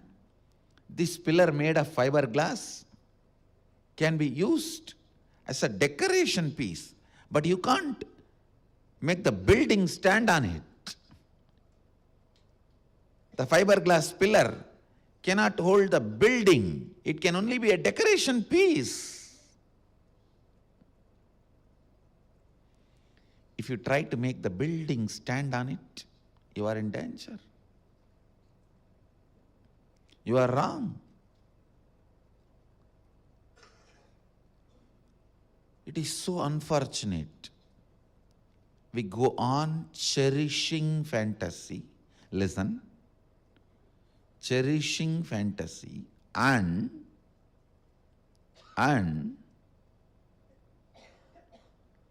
we also have one more fantasy to support our fantasy. Someday, from somewhere, something will fall and everything will become all right.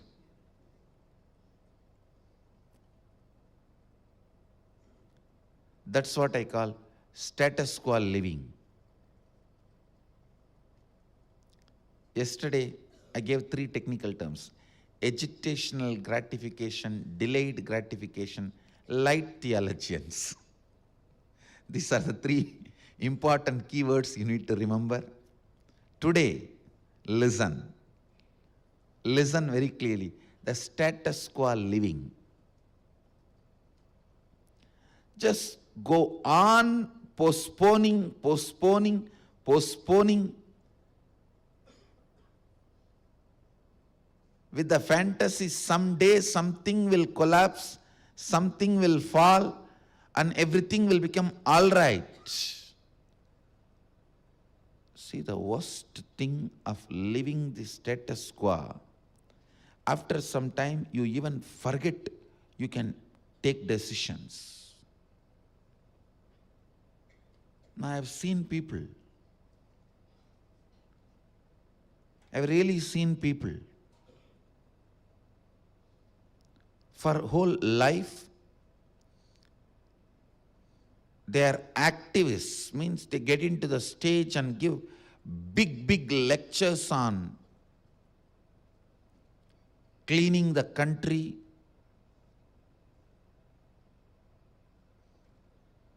they even join the army which cleanses, which cleans the streets and schools, colleges. Finally, after some time, they learn only the art of mobilizing the huge gathering, huge volunteers, and doing something, doing a show. Slowly, slowly, they forget they themselves can do something. And I have seen this kind of people. The street in which they go for everyday morning walk is full of trash and dirt. Hardly it may take 10 minutes for them to clean that area, but they won't, because they forget they can do something.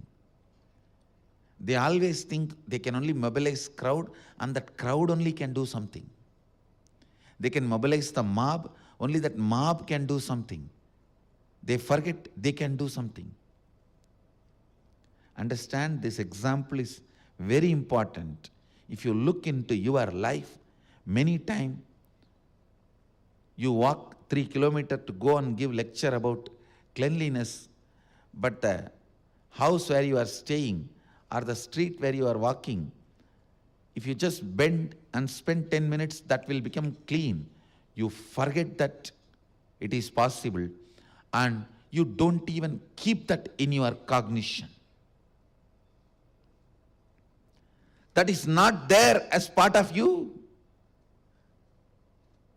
Always the status quo life will be stinking life, where a simple reality which can be seen even by a child will be forgotten by you. Understand? In status quo life, you read, see, understand more from your brain than from the reality. Most of the time, the spelling mistakes you make while you read a newspaper or magazine or your iPod will be very funny, because you don't read from there, you read from here. You'll suddenly realize, oh God, second time, third time when you read, oh, this is what is there, but I thought this is what there. Even while you are seeing, you don't see here, you see from here. You don't see from here, you see from here. You don't read from here, you read from here. In the status quo life,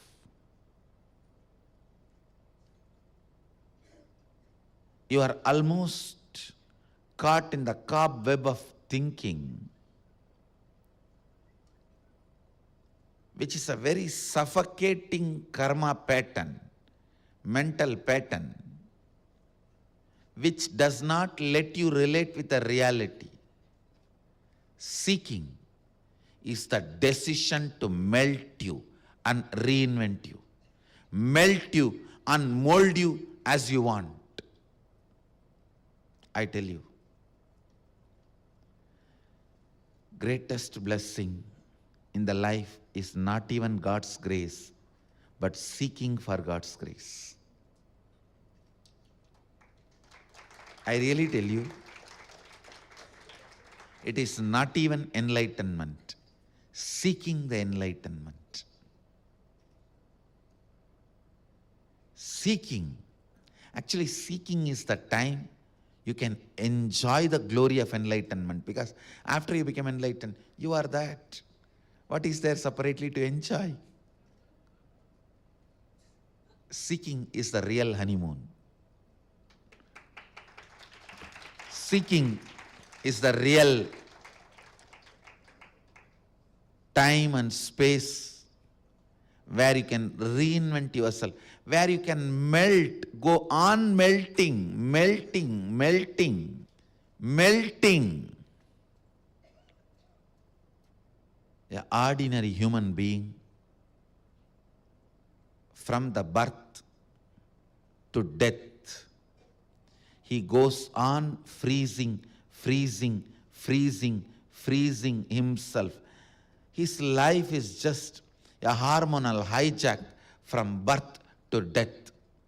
He is just hijacked by his hormones, and by the time he wakes up, he is already landed in death.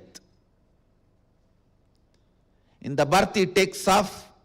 In few minutes, hormones put the knife on your throat and says, fly the plane as I say, where I want.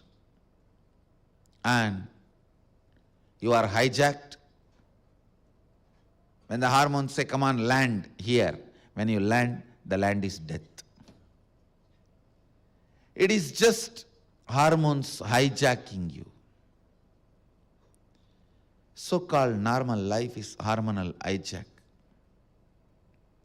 Rarely, when you fall in love with something or some person, you develop the ability to reinvent yourself, reorganize yourself, awaken yourself, and look into something fresh.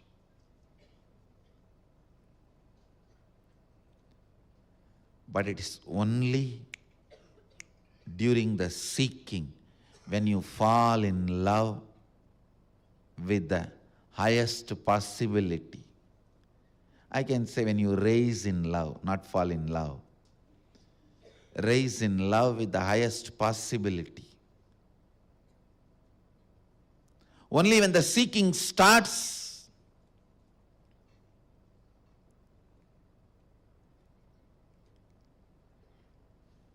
your bio-memory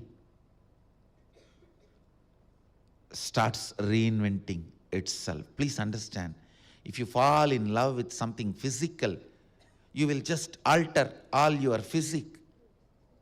You may start going to gym, reduce weight, change your haircut, change your hairstyle, change your dress, change your skin color.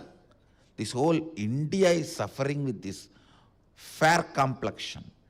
The unfair obsession with a fair complexion. No, really.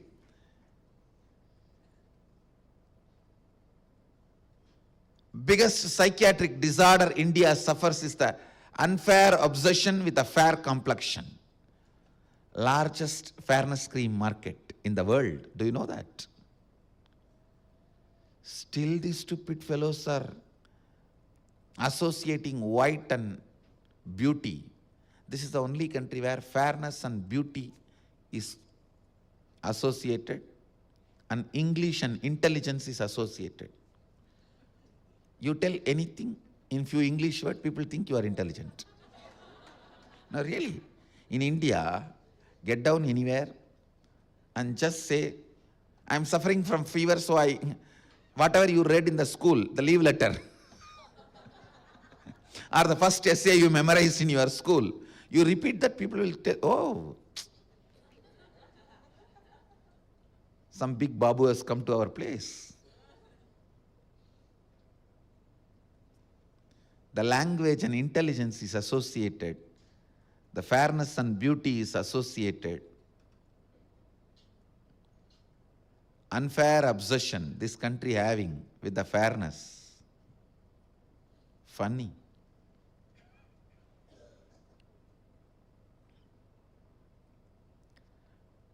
When you fall in love with something physical, you decide to change your physical appearance, your hairstyle.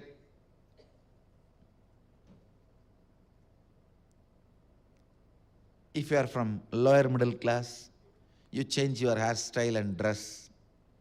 If you are from middle class, you change your hairstyle, dress and skin color. If you are from upper class, you change even the shape of your body through some surgery. When you fall in love with physical, you adjust, alter your physique. When you fall in love with something super conscious, you get the ability to change your very consciousness. Falling in love with the super consciousness and awakening your ability to reinvent, reorganize your very biomemory, your very core consciousness is what I call seeking.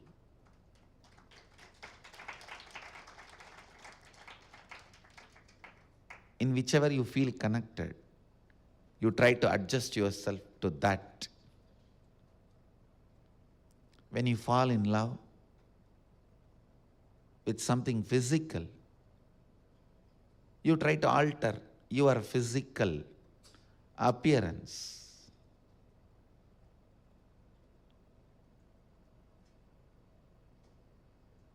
Whether you buy or grab or steal or hook or crook, you get the ability to change. When you are in love with something physical, you change your physical appearance. When you fall in love with something super conscious, you awaken your biomemory, intelligence. You awaken your biomemory and intelligence to alter your very core consciousness, your very biomemory, your very being. The ability to reinvent your very biomemory, reorganize your very biomemory, reorganize, reinvent, rediscover your very biomemory is what I call seeking.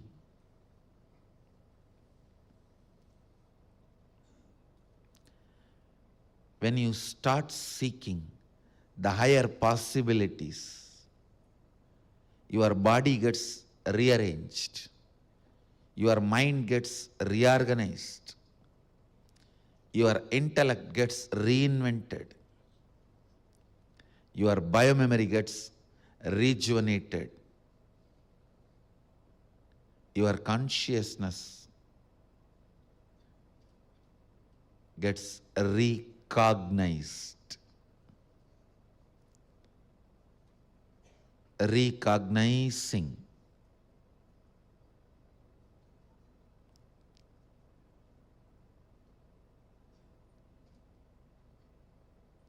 When you recognize yourself, naturally you will be recognized.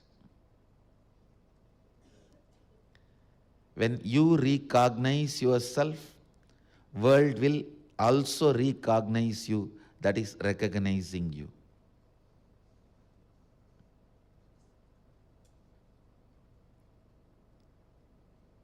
I tell you,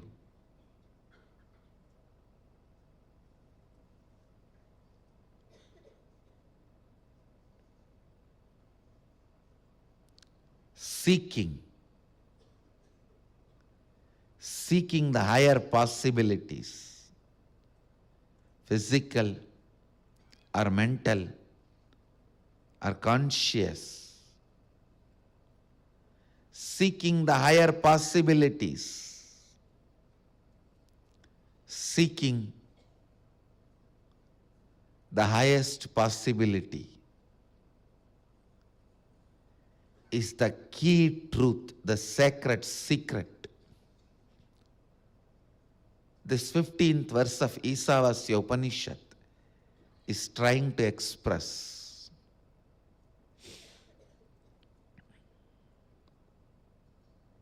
I'll read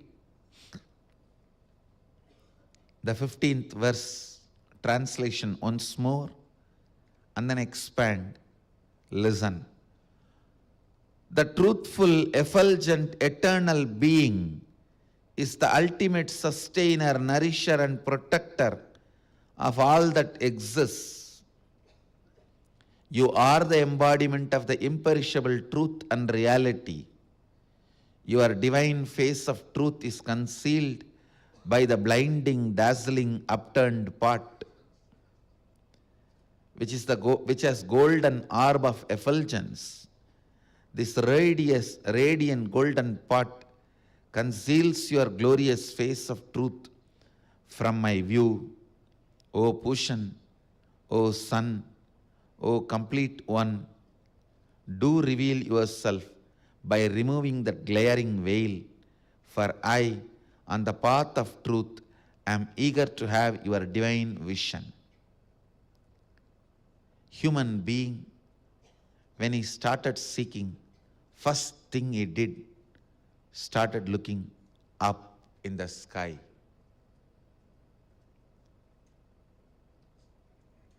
He understood he has a possibility which is beyond his imagination. He understood he has to look up. He understood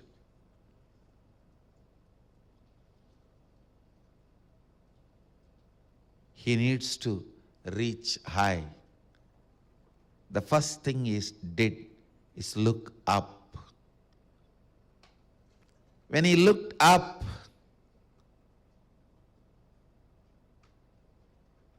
expecting to see the divine,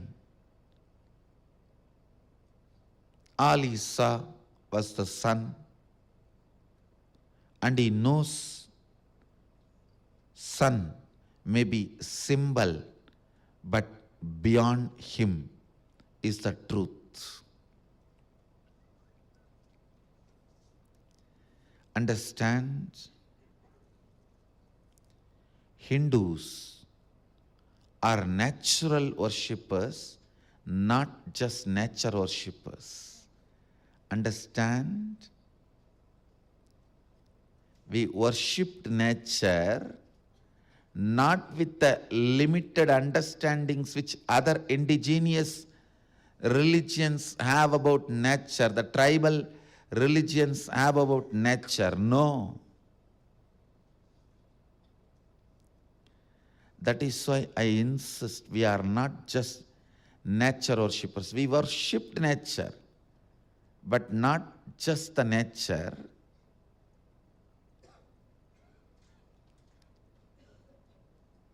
The force which is veiled by the nature, which is beyond the nature. You can see very clearly this Upanishadic verse saying, please, O Sun, O Pushan, O complete one, do reveal yourself by removing that glaring veil. See, the sun which you can see with your physical eyes is a glaring veil.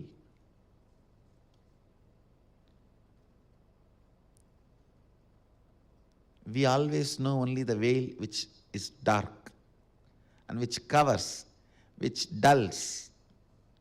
But Upanishad rishis are so clear, even if it is glaring, they know it is a veil.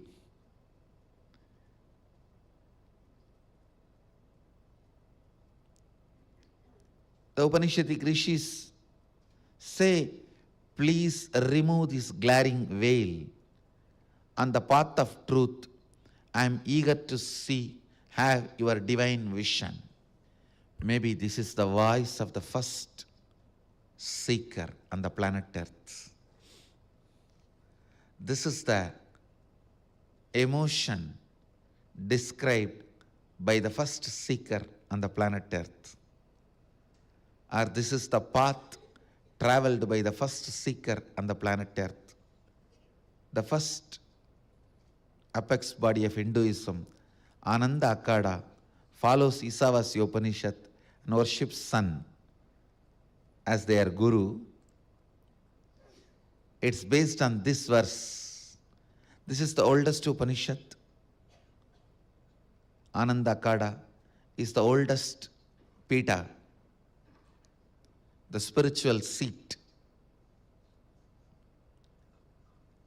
This is the oldest expression. This is the oldest expression.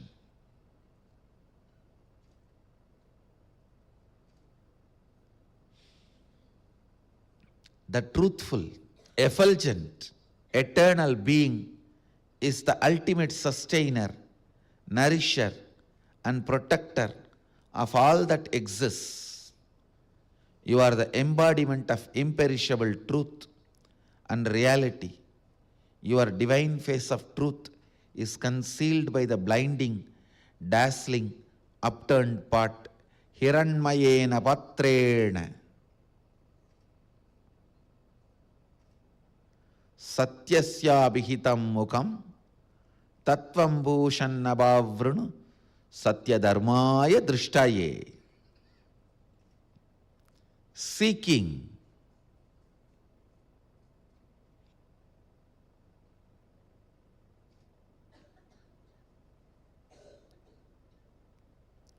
How much ever I pour the words and decorate, seeking can never be beautified by any of the words I utter. It can never be glorified by any of the words I am trying to express. Only when you taste it, you know the power of it. When you taste it, you know the power of it. I tell you, I'll give you some example. When you are a teenager, when your mom asks to buy vegetables or milk or some groceries from the shop, you won't walk even up to the corner of your street. But when you fall in love, especially that puppy love, to have a glimpse of your girlfriend, you will be ready to walk 5 kilometers. To have a glimpse of your boyfriend, you will be ready to walk 5 kilometers. When your mom says just buy the vegetables, milk or grocery, you can't walk 5 house, the street corner. But when you fall in love, 5 kilometer distance looks nothing. Understand, when you fall in love, the capacity to reinvent yourself is awakened in you. Same way, when you fall in seeking, the capacity to reinvent your very core consciousness gets awakened in you. If your teacher says, hey, wake up in the early morning, at least 7 o'clock and start studying for examination, you won't do.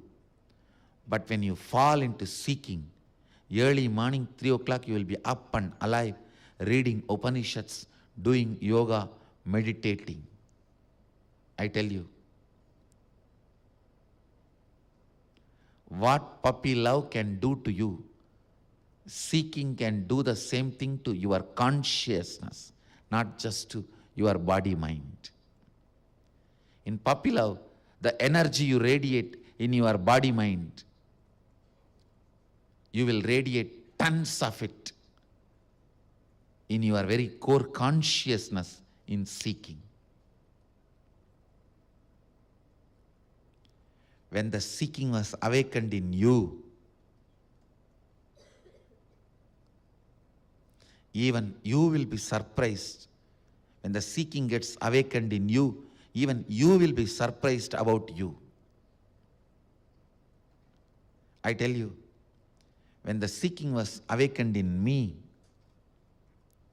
even I was surprised about my capacities, about what I am doing.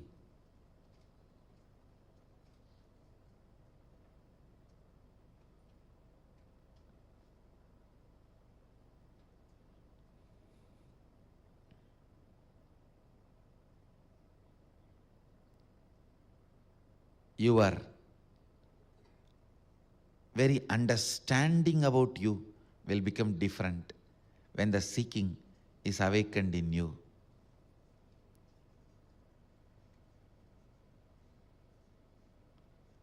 You become so serene, so graceful, so alive, so light, ready to take off.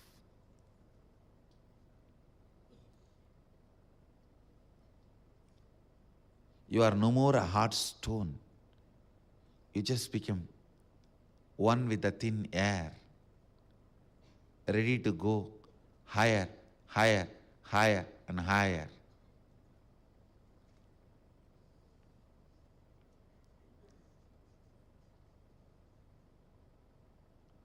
Seeking makes you light and light. L-I-T-E, light, L-I-G-H-T, light.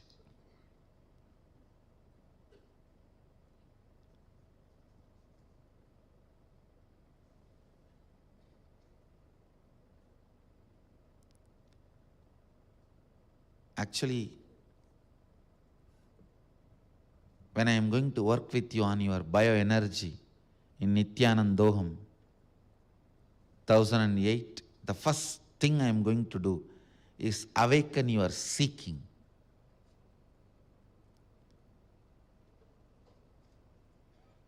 If you have to make a pot out of clay, first thing you have to do, pour water and make it soft.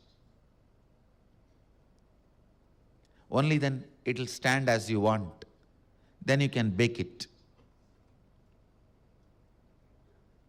To make the shape stable. So the first thing, the water I need to pour into you is seeking. Then making the pot is the whole process. Baking is energization.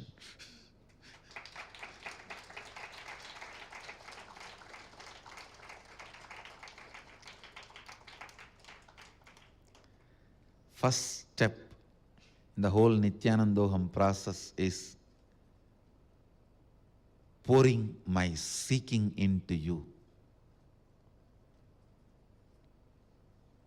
Awakening the seeking into you.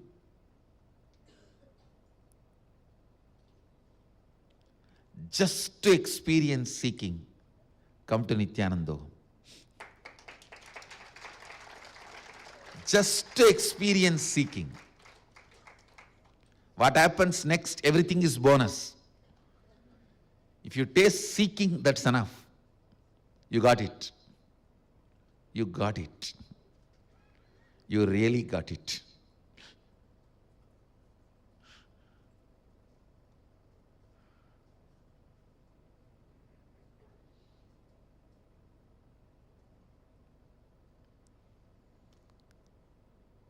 In seeking,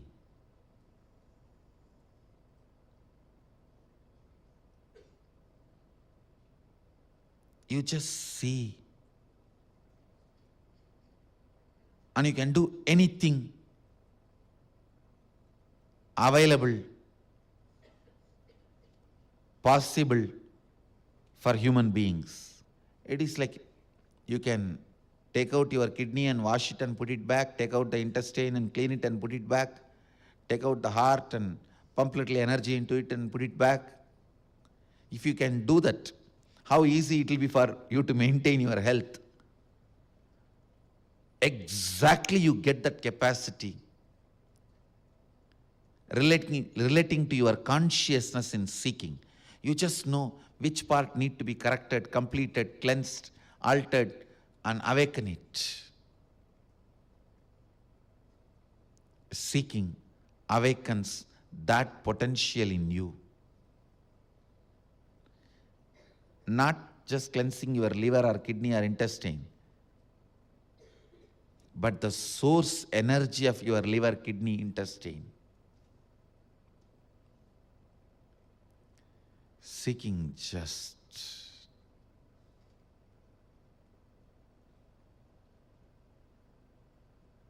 intoxicates you with the ultimate truth.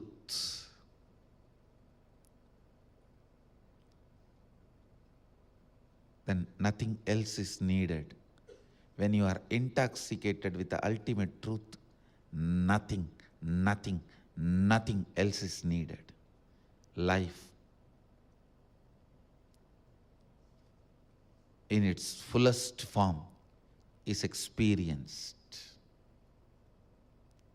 The moment seeking starts,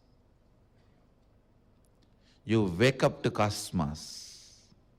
How every day morning you wake up to this world. Same way when the seeking starts, you wake up to the cosmos, the higher energies. I don't know what else to add. Go on adding. It is the spirit of seeking. Keeps the highest possibilities available to human beings.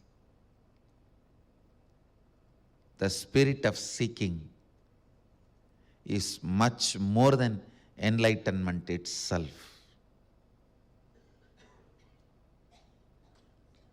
It's much more than anything which can be said and which can't be said. Only word I can add, Nithyanandoham chalo.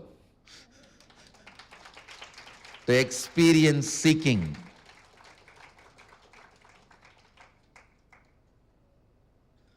Nithyanandoham chalo. I bless you all. Let you all radiate with integrity, authenticity, responsibility, enriching, causing, living Advaita, the eternal bliss, Nithyananda. Thank you. Be blissful. Nithyananda Dhyana Peetham, Nithyananda Nagar, off Mysore Road, Bidadi, Bengaluru. Phone 08027279999. www.nithyananda.org. www.youtube.com/lifeblissfoundation.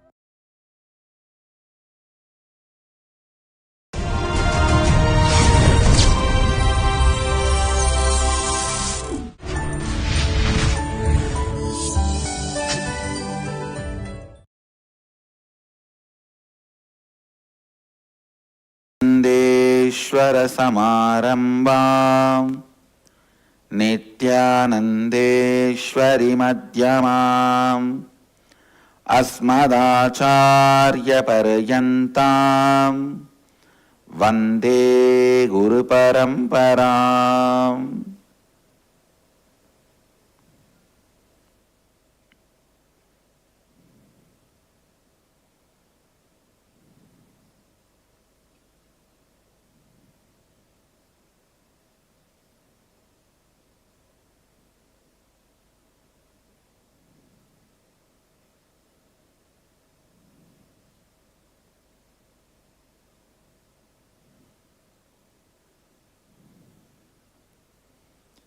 I welcome all of you with my love and respects. I welcome all the devotees, disciples, samajis, satsangis, Srimahans, Mahants, Tanedars, Kotaris, owners of Sarvanyapeta, visitors, viewers, sitting in Nithyananda Sabha in Varanasi and through Nithyananda TV all over the world, and Sadhana TV, Ara TV, Nakshatra TV, and two-way video conferencing.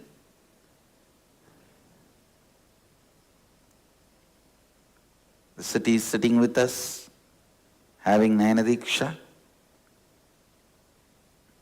Morris Plains, New York, Houston Adinam, Dubai Adinam, Hyderabad Gupta Kashi, Puduvai Adinam, Guadalupe Adinam, Oklahoma Adinam,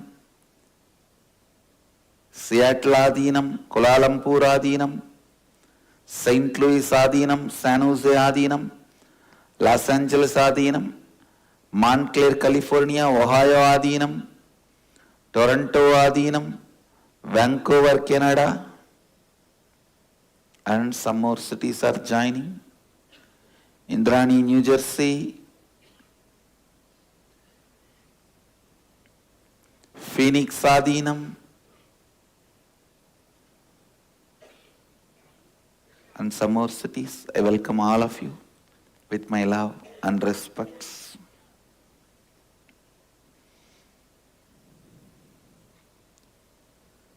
I'll expand on Isavasya Upanishad. Usually when I come to Varanasi, I speak on Kathopanishad. This time I decided I'll continue on Isavasya Upanishad because last time we couldn't spend much time on Kathopanishad. I was expanding on 14th verse of Isavasya Upanishad. Please recite along with me. Sambodhim cha vinasham cha. Actually, I am uttering only one word. One word easily all of you can listen and repeat. You don't have to feel intimidated. Oh, Sanskrit, I don't know. I am not giving you long words. Please understand, these sounds are very powerful. They can sit inside your inner space, go on purifying you. They are like powerful inner purifiers. So listen and recite. Sambodhim cha vinasam cha yastat vedo bhayagumsaha vinashena mrityum tirtva sambodhyam mritamashnute.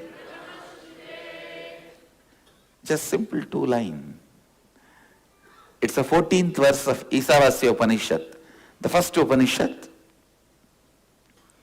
I'll give you the translation.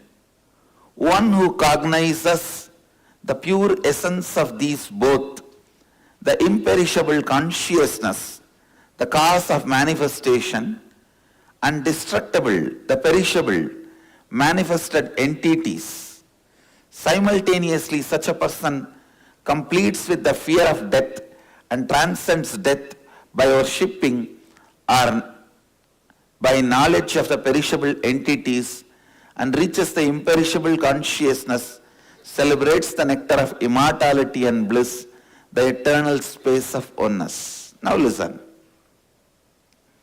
It's a literal translation I read out. The key word in this whole Upanishad, you need to understand what Upanishad is trying to convey it to you. Listen.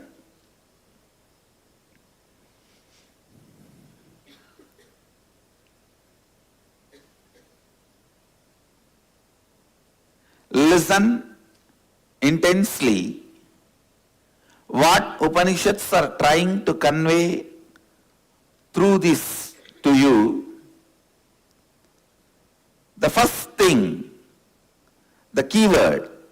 What you are worshipping in your life. Please understand.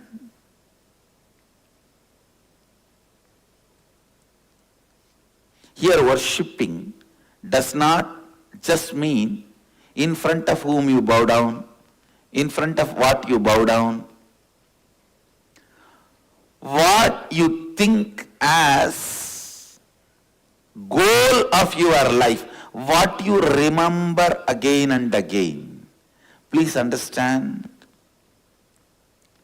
You may be bowing down in front of Shiva deity for money, then you are worshipping money. Whether it is right or wrong, don't bother now. First let us diagnose, understand what you are worshipping in your life. You may bow down in front of any god, goddess, guru, but what you think as the essence of your life, what you think as the lakshya of your life,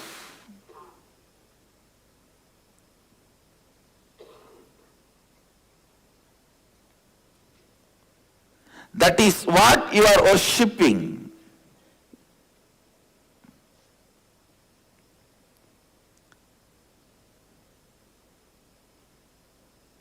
I tell you, if you do not have any goal, just living, then be informed you are worshipping confusion and darkness. Now there are many people, I am telling you.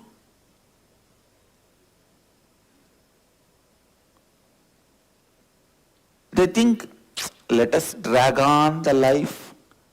At one day something will happen, everything will become all right. No. You are worshipping darkness and confusion.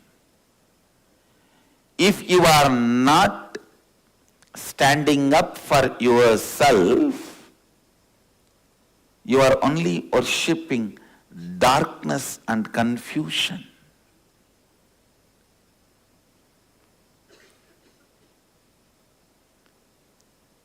The key concept in this upanishad is, what are you worshipping?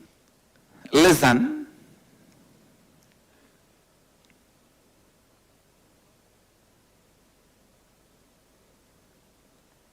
When Upanishads say, Sambhudinja vinasancha yastatveto bhayagunsaka vinashena mrityum dhirtva sambhudhyam mritamashnute,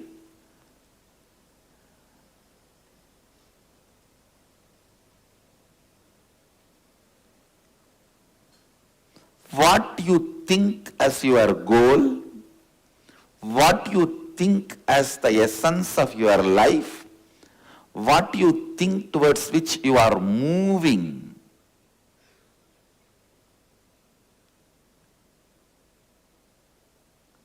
in your life, you are worshipping that. Remember, listen, understand, you are worshipping that.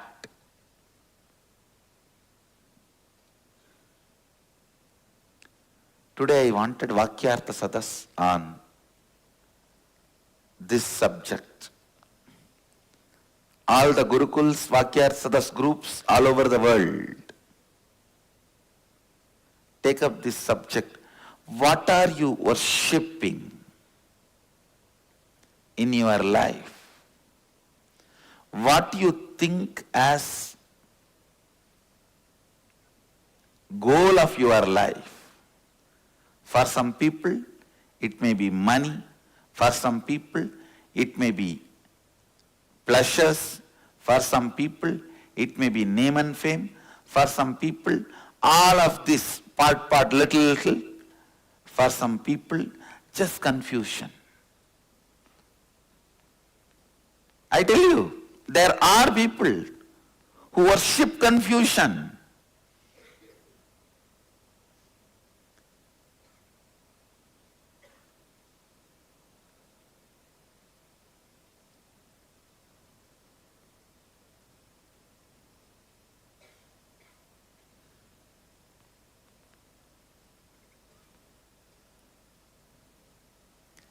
How? You bring any problem, I'll find solution. I have some people, you bring any solution, they will find a problem for it. No, I have some people.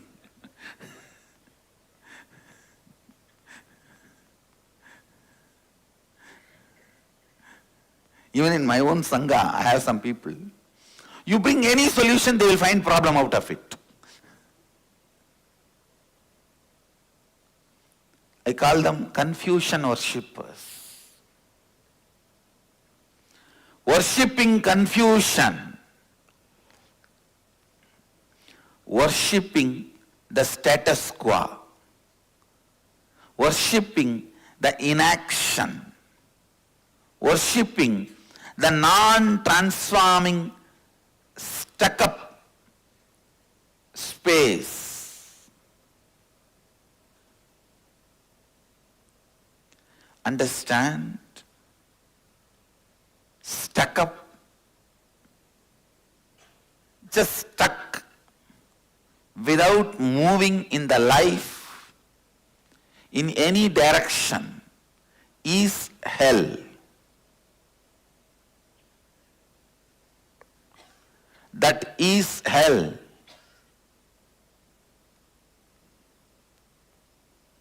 Stuck without moving in any direction.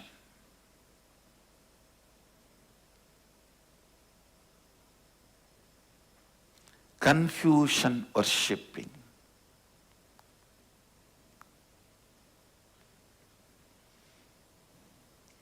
First find out, what are you worshipping in life?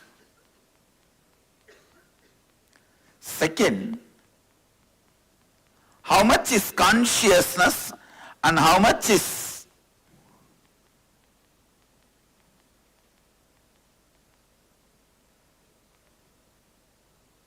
materialistic, perishable?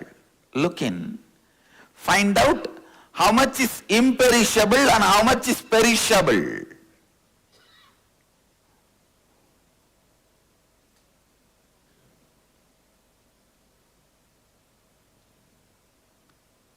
What is imperishable, which you are worshipping in you? What is the perishable, which you are worshipping in you? For example, some part of you may feel, I think I should have name and fame, recognition, money, all pleasures in the life. And some part of you, yes, but all this is not going to be the end. I need to be achieving something eternal which does not move, which cannot be taken away. Just see how much of you wants perishable, how much of you wants imperishable. Sambudhim cha vinasham cha yastatvedo bhayagum saha vinashena mrityum tirtva sambudhyamritam ashnute. Somebody asked Buddha,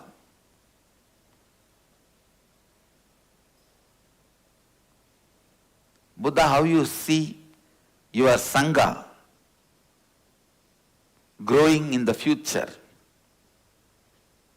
He says very beautifully,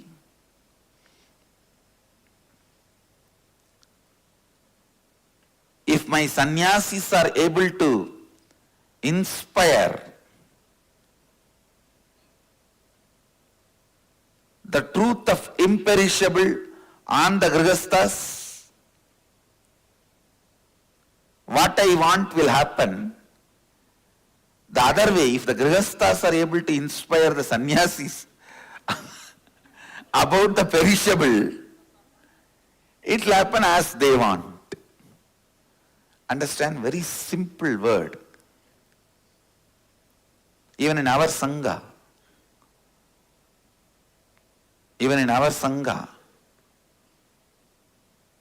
I can just shout out names. Straight away I can shout out names.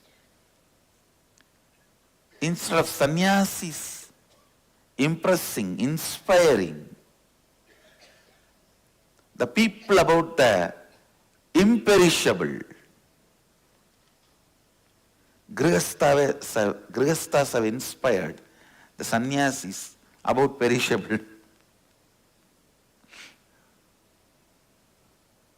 Of course, ultimately one truth is how much of perishable is inside you, how much of imperishable is inside you, that decides whether you are going to be a sannyasi or grihastha. That's the truth. It is your strength and the amount of imperishable you worship, the akshara, undying component of you, which is the strength, I tell you. Imperishable is the bone structure of the cosmic law.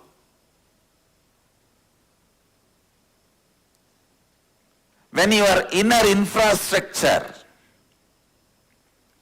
is dependent on the imperishable truths, you will never collapse.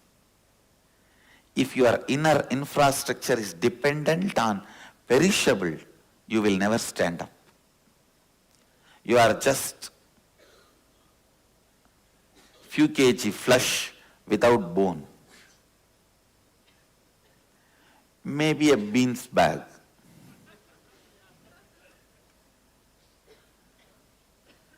Beans bag wearing jeans, that's all. Nothing more. It is your decision to worship the imperishable. It is your decision to stand on the imperishable. If your inner thinking structure is built on imperishable, you are a man with bone. You are a person who has grown up.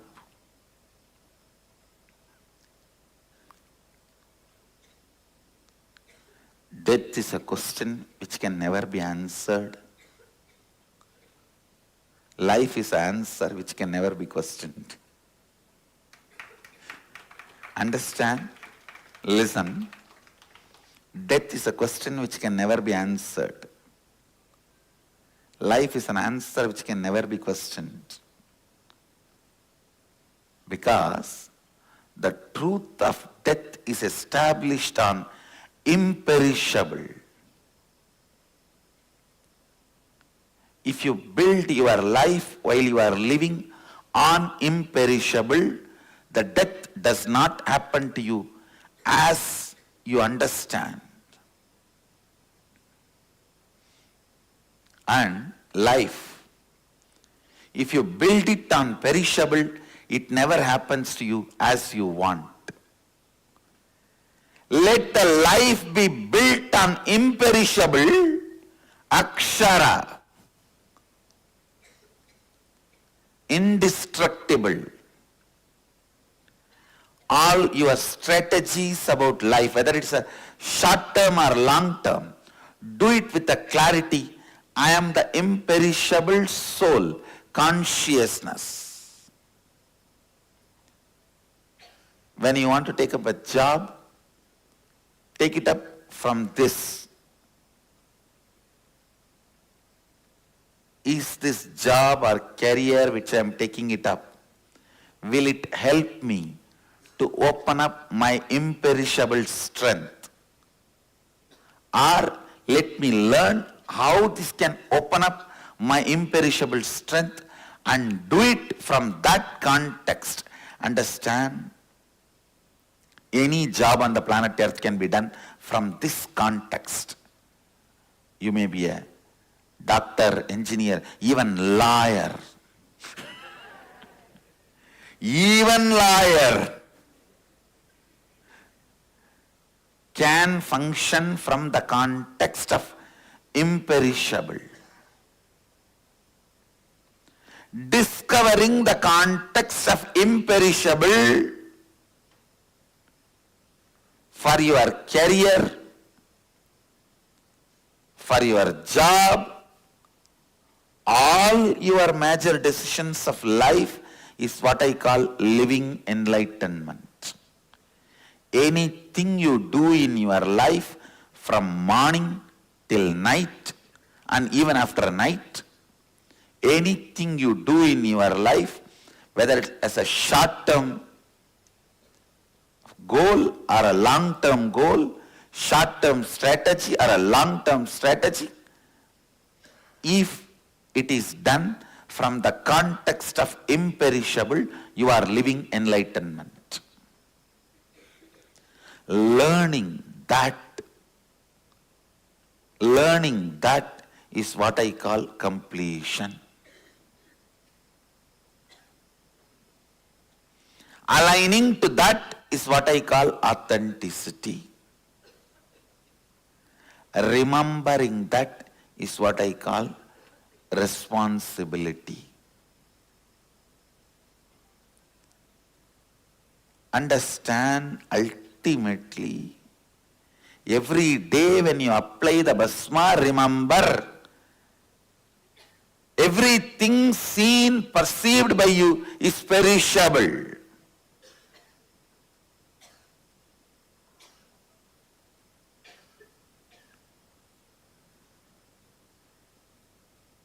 Every goal you have is perishable. Just to remind you, your forehead is full of perishable. You are asked to apply the Bhasma. Inside is full of perishable. When you understand inside full of perishable, you will know how to catch the imperishable. I tell you, don't be afraid at all. If I start working with imperishable, suddenly will I lose attachment with my family? Will I lose attachment with my job? Will I lose attachment with my goals of money, name and fame? What I want, understand? When you put your strategy on imperishable, the only one will be lost from you, that is suffering. Nothing else will be lost. Nothing else will be lost. Purifying your logic with the truth of imperishable, greasing your inner happenings with the truth of imperishable, will remove all the sufferings and frictions. If you grease your inner happenings with the truth of imperishable, all sufferings, frictions inside will melt away, will disappear, will be destroyed.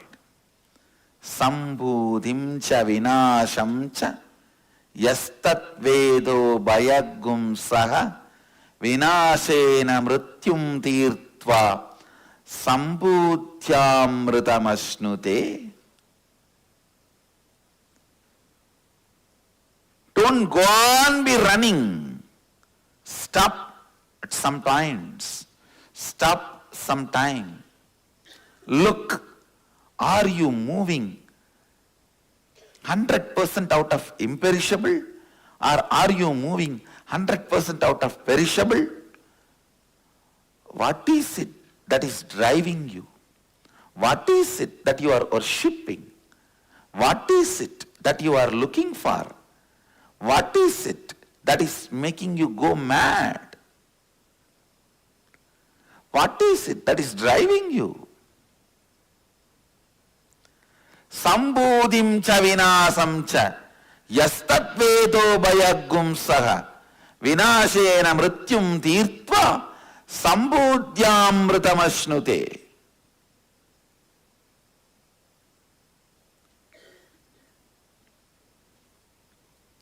I can see the courage and confidence in the voice of the Upanishadic Rishi who uttered this statement. The guy must have built not just his bone, even the muscles on imperishable. Even his muscles will be singing the song of imperishable.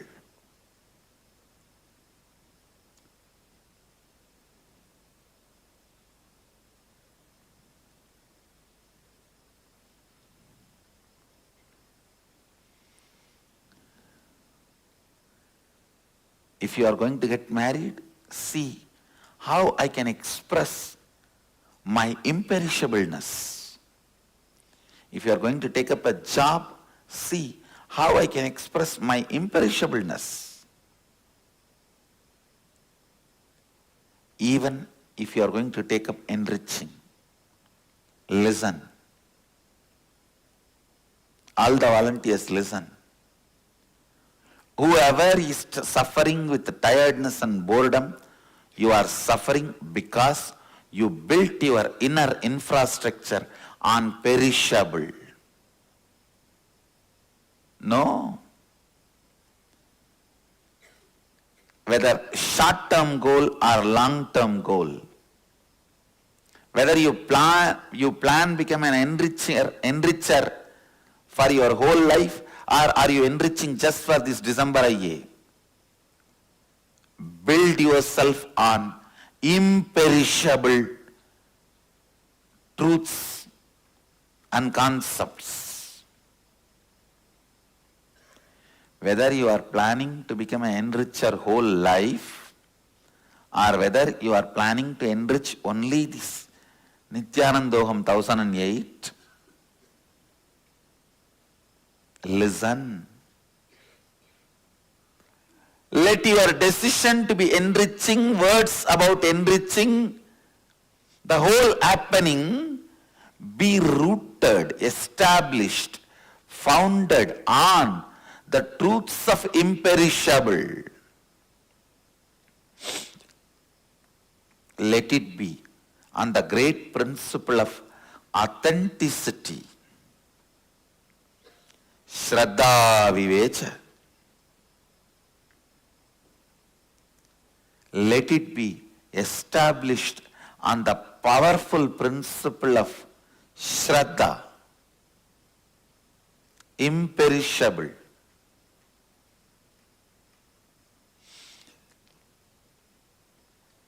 I tell you,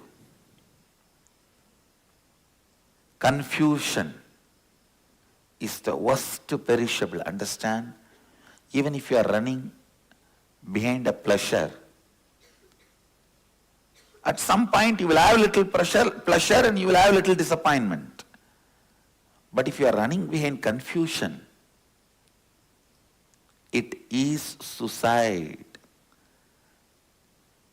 Suicide, not just physically, it is physical, mental, spiritual suicide.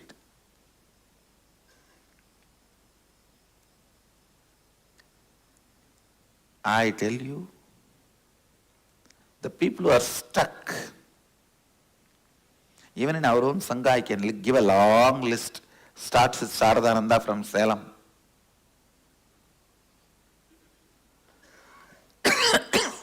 Don't celebrate, I uttered your name. If I uttered your name in the right list, you can celebrate.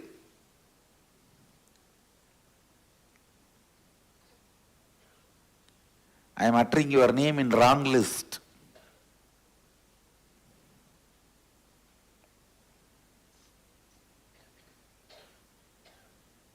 It's a long list. Stuck in confusion. I tell you, if you are stuck in confusion without breaking, if you are worshipping confusion, you are worshipping the ghost fantasies. Either your lusty fantasies have become more powerful than your ability to work with the reality, or your fear fantasies have become more powerful than your ability to work with the reality. Understand? Sometimes your lust and greed becomes so extreme, you think, even if I work and achieve, I will be able to achieve only 10 crore in a year, but I wanted 10,000 crore. You are stuck, dead. That's a lusty greed fantasy. Paralyzing your reality. And same way, the fear fantasies paralyzing your reality. I don't know what will I do. Even if I do this, it will become end of the day only failure and collapse. Then what? The fear fantasies paralyzing your reality. Whether fear fantasies or lust, greed fantasies, paralyzing your reality and collapsing you, not letting you function.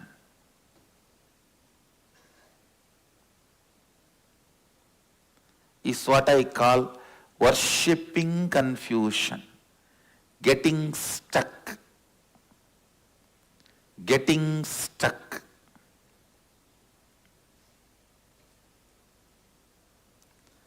Whenever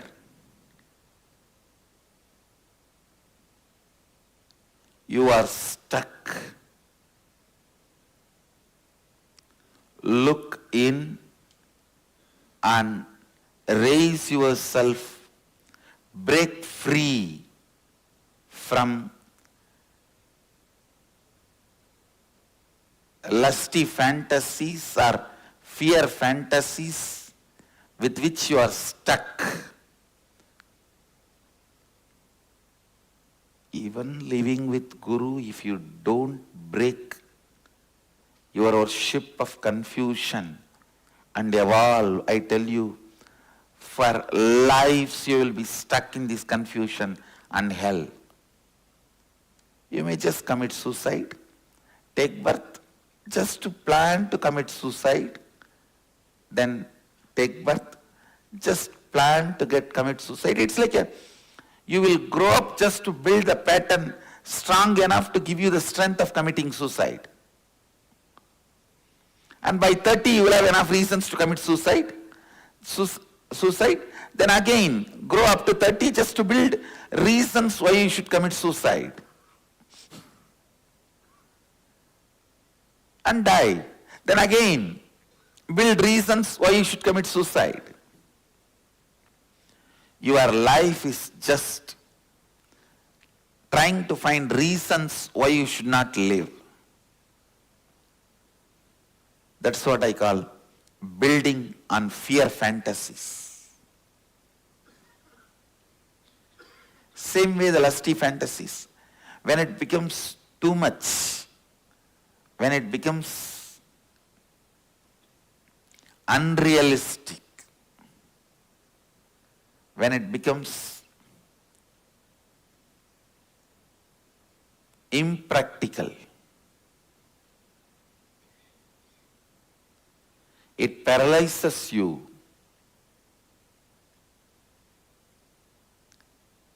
It just does not let you move.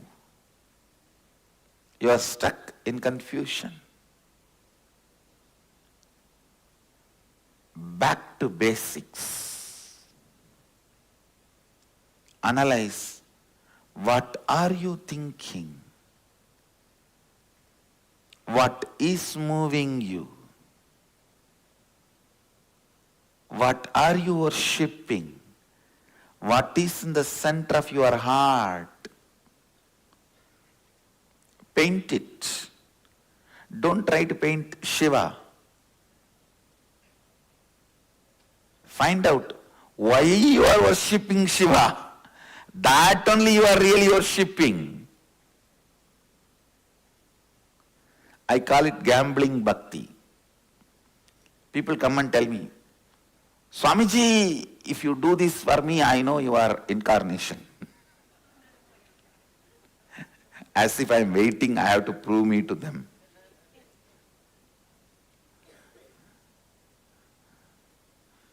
Gambling devotion. So they gamble.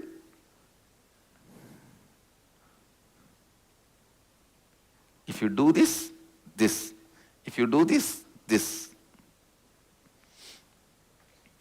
Swamiji, if you give me 10 crore in lottery, I will accept you are enlightened. Or if I give 100 crore, you will accept I am incarnation. If I give 1,000 crore, then you will accept I am a god. So I have to establish my godhood by giving 1,000 crore to you in lottery. Understand, when the devotion, feeling connection happens, you being showered with what you want is different. When there is a gambling game is going on, your so-called devotion is different.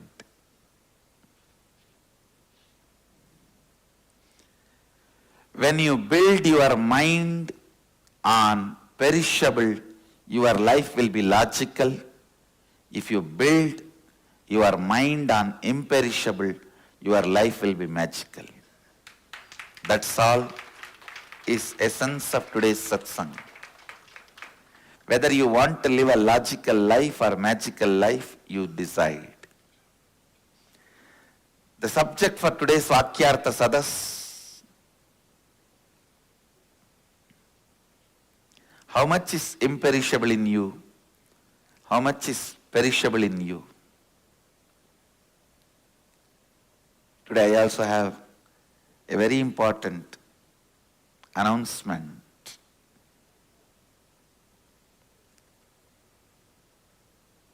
The whole Nithyanandam 1008 program will be me working on your bioenergy. Please understand. In Shivoham process, I use sound and light, means verbalization and visualization, to awaken your bio-memory. When I awaken your bio-memory, all your possibilities are awakened.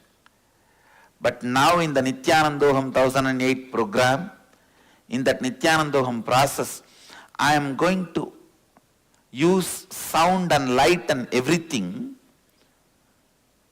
to work with your bioenergy. Please understand, when I awaken your bio-memory, all your possibilities will be awakened.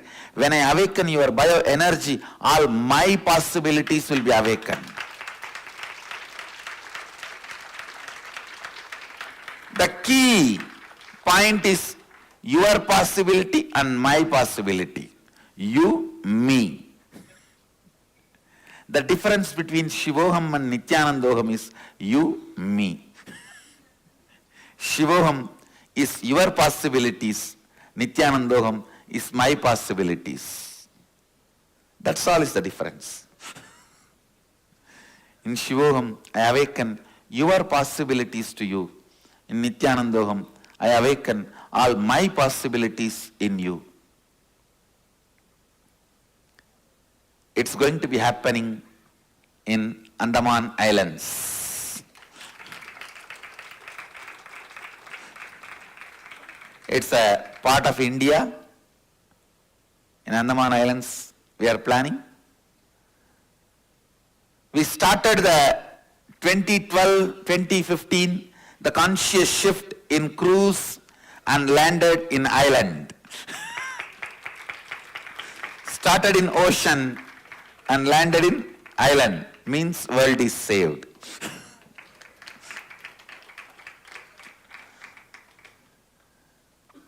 Understand? The conscious shift, 2012 to 2015.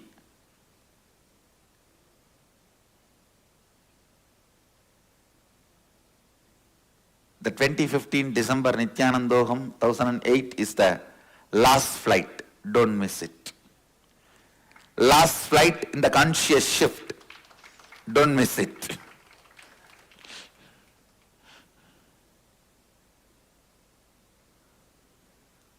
So Shivoham is awakening your biomemory, awakening your possibilities. Nithyanandoham is working on your bioenergy, awakening your bioenergy, awakening all my possibilities in you.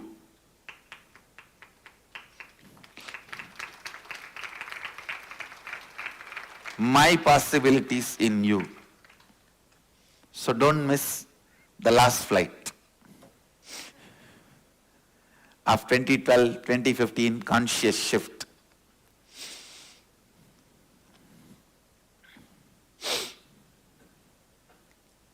With this, I move to the next segment of the morning satsang, Kalpatar Darshan. All the Kashivasis who have come to have darshan can gather. I bless you all. Let you all radiate with integrity, authenticity, responsibility, enriching, causing, living Advaita, the eternal bliss, Nithyananda. Thank you. Be blissful. Nithyananda Dhyanapitham, Nithyananda Nagar, off Mysore Road, Bidadi, Bengaluru. Phone 08027279999. www.nithyananda.org. www.youtube.com/lifeblissfoundation.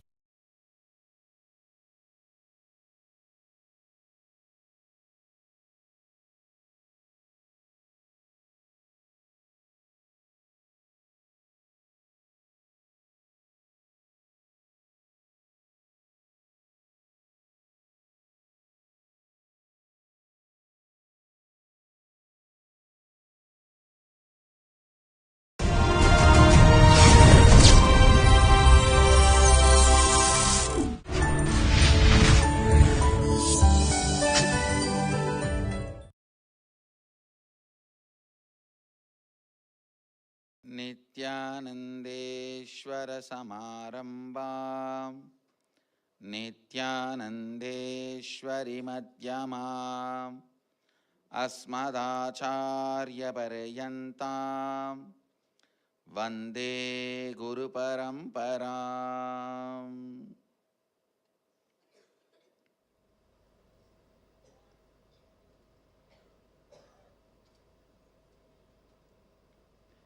I welcome you all with my love and respects.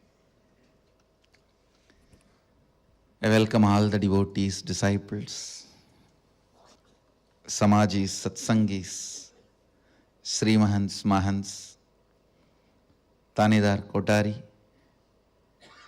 owners of Sarvanyapita, visitors, viewers, sitting with us all over the world through Nithyananda TV, Sadhana TV, Ara TV, Nakshatra TV, and two-way video conferencing, having Nayana Diksha,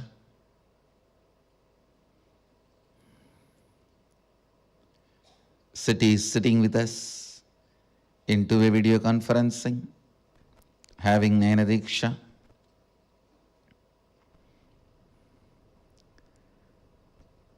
Seattle Adinam, Los Angeles Adinam, Ohio Adinam, Temple City, California, Toronto Adinam, Kuala Lumpur Adinam,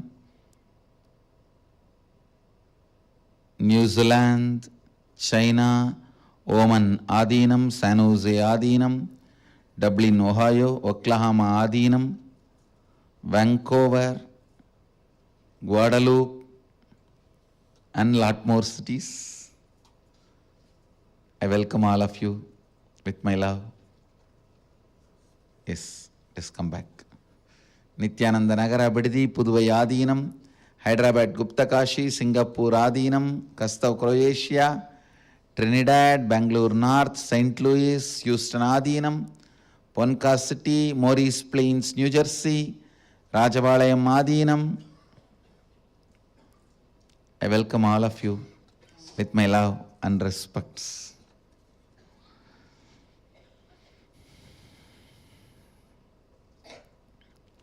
Today Navaratri, third day, and Venkateshwara Brahmotsavam, second day. Devi is gracing with Lakshmi and Saraswati in Visalakshi Alankaram as a queen of the whole cosmos, ruling the Vishala, everything. She graces in this form in Kashi, so she is gracing in the same form today as Visalakshi and Venkateshwara with Sridevi and Bhudevi. Bidadi Devi is on Sayanalankara, resting in Yoganidra Samadhi. Let's first receive their blessings and then enter into satsang.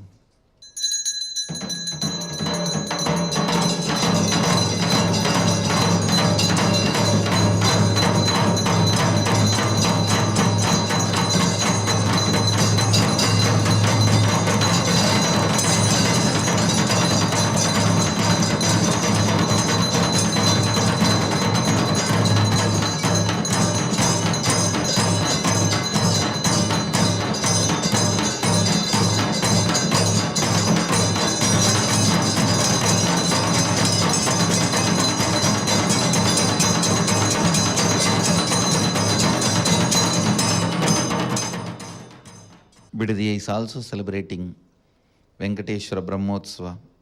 Venkateshwara is gracing on Swarna Hamsavahana, the golden Hamsavahana. Venkateshwara's Brahmotsavam and Navaratri, both are happening simultaneously in Bidadi and of course in Varanasi.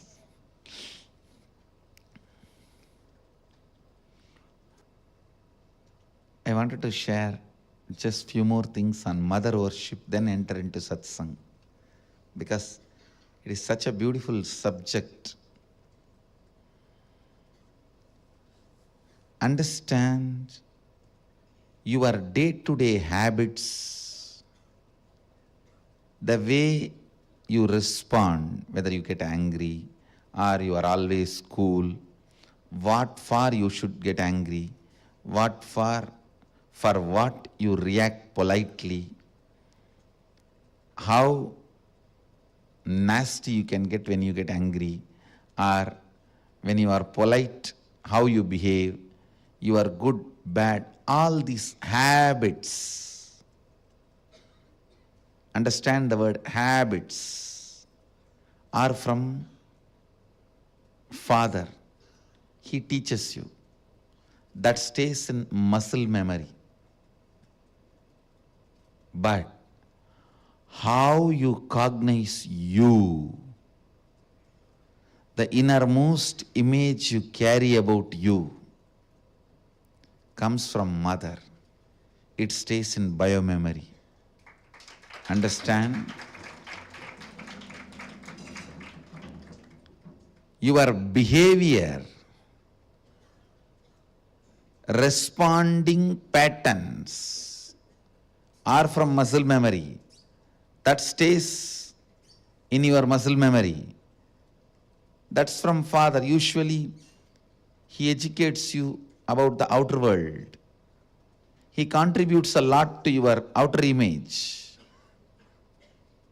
He contributes a lot to how you behave with the world, how you relate with the world, what you should and you should not, vidhi and nisheda, do's and don'ts. Vidhi and nisheda, do's and don'ts. That comes from your father.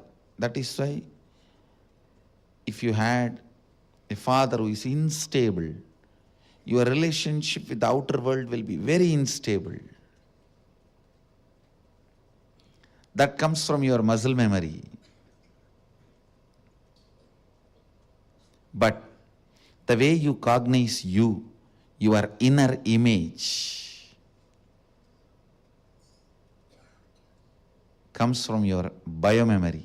That stays in your biomemory.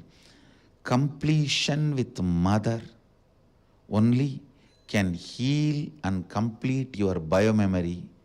Mother worship is the direct method. Understand? Mother worship is the direct method. That's the word I'll use. Most direct method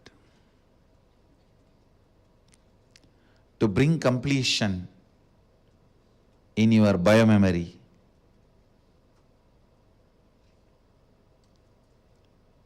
The attitude, the bhava,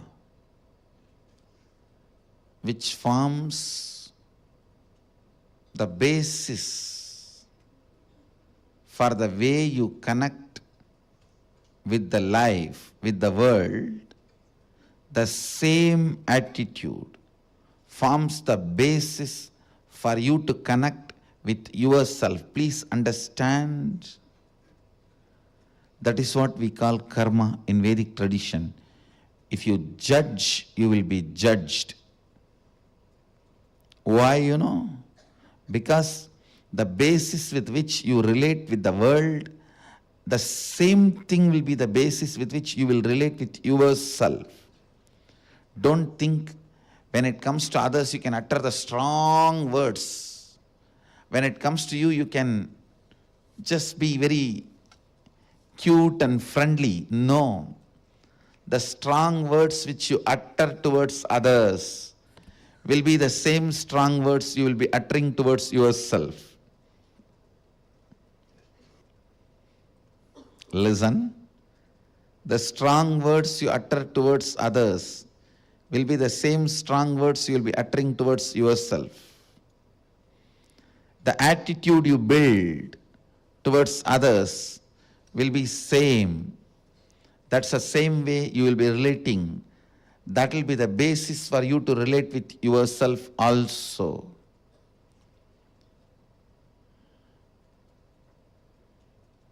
That is why I insist, bring motherliness in all your relationship with others. You will bring so much of motherliness in your relationship with yourself. You will be able to heal you. You will be able to feel you. You will be able to be complete within yourself.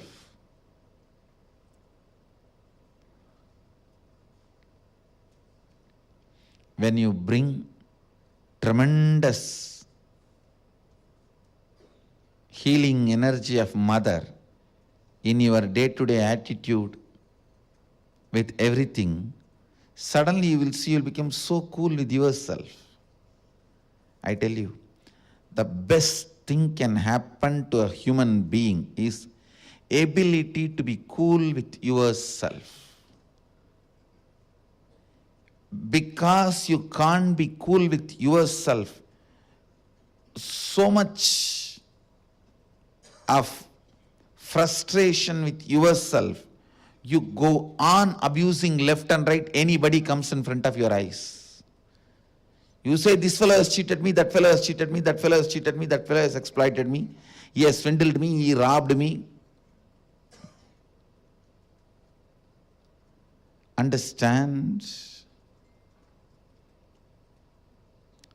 Your inability to be with yourself, your inability to be cool with yourself,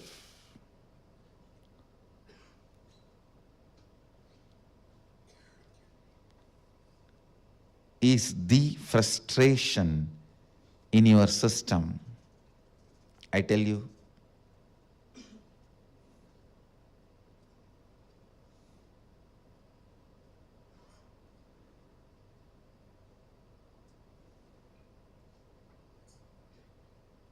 understand? I really want to tell you, bring mother worship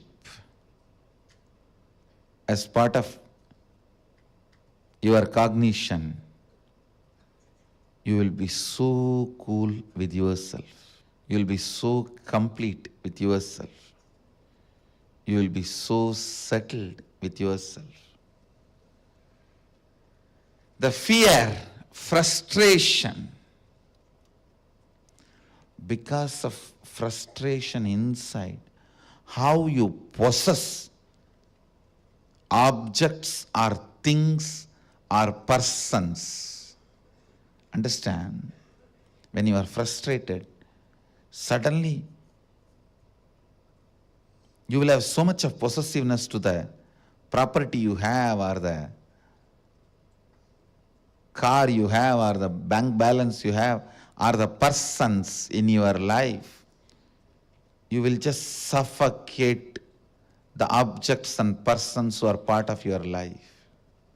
I tell you. Let the car be in garage, not in you. Let things be in their place. Your inner space should have place only for completion and joy. The bliss.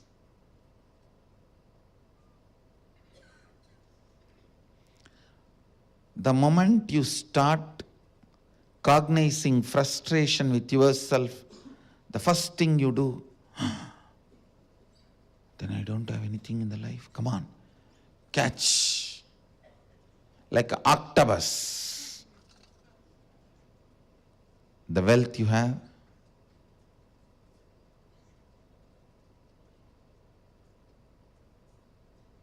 persons who are in your life,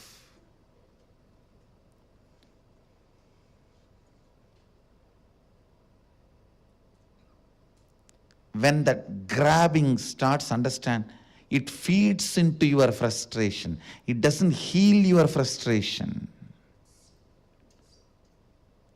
I've never seen anybody healing their frustration by grabbing and possessing. No. It doesn't. It doesn't. Understand,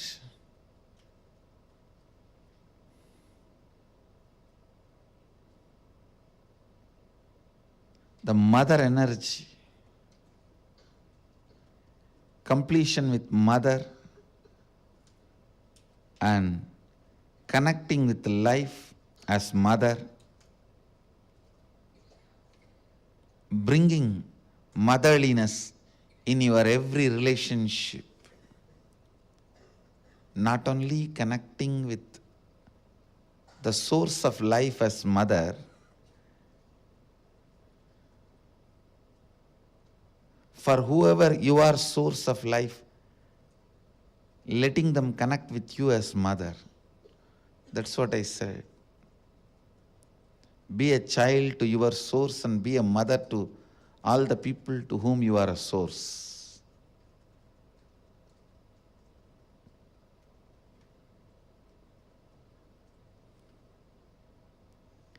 This brings so much of inner healing.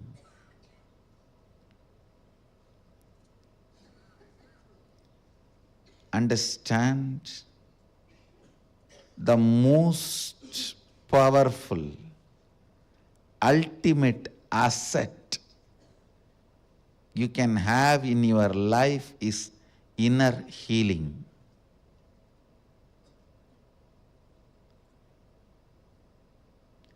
It is not economically costly, but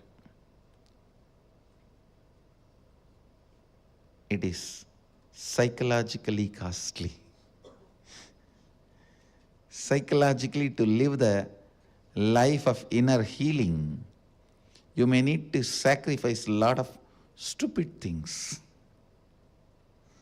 You may need to remove many garbage. Think, oh God, these garbages were there with me for last 25 years. How can I give up on them so easily?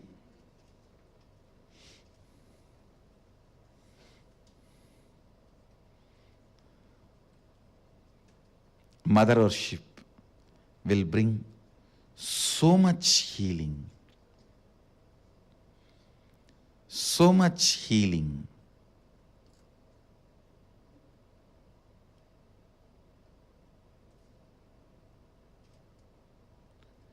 Mother worship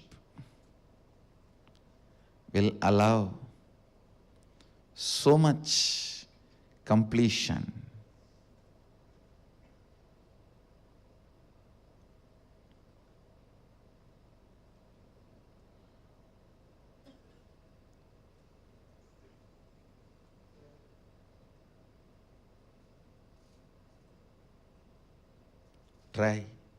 Try connecting with your God and Guru as mother.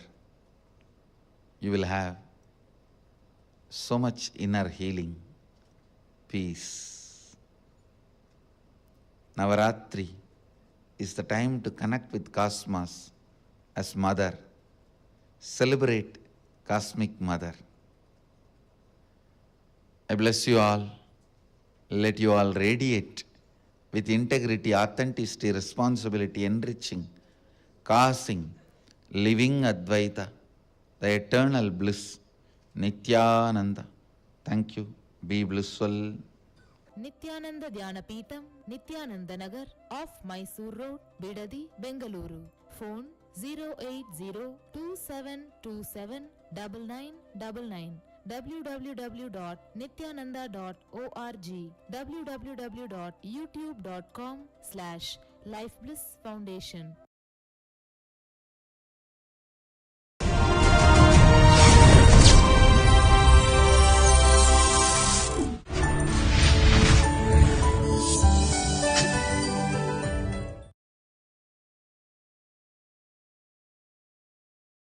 Nithyanandeshwara Samarambam Nithyanandeshwari Madhyamam Asmadacharya Paryantam Vande Guru Paramparam.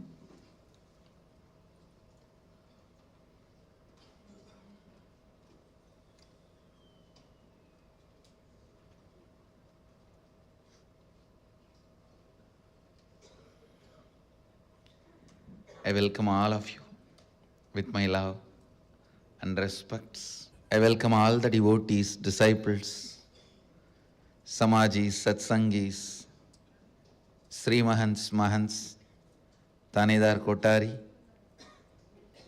owners of Sarvanyapeta, visitors, viewers, everyone sitting with us all over the world through Nithyananda TV, Sadhana TV, Ara TV, Nakshatra TV, and two-way video conferencing, having Nayanadiksha all over the world.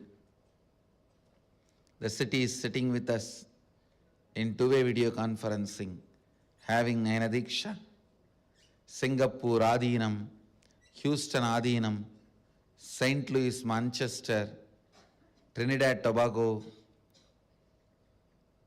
Hong Kong, Indrani, New Jersey, Hyderabad Guptakashi, Hyderabad Adinam, Puduvai Adinam, Bangalore North, Kastav, Croatia, Poncas City, Oklahoma, Nithyananda Nagara, Bidadi, Rajabalayam Adinam, Dubai Adinam, Kuala Lumpur Adinam, Toronto Adinam, Los Angeles Adinam, Mill Valley Vairavan Koil, Seattle Adinam, Ohio Adinam, Oklahoma Adinam, San Jose Adinam, Vancouver, Canada, China, Guadalupe Adinam, Philadelphia, New Zealand Adinam, Oman Adinam, China, Dublin, and some more cities are joining. I welcome all of you with my love and respects. So today starts the grand Navaratri festivals.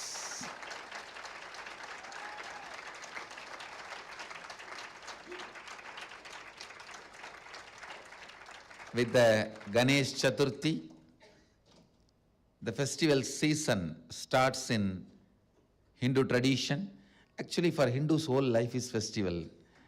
We go on. In my native place, I have seen in 365 days, 300 days, there will be some festival. We gather in temple only to celebrate. Our worship centers are more celebration centers, colorful, joyful, constantly celebrating.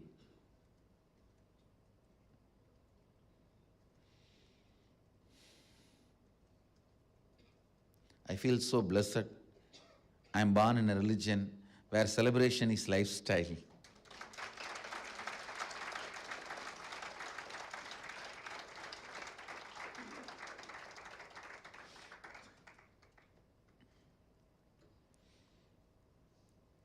With Ganesh Chaturthi, festival season starts, and Navratri to Diwali, it's a peak. Literally every day is festival.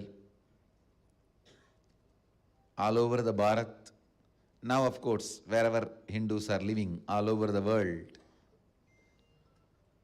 Sanatana Hindu Dharma's lifestyle is festival. This 9 days, we worship Mother.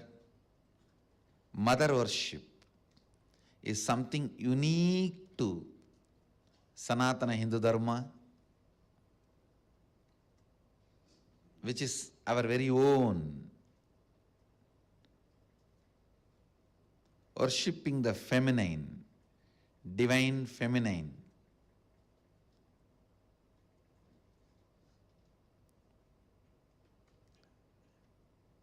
Worshipping the cosmos as mother, connecting with the cosmic mother.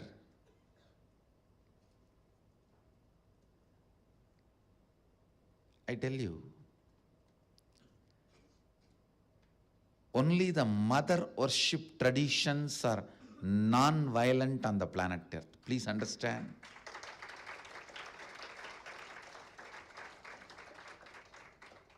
Because with the mother worship, so much of healing happens in your heart, so much of completion is experienced in your biomemory, so much of joy is invoked in your system.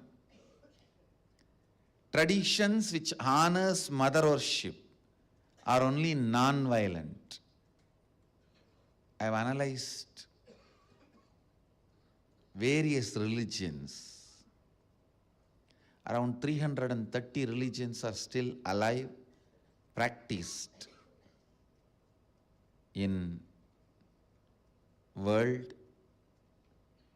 When I say 330, recognized unique religions. Of course, there are many indigenous religions and tribal traditions.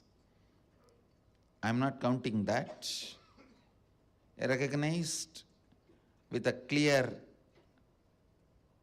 belief system and philosophy, lifestyle and do's and don'ts. With all that, around 330 religions exist. I've analyzed almost every one of them. I tell you, whichever religion has mother worship, encourages mother worship, whichever tradition has mother worship, connecting with the cosmos as mother, those traditions are all non-violent. They are so non-violent, so peace-centered, ahimsa-centered, non-violence centered. Whether it is Buddhist traditions or Jain traditions or Sakta Sampradayas, in whichever tradition mother worship,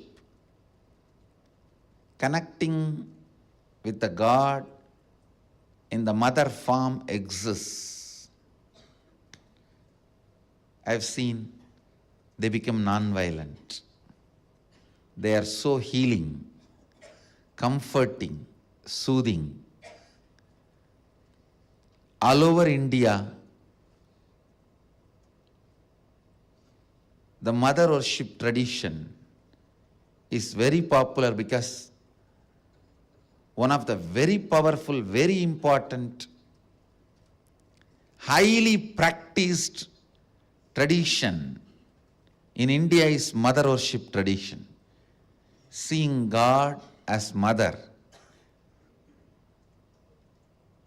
Every village in India, you will find one Devi temple. You may not find Shiva temple. Around, I think, 6 lakh villages exist in India.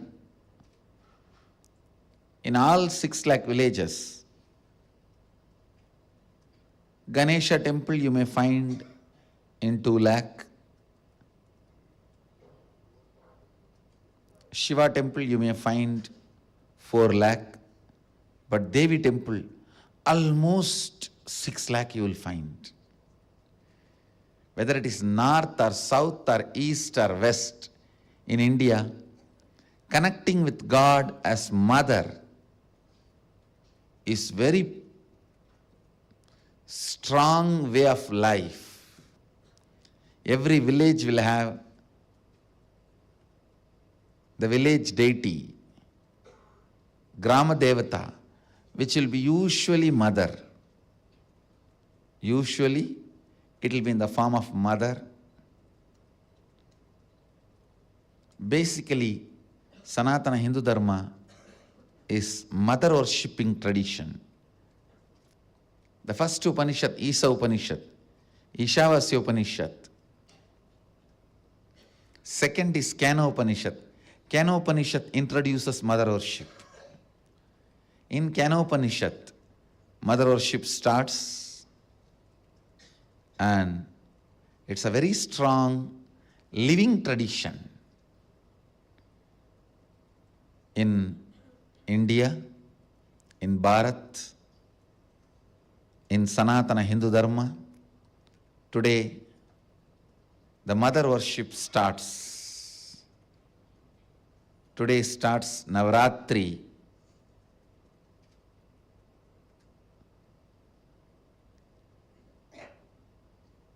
And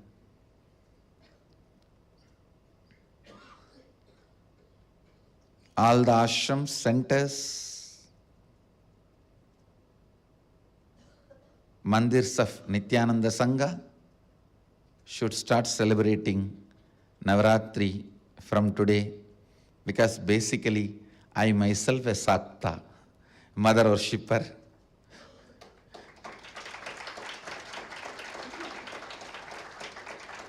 My spiritual practice started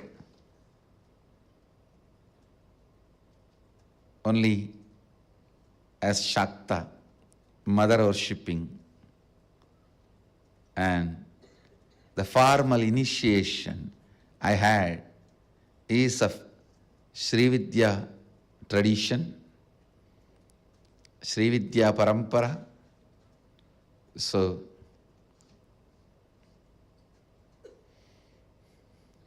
there is so much to tell about mother worship. Only with mother worship, your biomemory becomes complete. And your whole being is awakened with energy, Shakti. Connecting with the ultimate is much more easy in the way of mother worship than any other method, any other technique, any other process. Even devotion is very easy in the tradition of mother worship. It will be so natural. It will be such a natural flow to connect with mother and experience mother worship.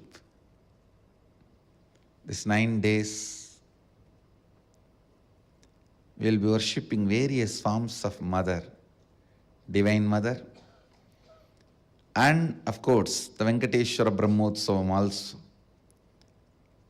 The Brahmotsavam for Vishnu,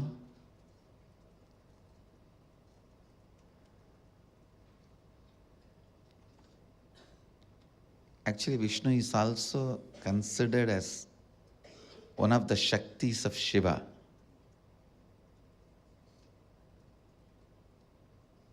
Because he took Mohini incarnation, gave birth to Shasta. He is also considered as one of the Shaktis of Shiva.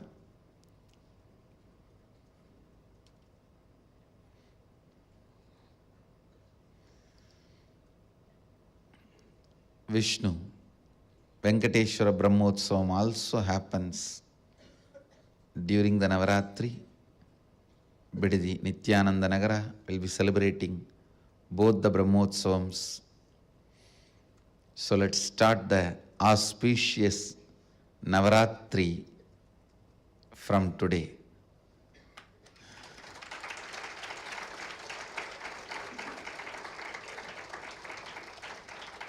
With this announcement, formally I inaugurate the auspicious Navaratri Brahmotsavam and Venkateshwara Brahmotsavam officially and formally. I'll continue to expand on the 16th verse of Isavasya Upanishad. Pushanne karshe yama surya prajavatya vyuharasmin samoha tejo yatte rupam kalyanatamam datte vashyami yosavasau purusha sohamasmi. All of you may be aware, I am commenting on Isavasya Upanishad in every morning satsang. I'll continue to expand. The translation of the 16th verse, O Pushan, consciousness, who is the nourisher, sustainer of the all, the primeval solitary traveler, the disciplining principle of all, is like the bright effulgent sun and is the Lord of entire creation, which is his subject. Please remove all your rays of this radiating brilliant golden light which has blinded me, so that by your grace I can have the divine vision of that most auspicious, graceful, beautiful form of yours. That which is there, the glorious sun, is the mirror of the Supreme Being, who is all-pervading, pure consciousness of the cosmos. Indeed, I am He. The key word in this, I am He, Sohamasmi. If you realize Sohamasmi, if you realize Soham, life is bliss. Otherwise, Sogam, life is sadness. Understand?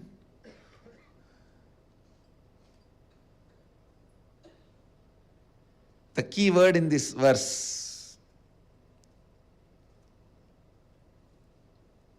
first few lines, it looks like he prays to something which is far away. But last word gives the punch that far away is within me. Understand?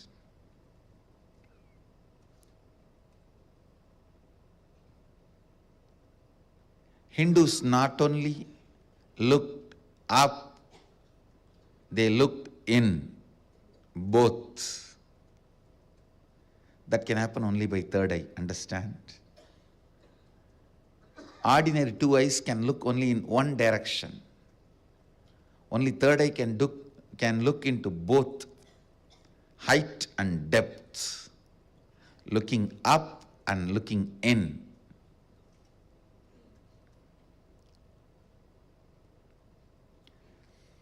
The first few lines, the verse says very clearly,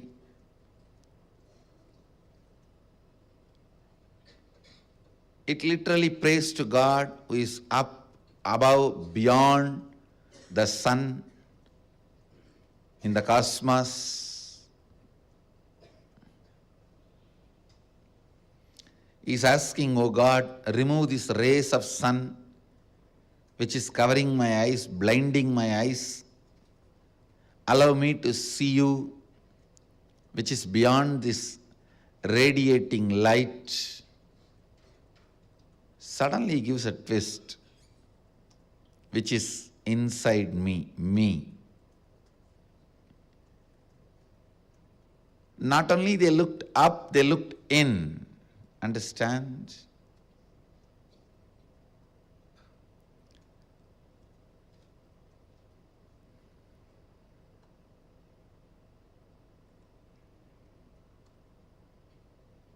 Somebody asked me,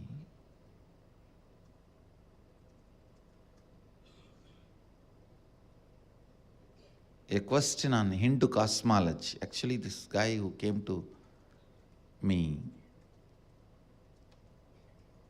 is studying Hindu cosmology from Bhagavata and Garuda Purana. He asked me, "Swamiji, can you give a precise difference between the Devaloka and Bhuloka? One clear, precise difference. Understand this one difference, you will understand this Upanishad, this verse perfectly."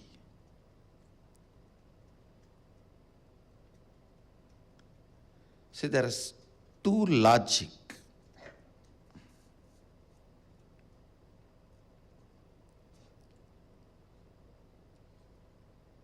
Understand these two logic. This hall has two doors. First statement. The second statement is one door is open. The third statement, automatically you assume the other door is closed. This is what is human logic, which has a flaw. Unless you check, you can't say other door is open, but 99% of the time you assume it.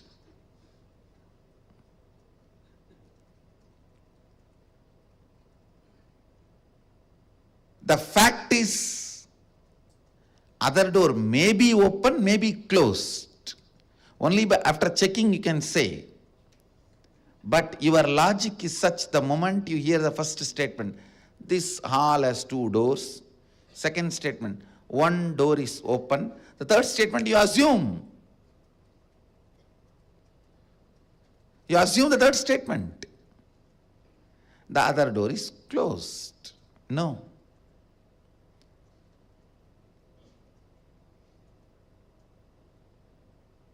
It is irrational, rational logic. Irrationally rational logic. What do you call as rational?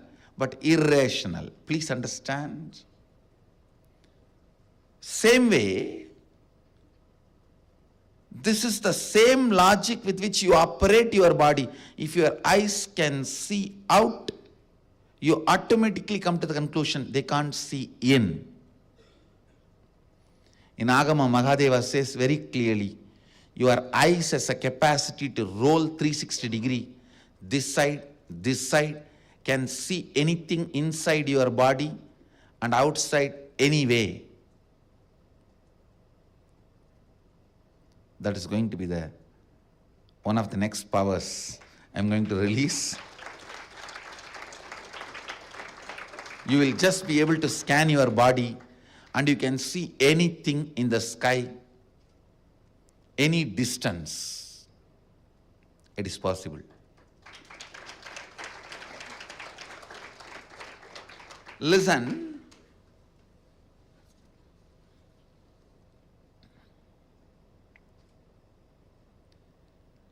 When you believe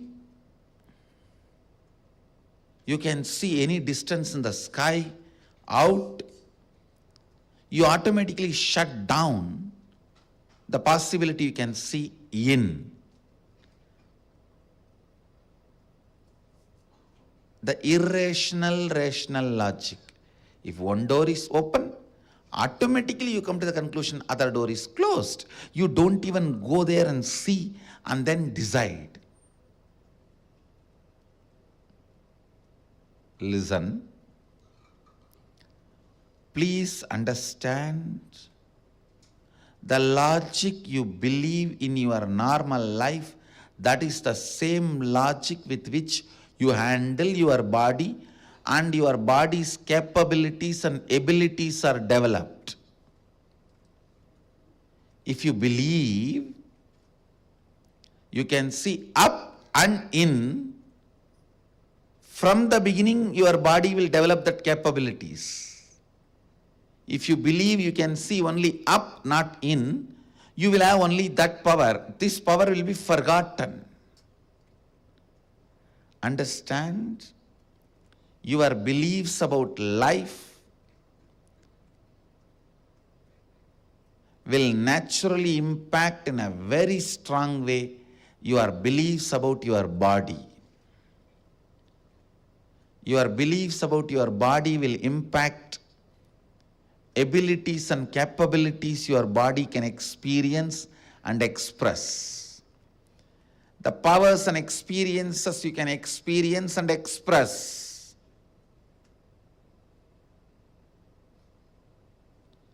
If you believe you can only see out, you will be praying, "Oh Lord, where are you? Show me."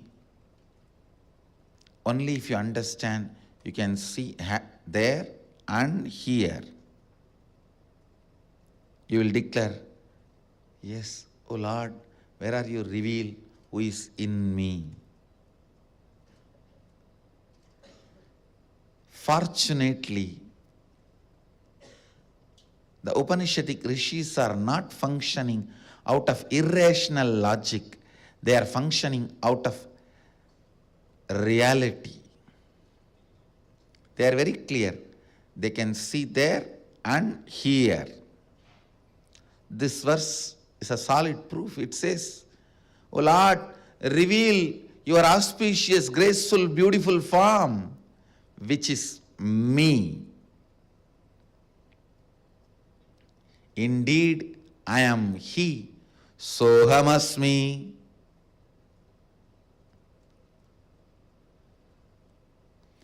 A irrational, rational, logical man can never understand this truth. A man who decides if the first door is open, second door will be closed, is atheist. Man who thinks, let us check and then tell whether the second is open or closed, is a seeker. A man who has realized not only second door is open, even first door will open the moment you touch, is enlightened. The man who can see whether the door is closed or open is incarnation. Understand?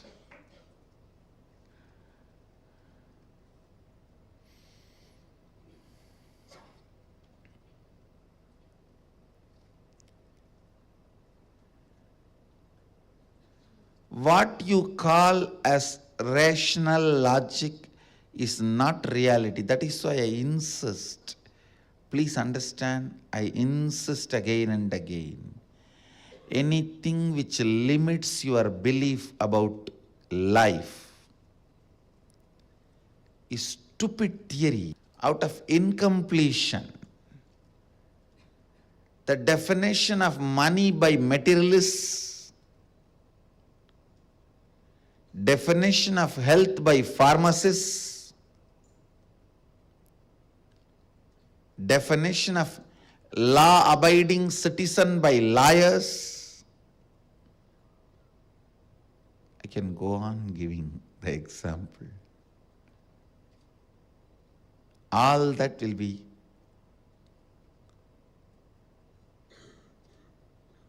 naturally with vested interests. A lawyer can never declare, you are a law-abiding citizen, go. No. A pharmacist company can never declare, you are healthy, go. A cured patient is a customer lost for a pharmacist company. Pharmaceutical industries. I very strongly object, and I want this to be on record, the so-called diagnostic and healing methods of drug addiction practiced in all these so-called developed countries. I tell you, it is just for-profit industry.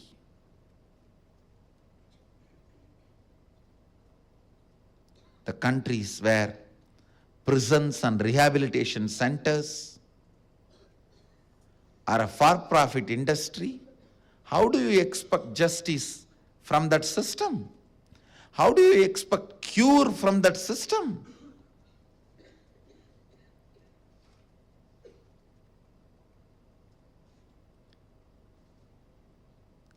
Whether it is about addiction or psychiatric problems, please understand,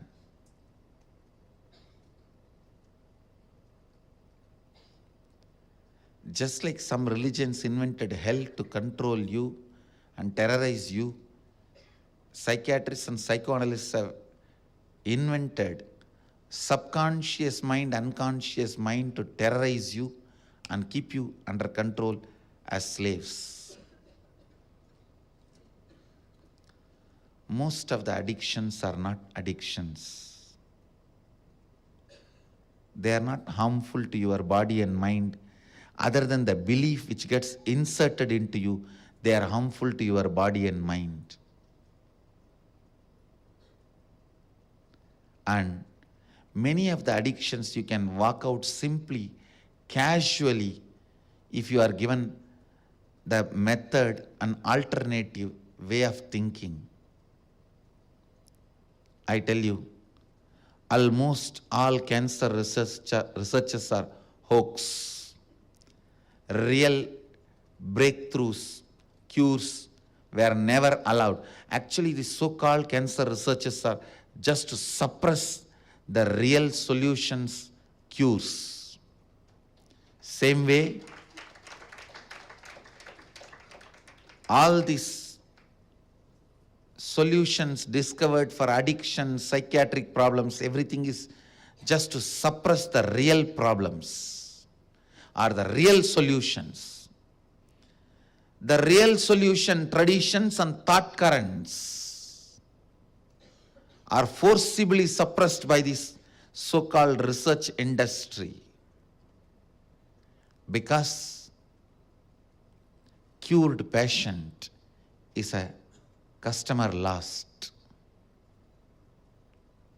Which industry will spend money to lose customers? Who will do the research to lose customers? Most of these de-addiction therapies, psychiatric, psychoanalysis solutions, psychiatric drugs are all only trying to maintain you in borderline. Trying to maintain you in borderline. That's the right word I'll use. Maintain you in borderline.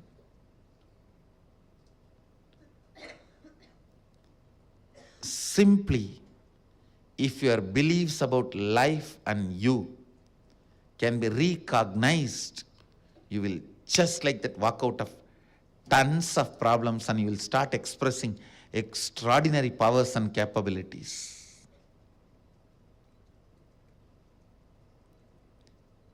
I'll demonstrate what I am talking through my gurukuls and show it to the world.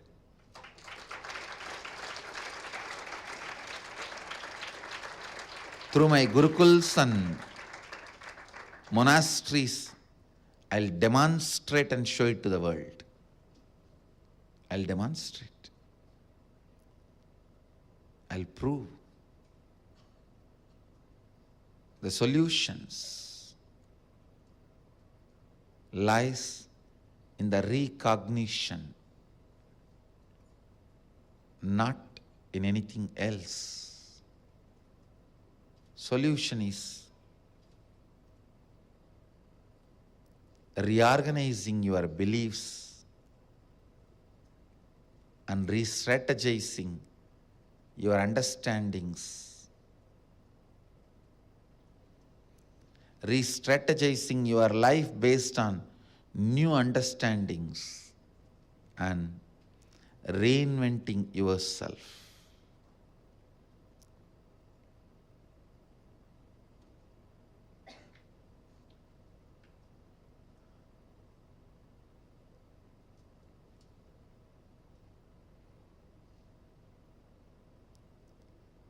I'll make this science as experience in Nithyanandam.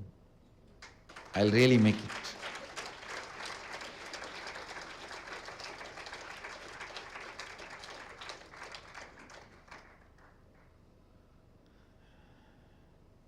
With this third eye awakening, many of you have broken that ice, that I can't has been broken. When this I can't is broken, half of the work is done. When you say I can, I just should say this also, and this also.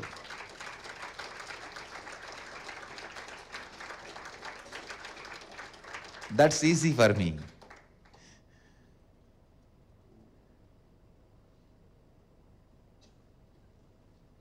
When I can't is broken and I can is open, I can open everything in you.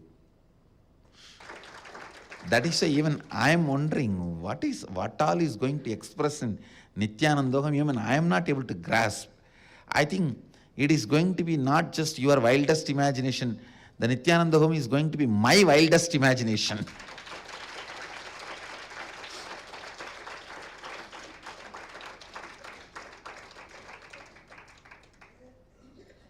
First of all, I am going to break the limiting logics with which you are functioning, limiting rationalities with which you are moving. I'll do it. Then multiple doors, possibilities will open up. So I bless you all. Let you all radiate with integrity, authenticity, responsibility, enriching, causing, living Advaita, the eternal bliss, Nithyananda. Thank you. Be blissful. Nithyananda Dhyana Peetham, Nithyananda Nagar, off Mysore Road, Bidadi, Bengaluru. Phone 08027279999. www.nithyananda.org, www.youtube.com/Life Bliss Foundation.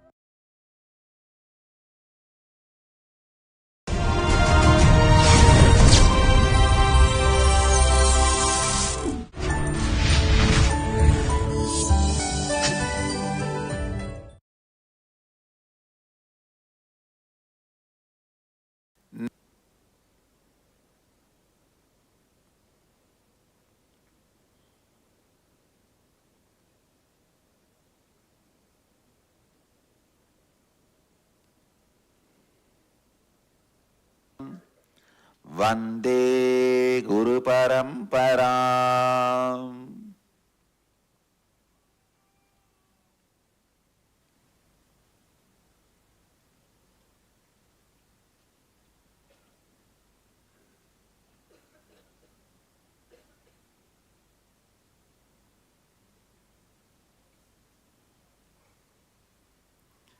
I welcome all of you with my love and respects.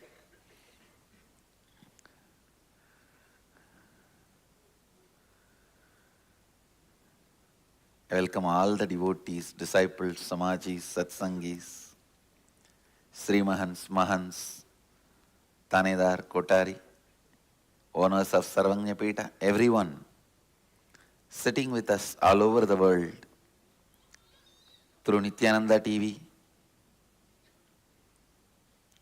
Sadhana TV, Ara TV, Nakshatra TV, and two-way video conferencing, having Nayana Diksha. Cities sitting with us in two-way video conferencing, having Nayana Diksha. Warrington, UK, Singapore Adinam, Hyderabad Adinam, Puduvai Adinam, Morris Plains, New York, Bangalore North, Houston Adinam, Hyderabad Gupta Kashi, Ponca City, Oklahoma, and Morris Plains, New York, Dubai Adinam, San Jose Adinam, Los Angeles Adinam, Oklahoma Adinam, Seattle Adinam, Phoenix Adinam, Philadelphia, Toronto Adinam, Kuala Lumpur Adinam, Montclair, Redmond, Oman Adinam, and some more cities are joining. I welcome all of you with my love and respects. Hyderabad Gupta Kashi, Salem Adinam. Welcome all of you with my love and respects.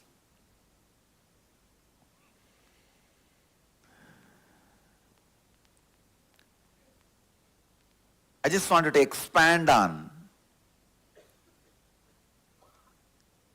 Sambudhim cha vinasancha yastatveto bayagum saha vinashena mrityum tirtva sambudhyamritamashnude.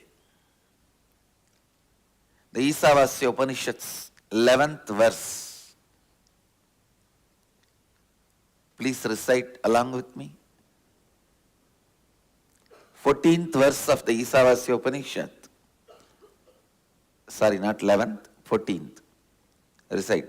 Sambudhim cha vinasam cha yastat vedo bayaggusa vinasena mrityum tirtva sambudhyamritamashnude. Listen. Understand.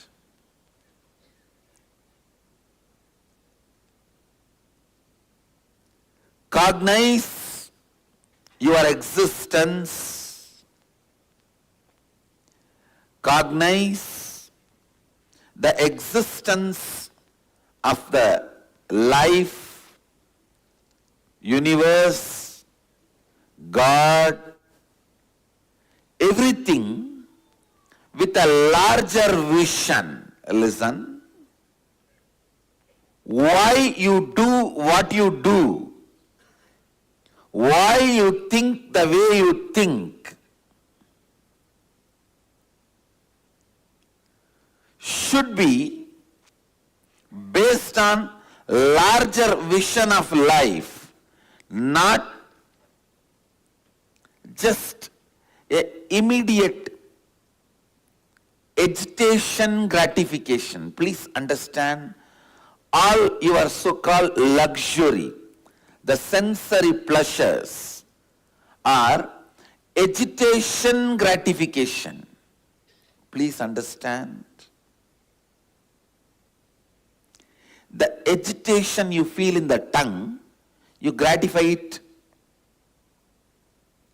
with the food which destroys your health but gives you temporary gratification. Please understand. In Agama, Mahadeva describes what is taste. If your whole tongue and the mouth experiences the saliva, that is taste. That will never happen by the food which gives you the pleasure of agitational gratification. Please understand.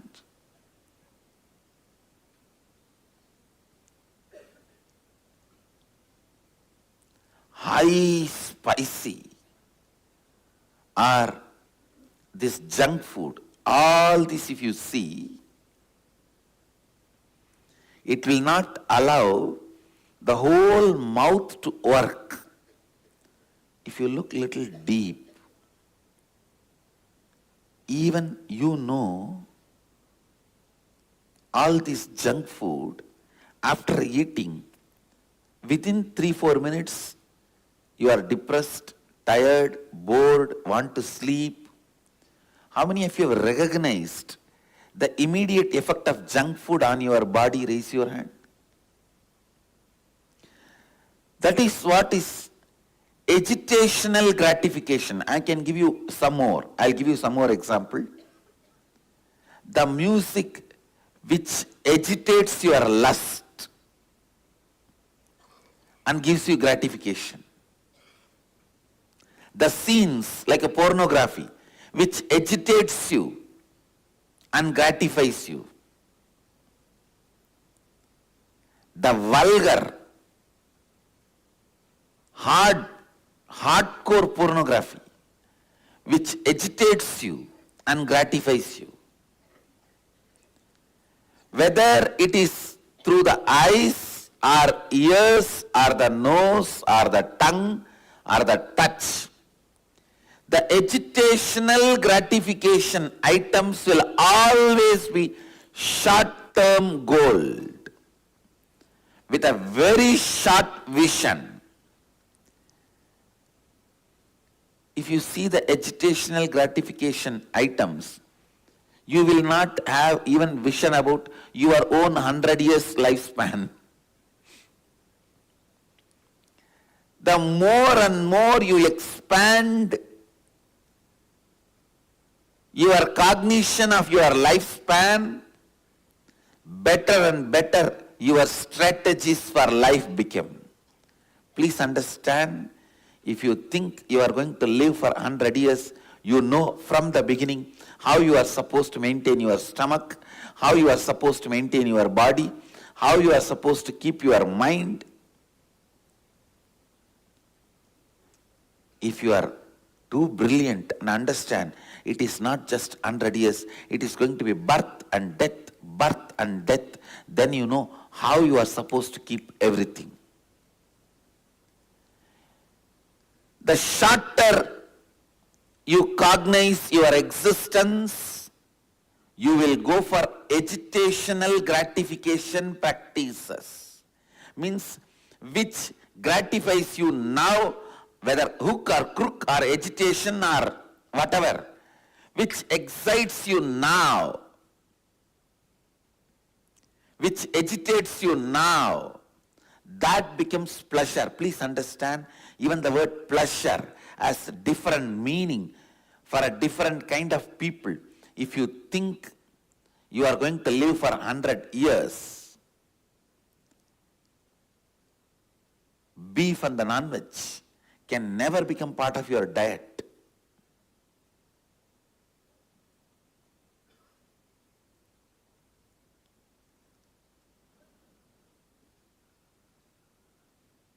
It can never become part of your diet because that food agitates you to gratify you. By agitating you, anything brings gratification. The pleasure itself is a very low level pleasure because your cognition about you is very low. So your cognition about pleasure is very low.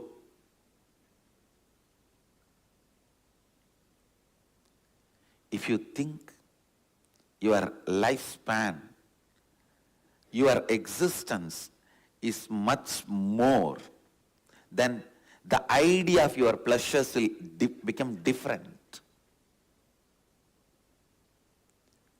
The ideas about your pleasure will become different. Understand?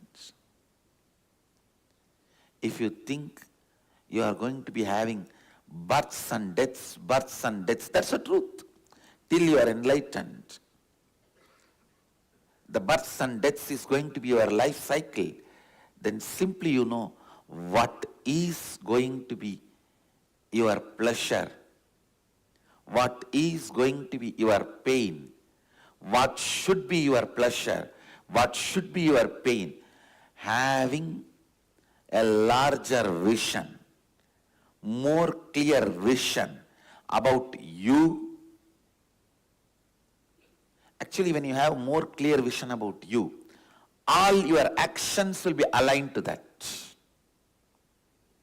Your pleasure, what do you consider as pain, what do you consider as pleasure, what do you consider as good, what do you consider as bad, everything will become different if what you consider as you changes.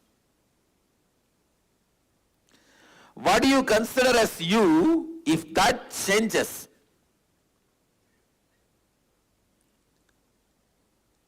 if you start understanding what do you consider as you is little more than the immediate life you are observing. A common man looks at only the 20-25 years he is supposed to live healthily with all the so-called pleasure. By the time 25, he will have little money and freedom to do what he wants. And by the time he is 50, over, everything. So this 25 years only you consider as life. That's, if you consider only this 25 years as you and plan, that is what I call very, very short vision. Then all your strategies about you, life, everything will be vinasamcha, means destructible, based on destructible.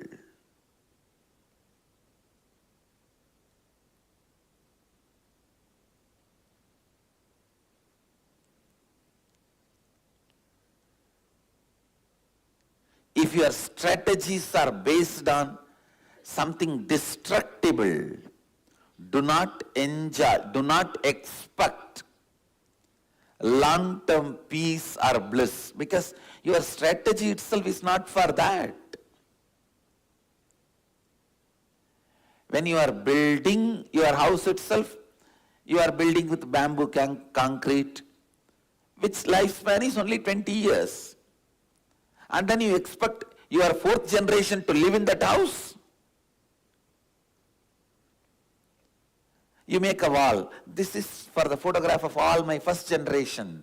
Then this is my sons and daughters. That is for my grandsons and granddaughters. That is for my great-grandsons and great-granddaughters. The house itself is going to live only 20 years. Agitational gratification. Understand, today I am using a new word. If you look in and analyze, a little bit of looking in is required. Look in and analyze. All your short-term goals will be agitational gratification, which agitates you and gratifies you.